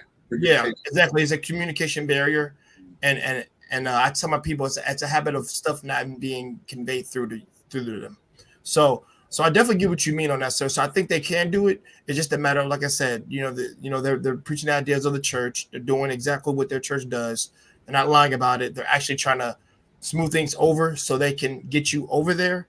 But also, but the thing is, you'll see the truth once you give it a chance. That's how I see that. Like I said, we're not trying to sell anything. We're simply trying to ask, borrow a moment of your time. So you may want to check out our church if you don't have a church home to go to. But also, if you want to give our church a chance, that's how you do it. And also, if you have any questions for any other questions, I can answer that. Like do it like tactfully. Don't do it like I'm trying to push an agenda on you. Don't do that. Yeah, because trust me, you'll lose the freaking young. I'll fret with that. Because I seen them back up and like, nah, man, I ain't with that. That sounds very cultish like to me. And I'm just like, I've run into people who said that. So definitely. So like I said, we just gotta be able to communicate it well. And like I said, someone definitely come on that. Like I said, my brother Cohen said, you gotta start somewhere. If you start that way small and it builds up from that, then you can just, like I said, you can have the young promoted overall at that point and just relay it back to the pastor, the church, and let them know what activities you're doing. And I'm about to say is have a church council if you got to. That sounds very Jedi-ish what I just said, but no. I get you. Mm-hmm. All right, y'all. We're gonna don't mention it, brother. We're going to go into the closing remarks. New Growth had a question real quick. I'm gonna try to answer it. New Growth said Lucifer was second in charge to God, and what was his gift? Yikes. Yeah. Well, what is this? Yeah. Talking about Catholicism right now? I'm trying to figure that out. But New okay, Growth, don't worry, man. I don't know exactly what you mean. Well, Brother Vaughn should know that. I mean, even I know that his gift was he could sing. Right. He had the most beautiful gift that he's talking about Lucifer the angel. And I was wondering what he meant for a second, but it clicked in. I'm like, oh, you're talking about the God's like promised child, like the golden child of the family. Yeah. And in Catholic, I got you. I appreciate Monty for answering that question, and you too, Jay. I appreciate y'all answering my question. All right, y'all. Let's get some closing remarks in here so we can start wrapping up, man. You guys go home, be with your family. Okay, Brother Von Bryant, closing remarks, brother. Anything you want to say out there? Put out there. Yes, sir. Well, I mean, much respect to everybody on the panel. Brother Jay, Von E, OG Patrice, Monty. You, Brother Clarence, Brother Rico. Man, I love the fact that because don't forget our newcomer, Truth. And Truth. I'm sorry. You're right. But I saw the topic today, and I'm sitting around here and I'm like, oh Lord, I don't want to get in this debate and go down this rabbit hole. You know what I'm saying? So I was very, honestly, I was very reluctant to be a part of the panel because, I know sometimes these discussions can get quite heated and everybody's in their emotions and but the thing I love about this group of panelists is that we allow each other to express ourselves without much contention. And we know how to agree to disagree. So that put me at ease, right? That was the only thing that helped me call in and be a part of this today. Because I know sometimes this topic, about religious a lot of people get sensitive about it. You know what I'm saying? But what I found about your platform, Brother Clarence, is that you provide a space where we can actually come and express ourselves. You know what I mean? And without judgment, and as long as we're respectful, because then I know I've seen you put a whole bunch of people down. And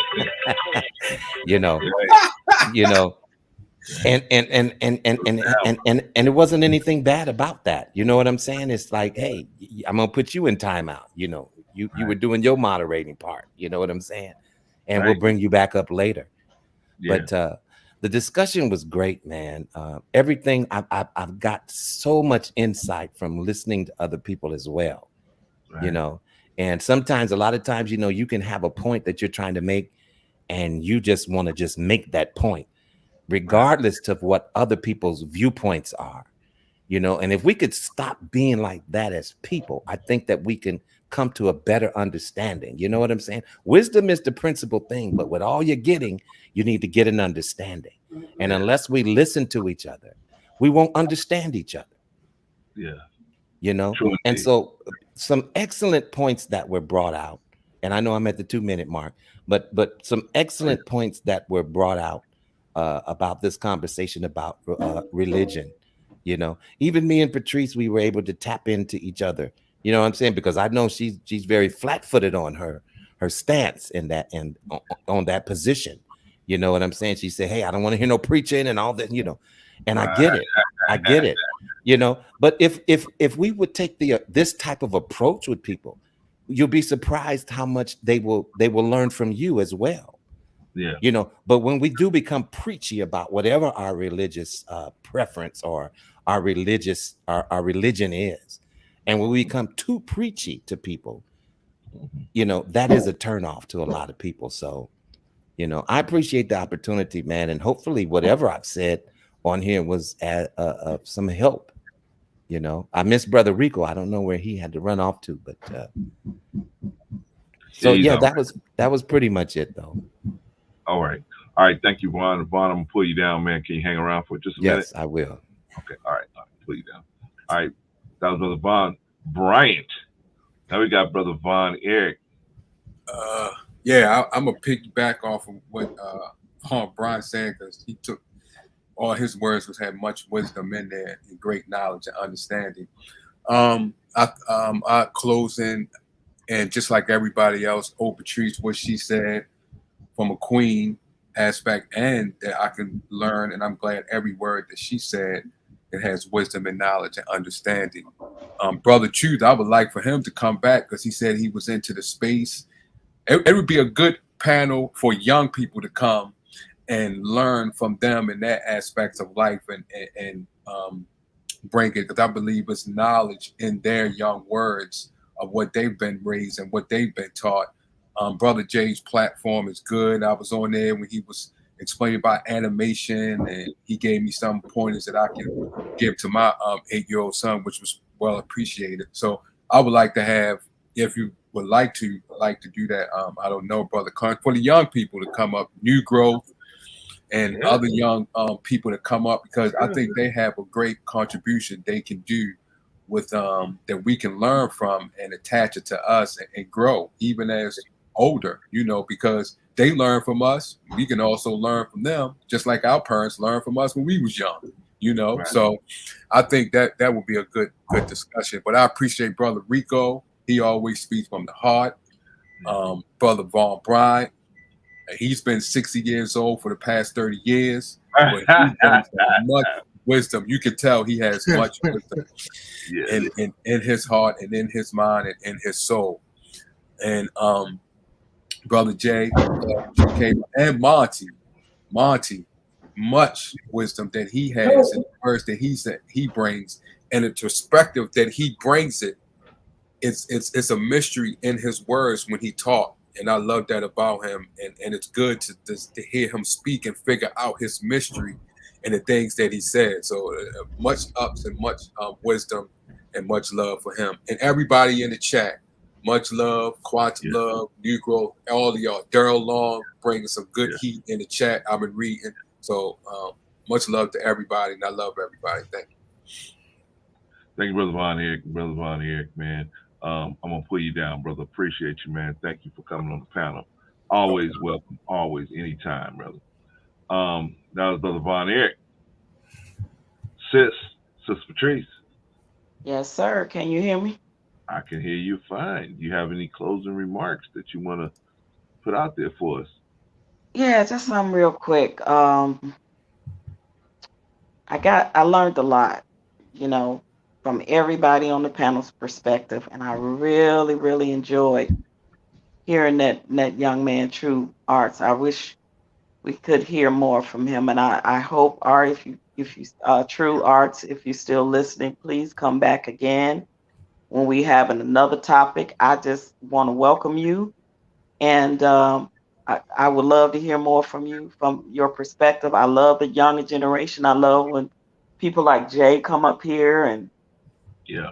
and Marcus and New Growth, and I just love hearing the different perspective, right? And I love the fact that everybody have an opinion and a view that's respected, even if we disagree. Right. And it's no dismissiveness in that. It's no contention in that. It's no, because we don't agree on the same, so I'm gonna give you hellfire. It's like, and I gotta feel like I gotta defend that. I respect everybody's opinion and views, whether I agree with them or not. I did learn a lot, and I am grateful. I'll never deny me being raised in the church. I'll never deny that, because I got a lot from that. So there is goodness there that'll take me all the days of my life, right? I just made another choice of how I choose to serve my creator now. That's the only difference. But I want to thank you, Bro Clarence, Bro Rico, Jay, Monty, Von Eric, Von Bryant, True Arts, Monty, all y'all. Who else? Am I missing anybody? Bro Rico, that came up on the panel and dropped number gems. Dropped number gems. I'm appreciative to you, brothers, and it's amazing how I could be the only female, even chaotic. Oh my God, I can't believe I'm saying that. He came. I wasn't gonna help her. Y'all see me, Jay. I wasn't gonna help her. I was going. I ain't gonna tell her about chaotic. Listen. You know me. Chaotic got everybody fucked up. Wait a minute, now listen, and I'm fouled around the board. It don't matter that I don't rock with him, but the truth is the truth, and I liked his perspective. It is what it is. I want to hear more of that from the younger generation, because as someone that's older, we trying to pass this mantle to them, right? Right. So I want to know that they are of sound mind, and it's not just rhetoric or talking points just to hear them talk, or it's not falsies or truth. So I mean, it is what it is. The truth is the truth, and it don't matter that it comes from somebody that I don't rock with. It's just, it is what it is, right? Right. I'm just that way. I've been that way my whole life, right? I don't have to like you to respect you. And if you say something that's right and makes sense, just right and makes sense, right?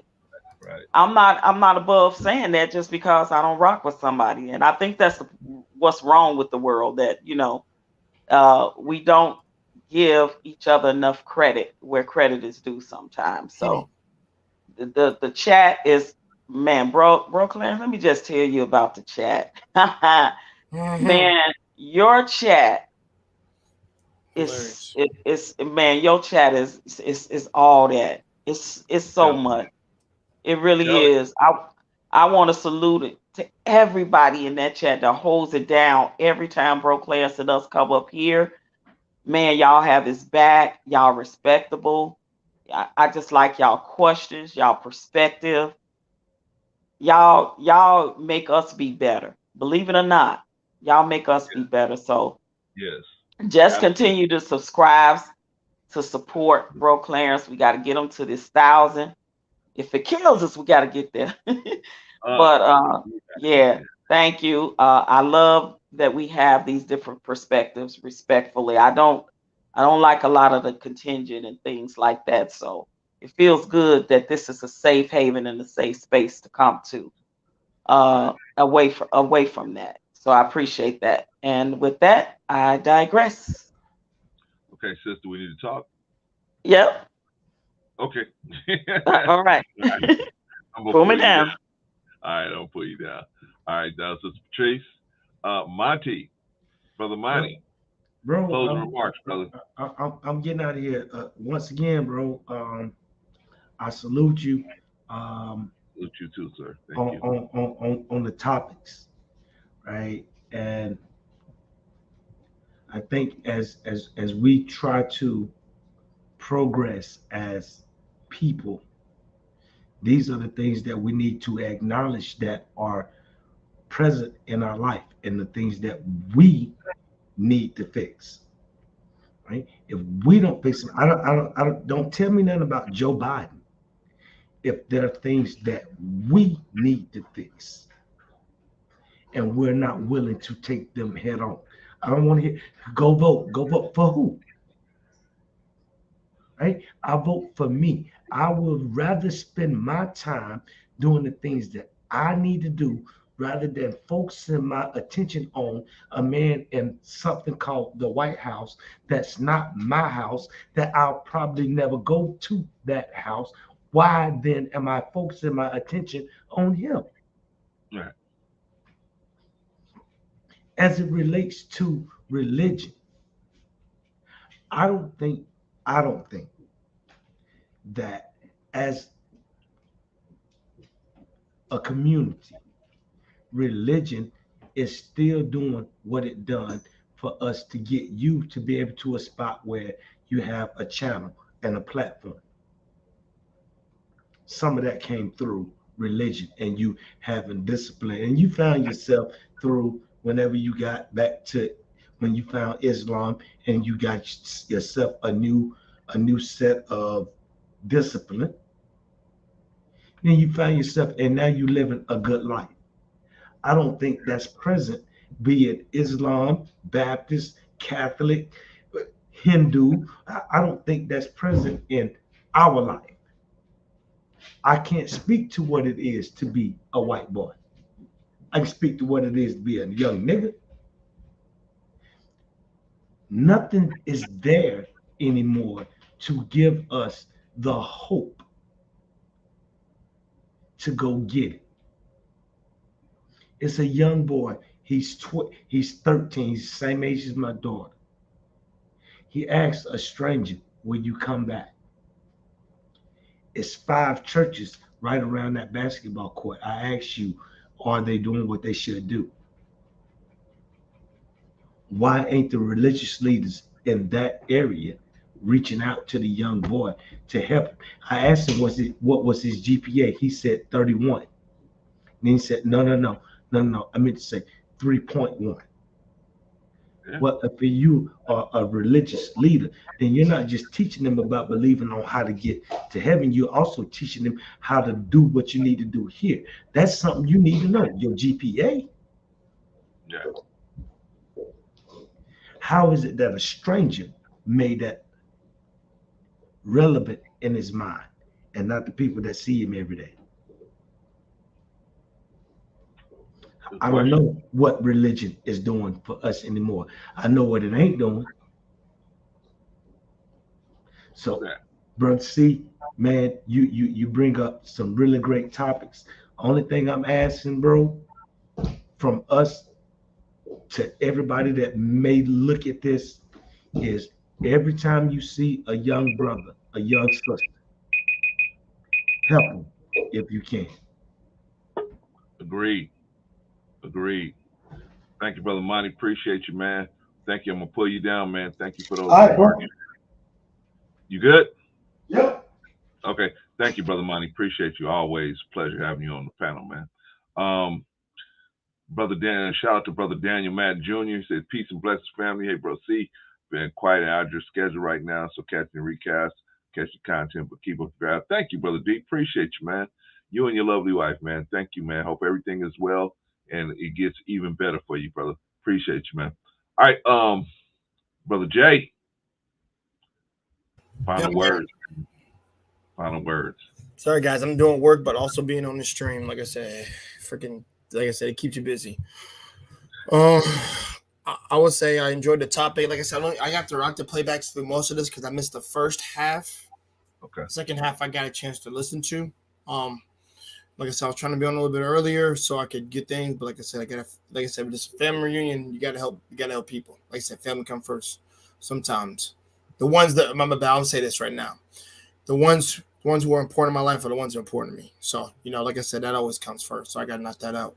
But as opposed to the topic, I love the topic you came up with, how could, solutions and, what could work and what can be done What can we do to get back on track to where we're spreading good, spreading our so-called faith just back around in our whole community, like when it was more prominent. Well, it was more prominent back in those days, as opposed to now, where it's more often not just people are not coming in because of what's been happening. So I definitely get I get all that. I get that we got to make things better.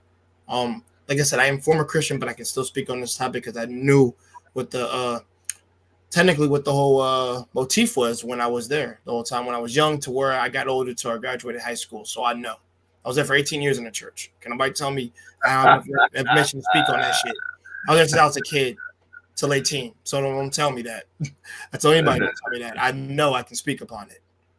But like I said, Brother Khan, like I said, there's a lot of things that we can do. We just got to be able to put the work in.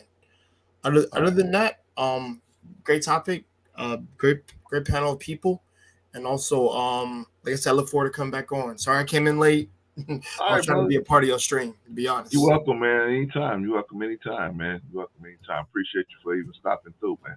Appreciate you. If you guys haven't already subscribed to Jay Takashi, gone over to Jay Takashi.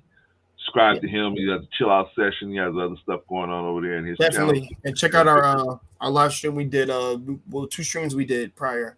We did 2 basically, one about delusion, and then we did one about why do you want to be a father? Or do men want to be fathers? We literally did that. We did that 3 days ago.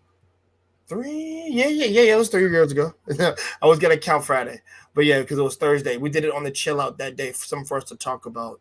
Y'all sprung that for us to talk about that, and plus there was something I had in the back of my head I've been pushing back. So we did talk about that.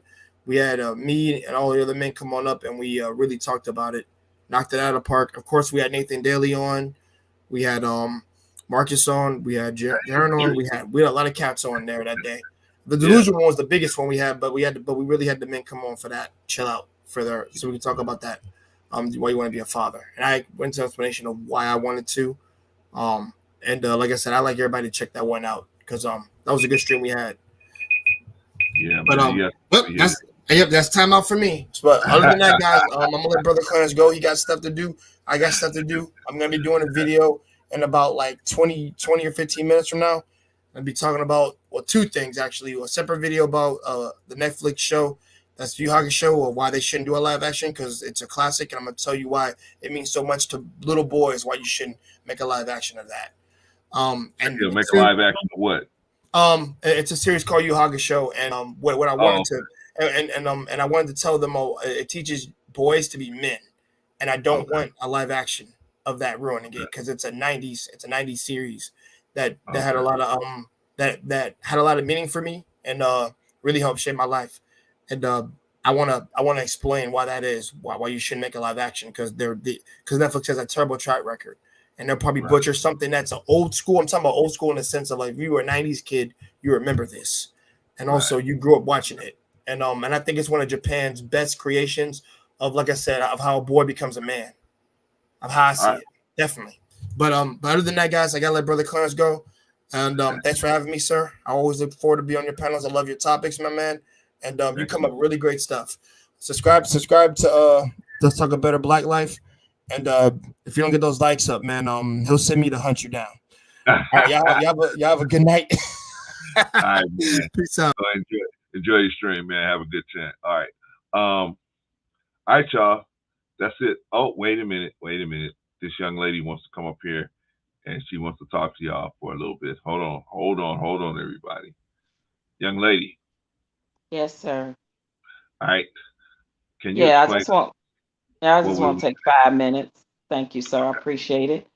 Okay. Y'all know I've talked about how I met these NFL players and I'll be working with them. So in the community, this picture is yours truly with AC Caswell, former Raiders. I think, he played when they was in LA. You heard of him, bro Clarence? Oh yeah. Okay. Yeah, so he's a friend of Jerome Davison. So he was at the event that I went to. And he give big events out here in Arizona, and lots of current and former Raiders come to it from Vegas, LA, and they all come in November, and I got hired to be the entertainment on this event. Oh Just, yeah, I mean, right. yeah, for my first time meeting these guys, and man, I'm telling you, I'm just overwhelmed at the opportunity to work with him in the community and to work on this function. So this is AC Caswell, former NFL player for the Raiders, and yours truly, and then the other one. Let me pull the other one up real quick. Yeah. So yeah, and I'm talking about these brothers are really cool guys. They're really, really, really nice guys. So I just want to give them a shout out and a salute to CA Caswell and also brother Jerome Davison, who is running for the county district, 4th district out here in Arizona for congressman. And that's me and him on this picture. So met him for the first time, and I brought my resume with me and pictures and things for when I worked the Obama campaign, and talked to him about what was his agenda for the people of Arizona for running for congressman. And we had a conversation, and he was like, "Yeah, I would like all the help I can get as far as helping him in the Black community, trying to get some of the Black votes." And you know how that is when a lot of our Black voters are Democrats, and this brother is running as a Republican. He's also a former NFL player for the Raiders as well, so he retired from the Raiders.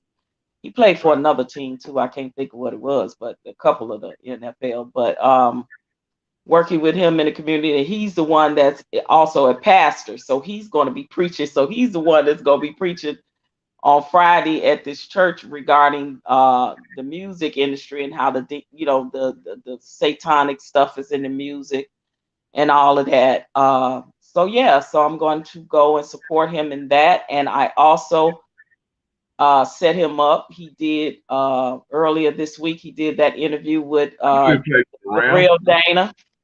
Yeah, he played for the Rams. Yeah. So I got him the interview with the Real Dana. Shout out to her, where he went on her panel and they interviewed Dana, and Judge Joe Brown interviewed him the other day. So I got that set up, and I got the next one set up with him and Angela Stanton King on Tuesday. So I'm gonna send you the link to the one he did with the Real Dana the earlier this week, and then I'll send you the information on the one he's gonna do Tuesday morning with Angela Stanton King on her show, the Act Show, on her YouTube platform. And that one is Tuesday morning at 10 a.m. Eastern Standard Time. So you got to remember they 3 hours ahead of us, bro, Clarence. So because she's in Atlanta. So yeah, that's early our time. That's like what, 7 hour time? Woo, yeah.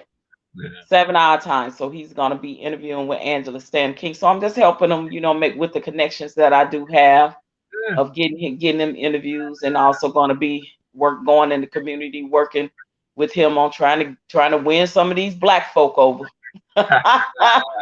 So yeah, bro, Clarence, thank you so much. I appreciate you for letting me come up and talk about these things, because I don't have a platform to talk about it on, and I appreciate it.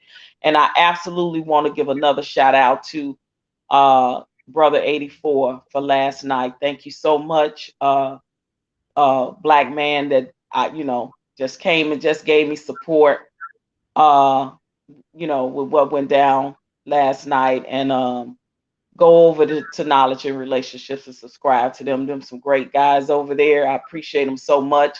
Sometimes I'm a strong Black woman. I come from the South Side of Chicago. I could take a lot, but sometimes the bashing and the bantering and the things that Black men do to Black women on these platforms, it's just crazy. And it was just good to just see him come out of nowhere and do that, because it wasn't expected.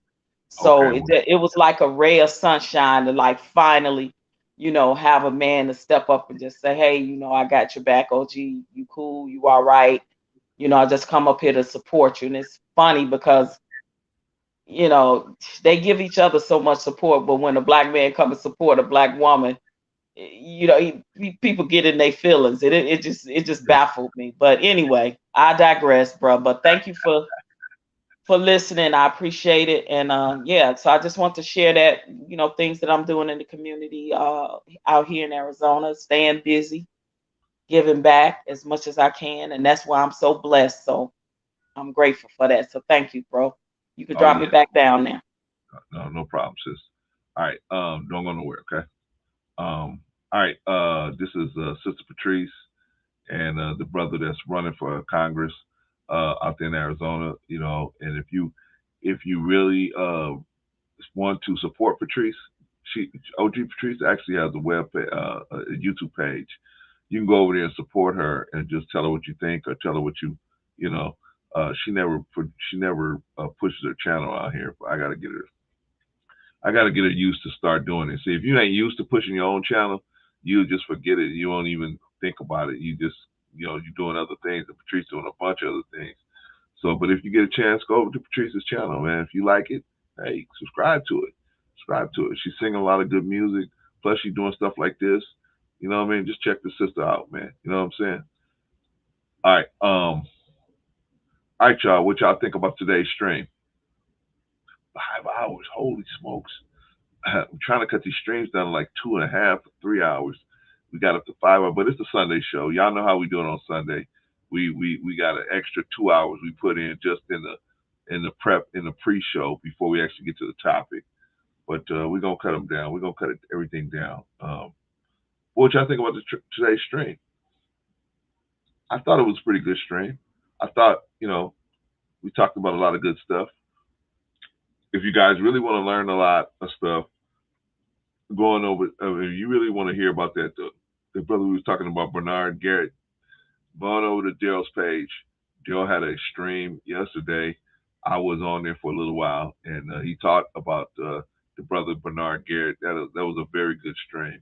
If you don't know about this black man, the banks wouldn't give him loans to buy the property in the neighborhood, so the man bought the bank. Right? But it's a good story, man. Eventually, unfortunately, the government took it away from him, but definitely a good story. Good story just to see that, you know, our people we wasn't just walking around bumping our heads, bumping into each other all the time. We was actually out here trying to do stuff and make some stuff happen. But, you know, some people say, oh, well, racism doesn't exist and all these things. You're just a victim Olympics. And we got so many different instances that prove that this stuff is going on or was going on at a certain level. It may not be at the same level because there's more eyes watching, but it's still going on. Still going on. Shout out to Sister Annie, says it was a great stream. Risa said, I gotta watch the replay. I fell asleep. That's all right, Risa. I know most of you guys are not gonna be sitting around for 5 hours. Watch us straight through. I know that. So I know most of you guys are probably gonna pop in here, pop in there, pop in here, pop in there. And some of you guys might stay if you can hang in there. But most of you guys are not gonna stay the whole. We get that. But we appreciate you. And you at least watch us on the replay. Put your headphones on, take a bath or something, and just listen to us. All right. Okay. Let's do the rundown, y'all. Let's do the rundown so we can get out of here. All right. First of all, our very most important player in the game is the chat. That's our most important. That's our MVP, right? Our most valuable player in the game is the chat. The chat, once again, a strong performance. Chaotic came in.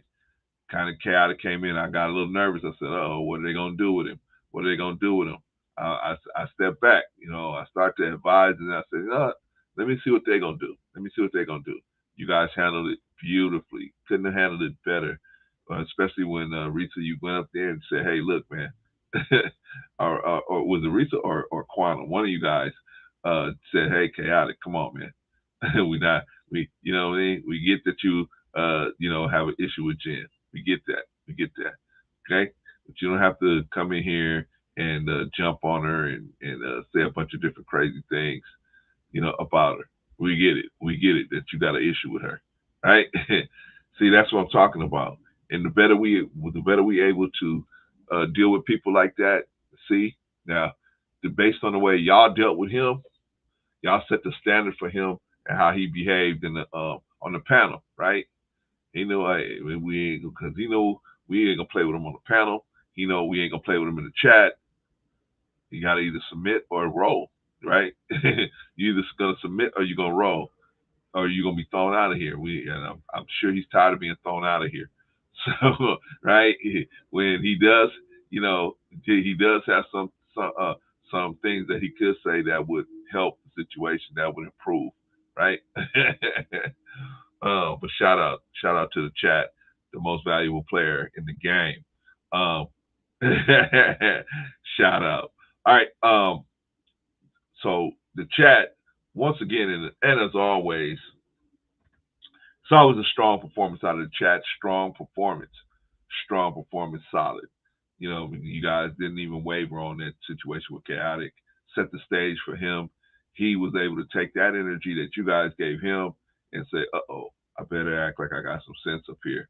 And he came up here and he may have disagreed. He had his own opinion, but then he made some sense, which I know it's in him, but sometimes he likes to be flamboyant so that he can, shock everybody and be like kind of like a Howard Stern in the YouTube streets, right? Shock everybody into just giving them that attention. But when he actually sits down and behaves himself, he can actually make some pretty good points. But shout out to the chat. Strong performance as always. All right, let's go down the rundown. Let's run down on the panel. We had Brother Rico. Brother Rico came in. He came in. He lasted a couple hours, and then, of course, but he had already told me that his family was going to go to some type of event, so he had to go. He wasn't going to stay the whole way through the show, so I knew that already starting out. But shout out to Brother Rico. What do y'all think about Brother Rico's performance? Brother Rico's not a very religious man, so these religious topics, he kind of, he's not kind of gonna be strong on all the points, but he's gonna ask us questions. But I think he did a good job. What do you think? How would you grade what Rico did with Chaotic? I would give him an A+. You know what I mean? I was wondering, is this gonna work? Right? Patrice, Rico, and Chaotic together in the same building. How is that gonna work? Right? So I wanted to make sure everybody be okay. I let everybody know, hey, Chaotic's coming. Because if anybody would have had an issue, I wouldn't have let him come up. But everybody said, hey, let him come up. And so we move forward. You know what I mean? But I think it was the energy that he brought. He brought the energy that you guys in the chat gave him, like, hey, we ain't playing over here. So if you're going to come correct. We don't mind you disagreeing, but you got to come correct. But shout out to Rico. Rico was on his best behavior, good behavior. He had his good shirt on. Wife told him to put a good shirt on because you're going out this evening. So Rico came in with his good shirt, had a good, and he got tested when Chaotic came on. He could have went off on Chaotic because I don't know if y'all know this. Let me tell y'all a secret. Rico doesn't really care for Chaotic most of the time. I mean, when Chaotic acts like he's not full of himself, Rico don't have no problem with him. It's just when Chaotic comes over and he acts like, hey, I'm this big YouTuber, you guys are nobodies, and so therefore you should bend all my wheels. So he didn't come over here with that attitude today. Thank you, chat. He didn't come over here with that attitude today. So shout out to Rico on his best behavior. Had some good takes, good questions, and strong performance as always. Strong performance, set the tone. I think Chaotic saw that Rico wasn't in the playing mood, and he said, well, that on top of the chat, on top of Rico, and then on top of the fact that I think Chaotic was in a space where he really wanted to discuss it. I think he really wanted to discuss it, and he wasn't really trolling today because he knows this ain't the place to really where you're going to be able to get a lot of that off and be successful. So he really wanted to talk. So shout out to him. shout out to him. But shout out to Rico. Shout out to Rico. Strong performance as always. Strong performance as always. I gotta move. What about the new brother, True Art? What do y'all think about True Art? Young brother came in, man. Didn't want to really cam up, but he cammed up anyway, man. He came on. You know what I mean? He was a little nervous, right? It was first time, man. It was first time out of the gate. But shout out to brother True Art, man. You know what I mean? He was just being himself, you know what I mean? Young brother. And you know what I mean? So he was a little nervous. You know what I'm saying? Everybody on a maiden voyage is a little nervous, you know what I'm saying? He'll build up strength, you know what I mean? I remember Von Bryant when he first used to come up here. Excuse me, right? Now Von be like, "Hey man, move, man, hey, what? This is Von Bryant, what? Well, you don't want to hear? Well, you gonna hear it anyway, young man." Right? But remember when Von first came in? Excuse me, gentlemen, you think I might be able to get a word in? Right?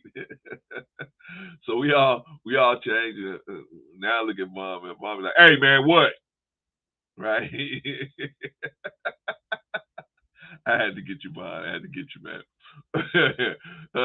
But you know, we all learn. We all get more as the time goes on. We get more. What's the word I want to use? Confidence. We get more confidence, man. We get more confidence. Our confidence build, and we get more relaxed around the people, right? We know that, you know, we realize that people are not going to judge us. The people are not going to look at us any kind of way. They just going to, you know, accept us for what we say, whether they agree with us or not. Well, at least here on Let's Talk Better Black Life, we're going to accept you as long as you're respectful, and you know, whether you agree with us or not, your opinion is going to be heard, right? As long as it's in a respectful manner. So the young brother, you know, this is his first time out, so give him some grace. He'll be back, and when he come back, we'll be ready for him again. We'll encourage him again. Get out there. Before you know it, man, he'll just be rolling off the dome like everybody else. Shout out to the new brother, True Art. Really appreciate you, brother, for coming up. And, you know what I'm saying, this is your home, brother. You want to come up, you want to talk about something, get something off your chest, come on over here, man. We ain't going to hold you back. We don't have this ain't the cone of silence where we got a whole bunch of people agreeing with each other. Sometimes we all agree, sometimes we don't. Most of the time we don't, right? But the good thing about it is it's all in good fun. It's all in learning. It's all in us pushing each other to be better people. You know what I mean? So that's the thing, right? Shout out to the brother, man. True Art. Shout out to him. Let's see. Who else came up? Oh, OG Patrice. What about OG Patrice? OG Patrice came up. You want to see a good picture? Let me show y'all a good picture of OG Patrice, man. Because let me y'all black people, right? Y'all black people, y'all don't want to see Patrice hanging out with the Republicans. How about this? Let me show y'all Patrice doing what y'all wanted to do, right? Let me show y'all Patrice pushing for Obama. That's what y'all want to see, right? But you know what, man? You know, she showed to us all. She showed us that, you know what? Yeah, you can go push your program, and you know, until you get to a point where you realize, hey, even though I may like the person, the platform ain't what it's not the best thing for me. I can go to the next platform. If the Republican candidate has a better platform, then let me roll with that, right? That's what she showed us, dealing with, you know, because now she's dealing with the Republican brother, and you know what? And it ain't because he's a brother. It's just because, you know, he got better. He got a better stance on the issues, right? But no, like I said, y'all could check out OG Patrice. She got her own page. She got a YouTube page where she's singing songs, and and you can go over to her YouTube page and just tell her what you think, man. You know, just email her or whatever, or however she got it set up to get in contact with her. Get in contact with her over there, man. Show her some love. Subscribe to her page. Show her some love over there, right? But Patrice came out today. Strong performance as always. Strong. Very, very solid as always. You know what I'm saying?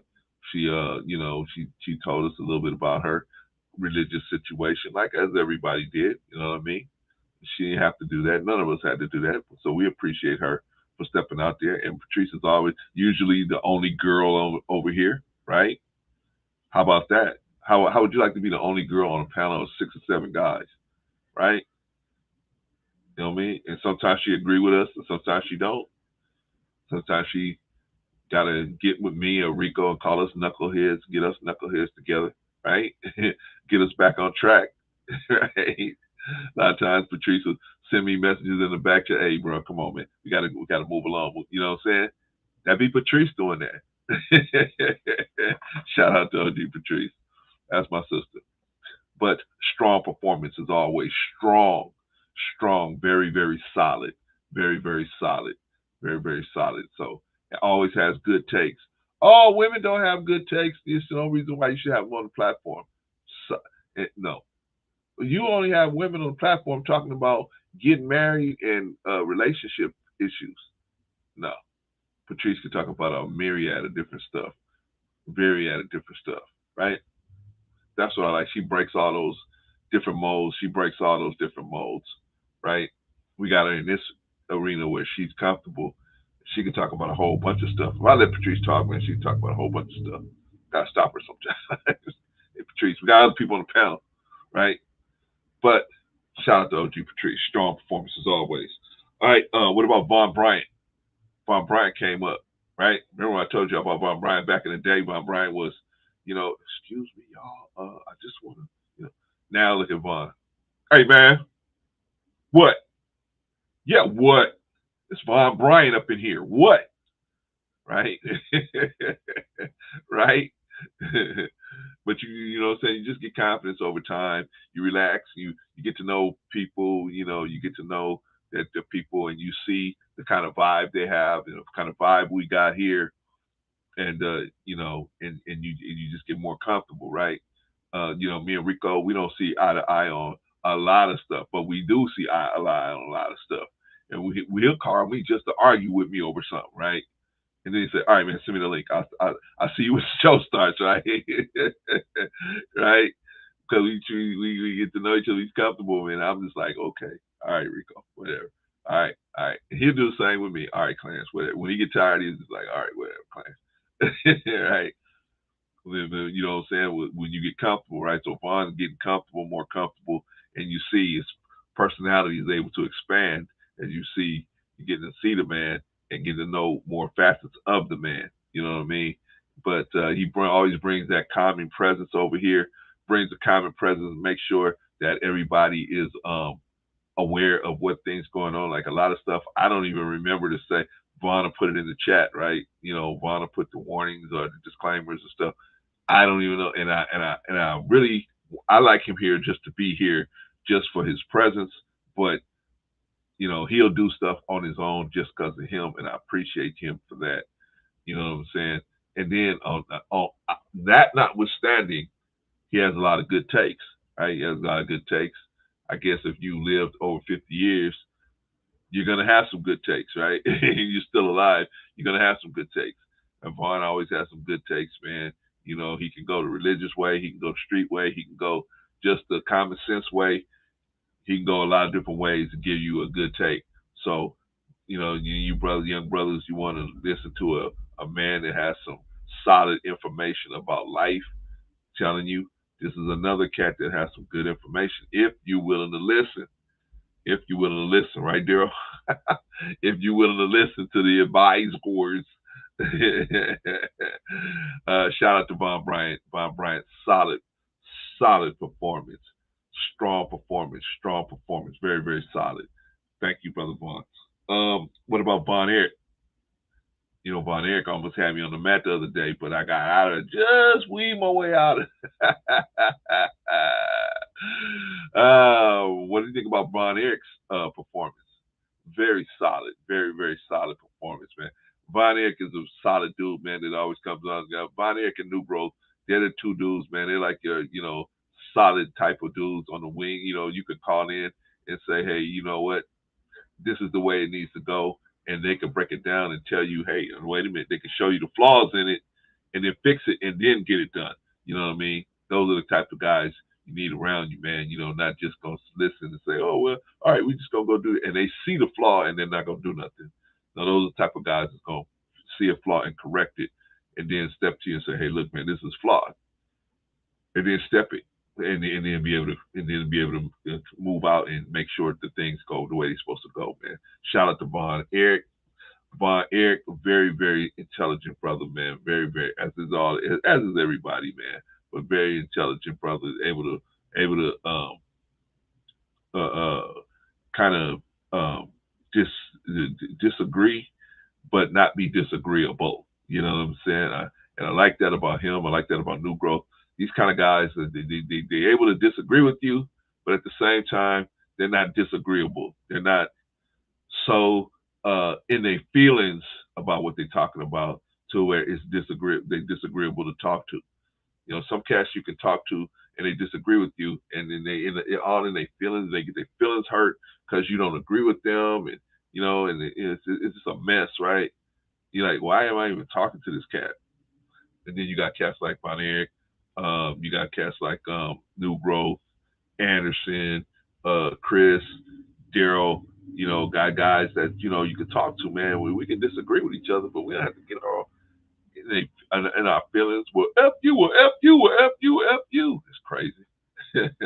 But Von Eric, very, very intelligent brother. I got to bring him up. I got to give him a topic because I need him to challenge me and Rico every month or so. So I got to give him a topic to challenge us on, something that we know that we kind of see it a little different, and then he can come up and challenge. He did a great job on that CRT thing. Did a great job on that, and I'm pleased with him with that. And I hope we can do some other things with him. But what'd you think about Von Eric? Solid, very solid performance, strong, very strong performance. Shout out to Brother Von Eric. All right, who else? Brother Monty. Monty came up, right? What do you think about Monty's performance? Very solid, very solid. Monty had a good last couple of times. Monty came out very, very solid. He had that one time where, you know, we were a little questionable on that one, but ever since then, he's been very, very solid. Very, very strong performance. So shout out to Monty. He regained his crown, man. He's back on top again, man. You know, doing his thing. So shout out to Monty, giving out that good advice, that wisdom. We appreciate you, man, because everybody don't say it the way we say it. So sometimes we need somebody who can say it in a way where none of the rest of us can say it. So we appreciate you, Brother Monty. What'd you think about it? And any of y'all see any of these people in the streets, just tell them what's up. Just tell them what's up. Hey, what's up, Monty? Hey, what's up, New Growth? Hey, what's up? What's up, Von Eric? What's up, Von Bryant? What's up, OG Patrice? What's up, Rico? Even if you see me, some of you guys see me out there. And shout out to Quantum. Some of you guys will see me out there, man, and step to me. But you know, if you see one of us, shout out to any will see me too out there.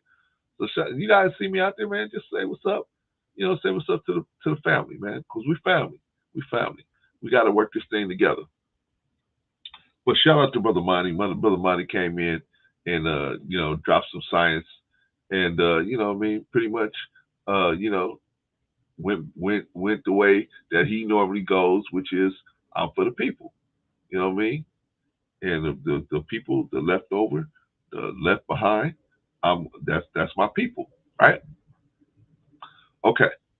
Brother Monty, solid performance, strong performance, very, very solid. We're gonna have to move on. Jay Takashi, what y'all think about Jay Takashi? Jay Takashi came in the building.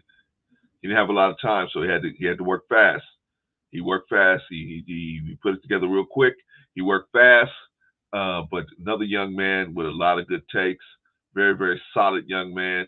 You know, if you get a chance to go over to his page, sign up for his page. Very, very solid young man. He did a great job. Came in. He didn't have that much time to work, so he had to work fast.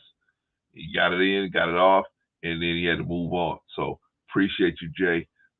Very, very strong performance. Chaotic Truth came through. What y'all think about Chaotic Truth?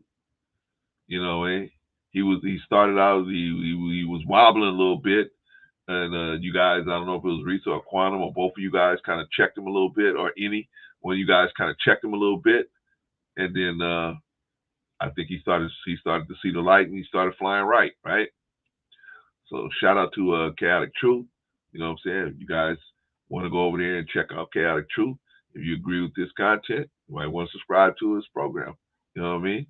But shout out to Chaotic. He was on good behavior today, so we were able to deal with him, like a regular regular person. That's all we've ever asked of him, was to just be, even if he's going to be disagree, just to be respectful. That's all we've ever asked of him.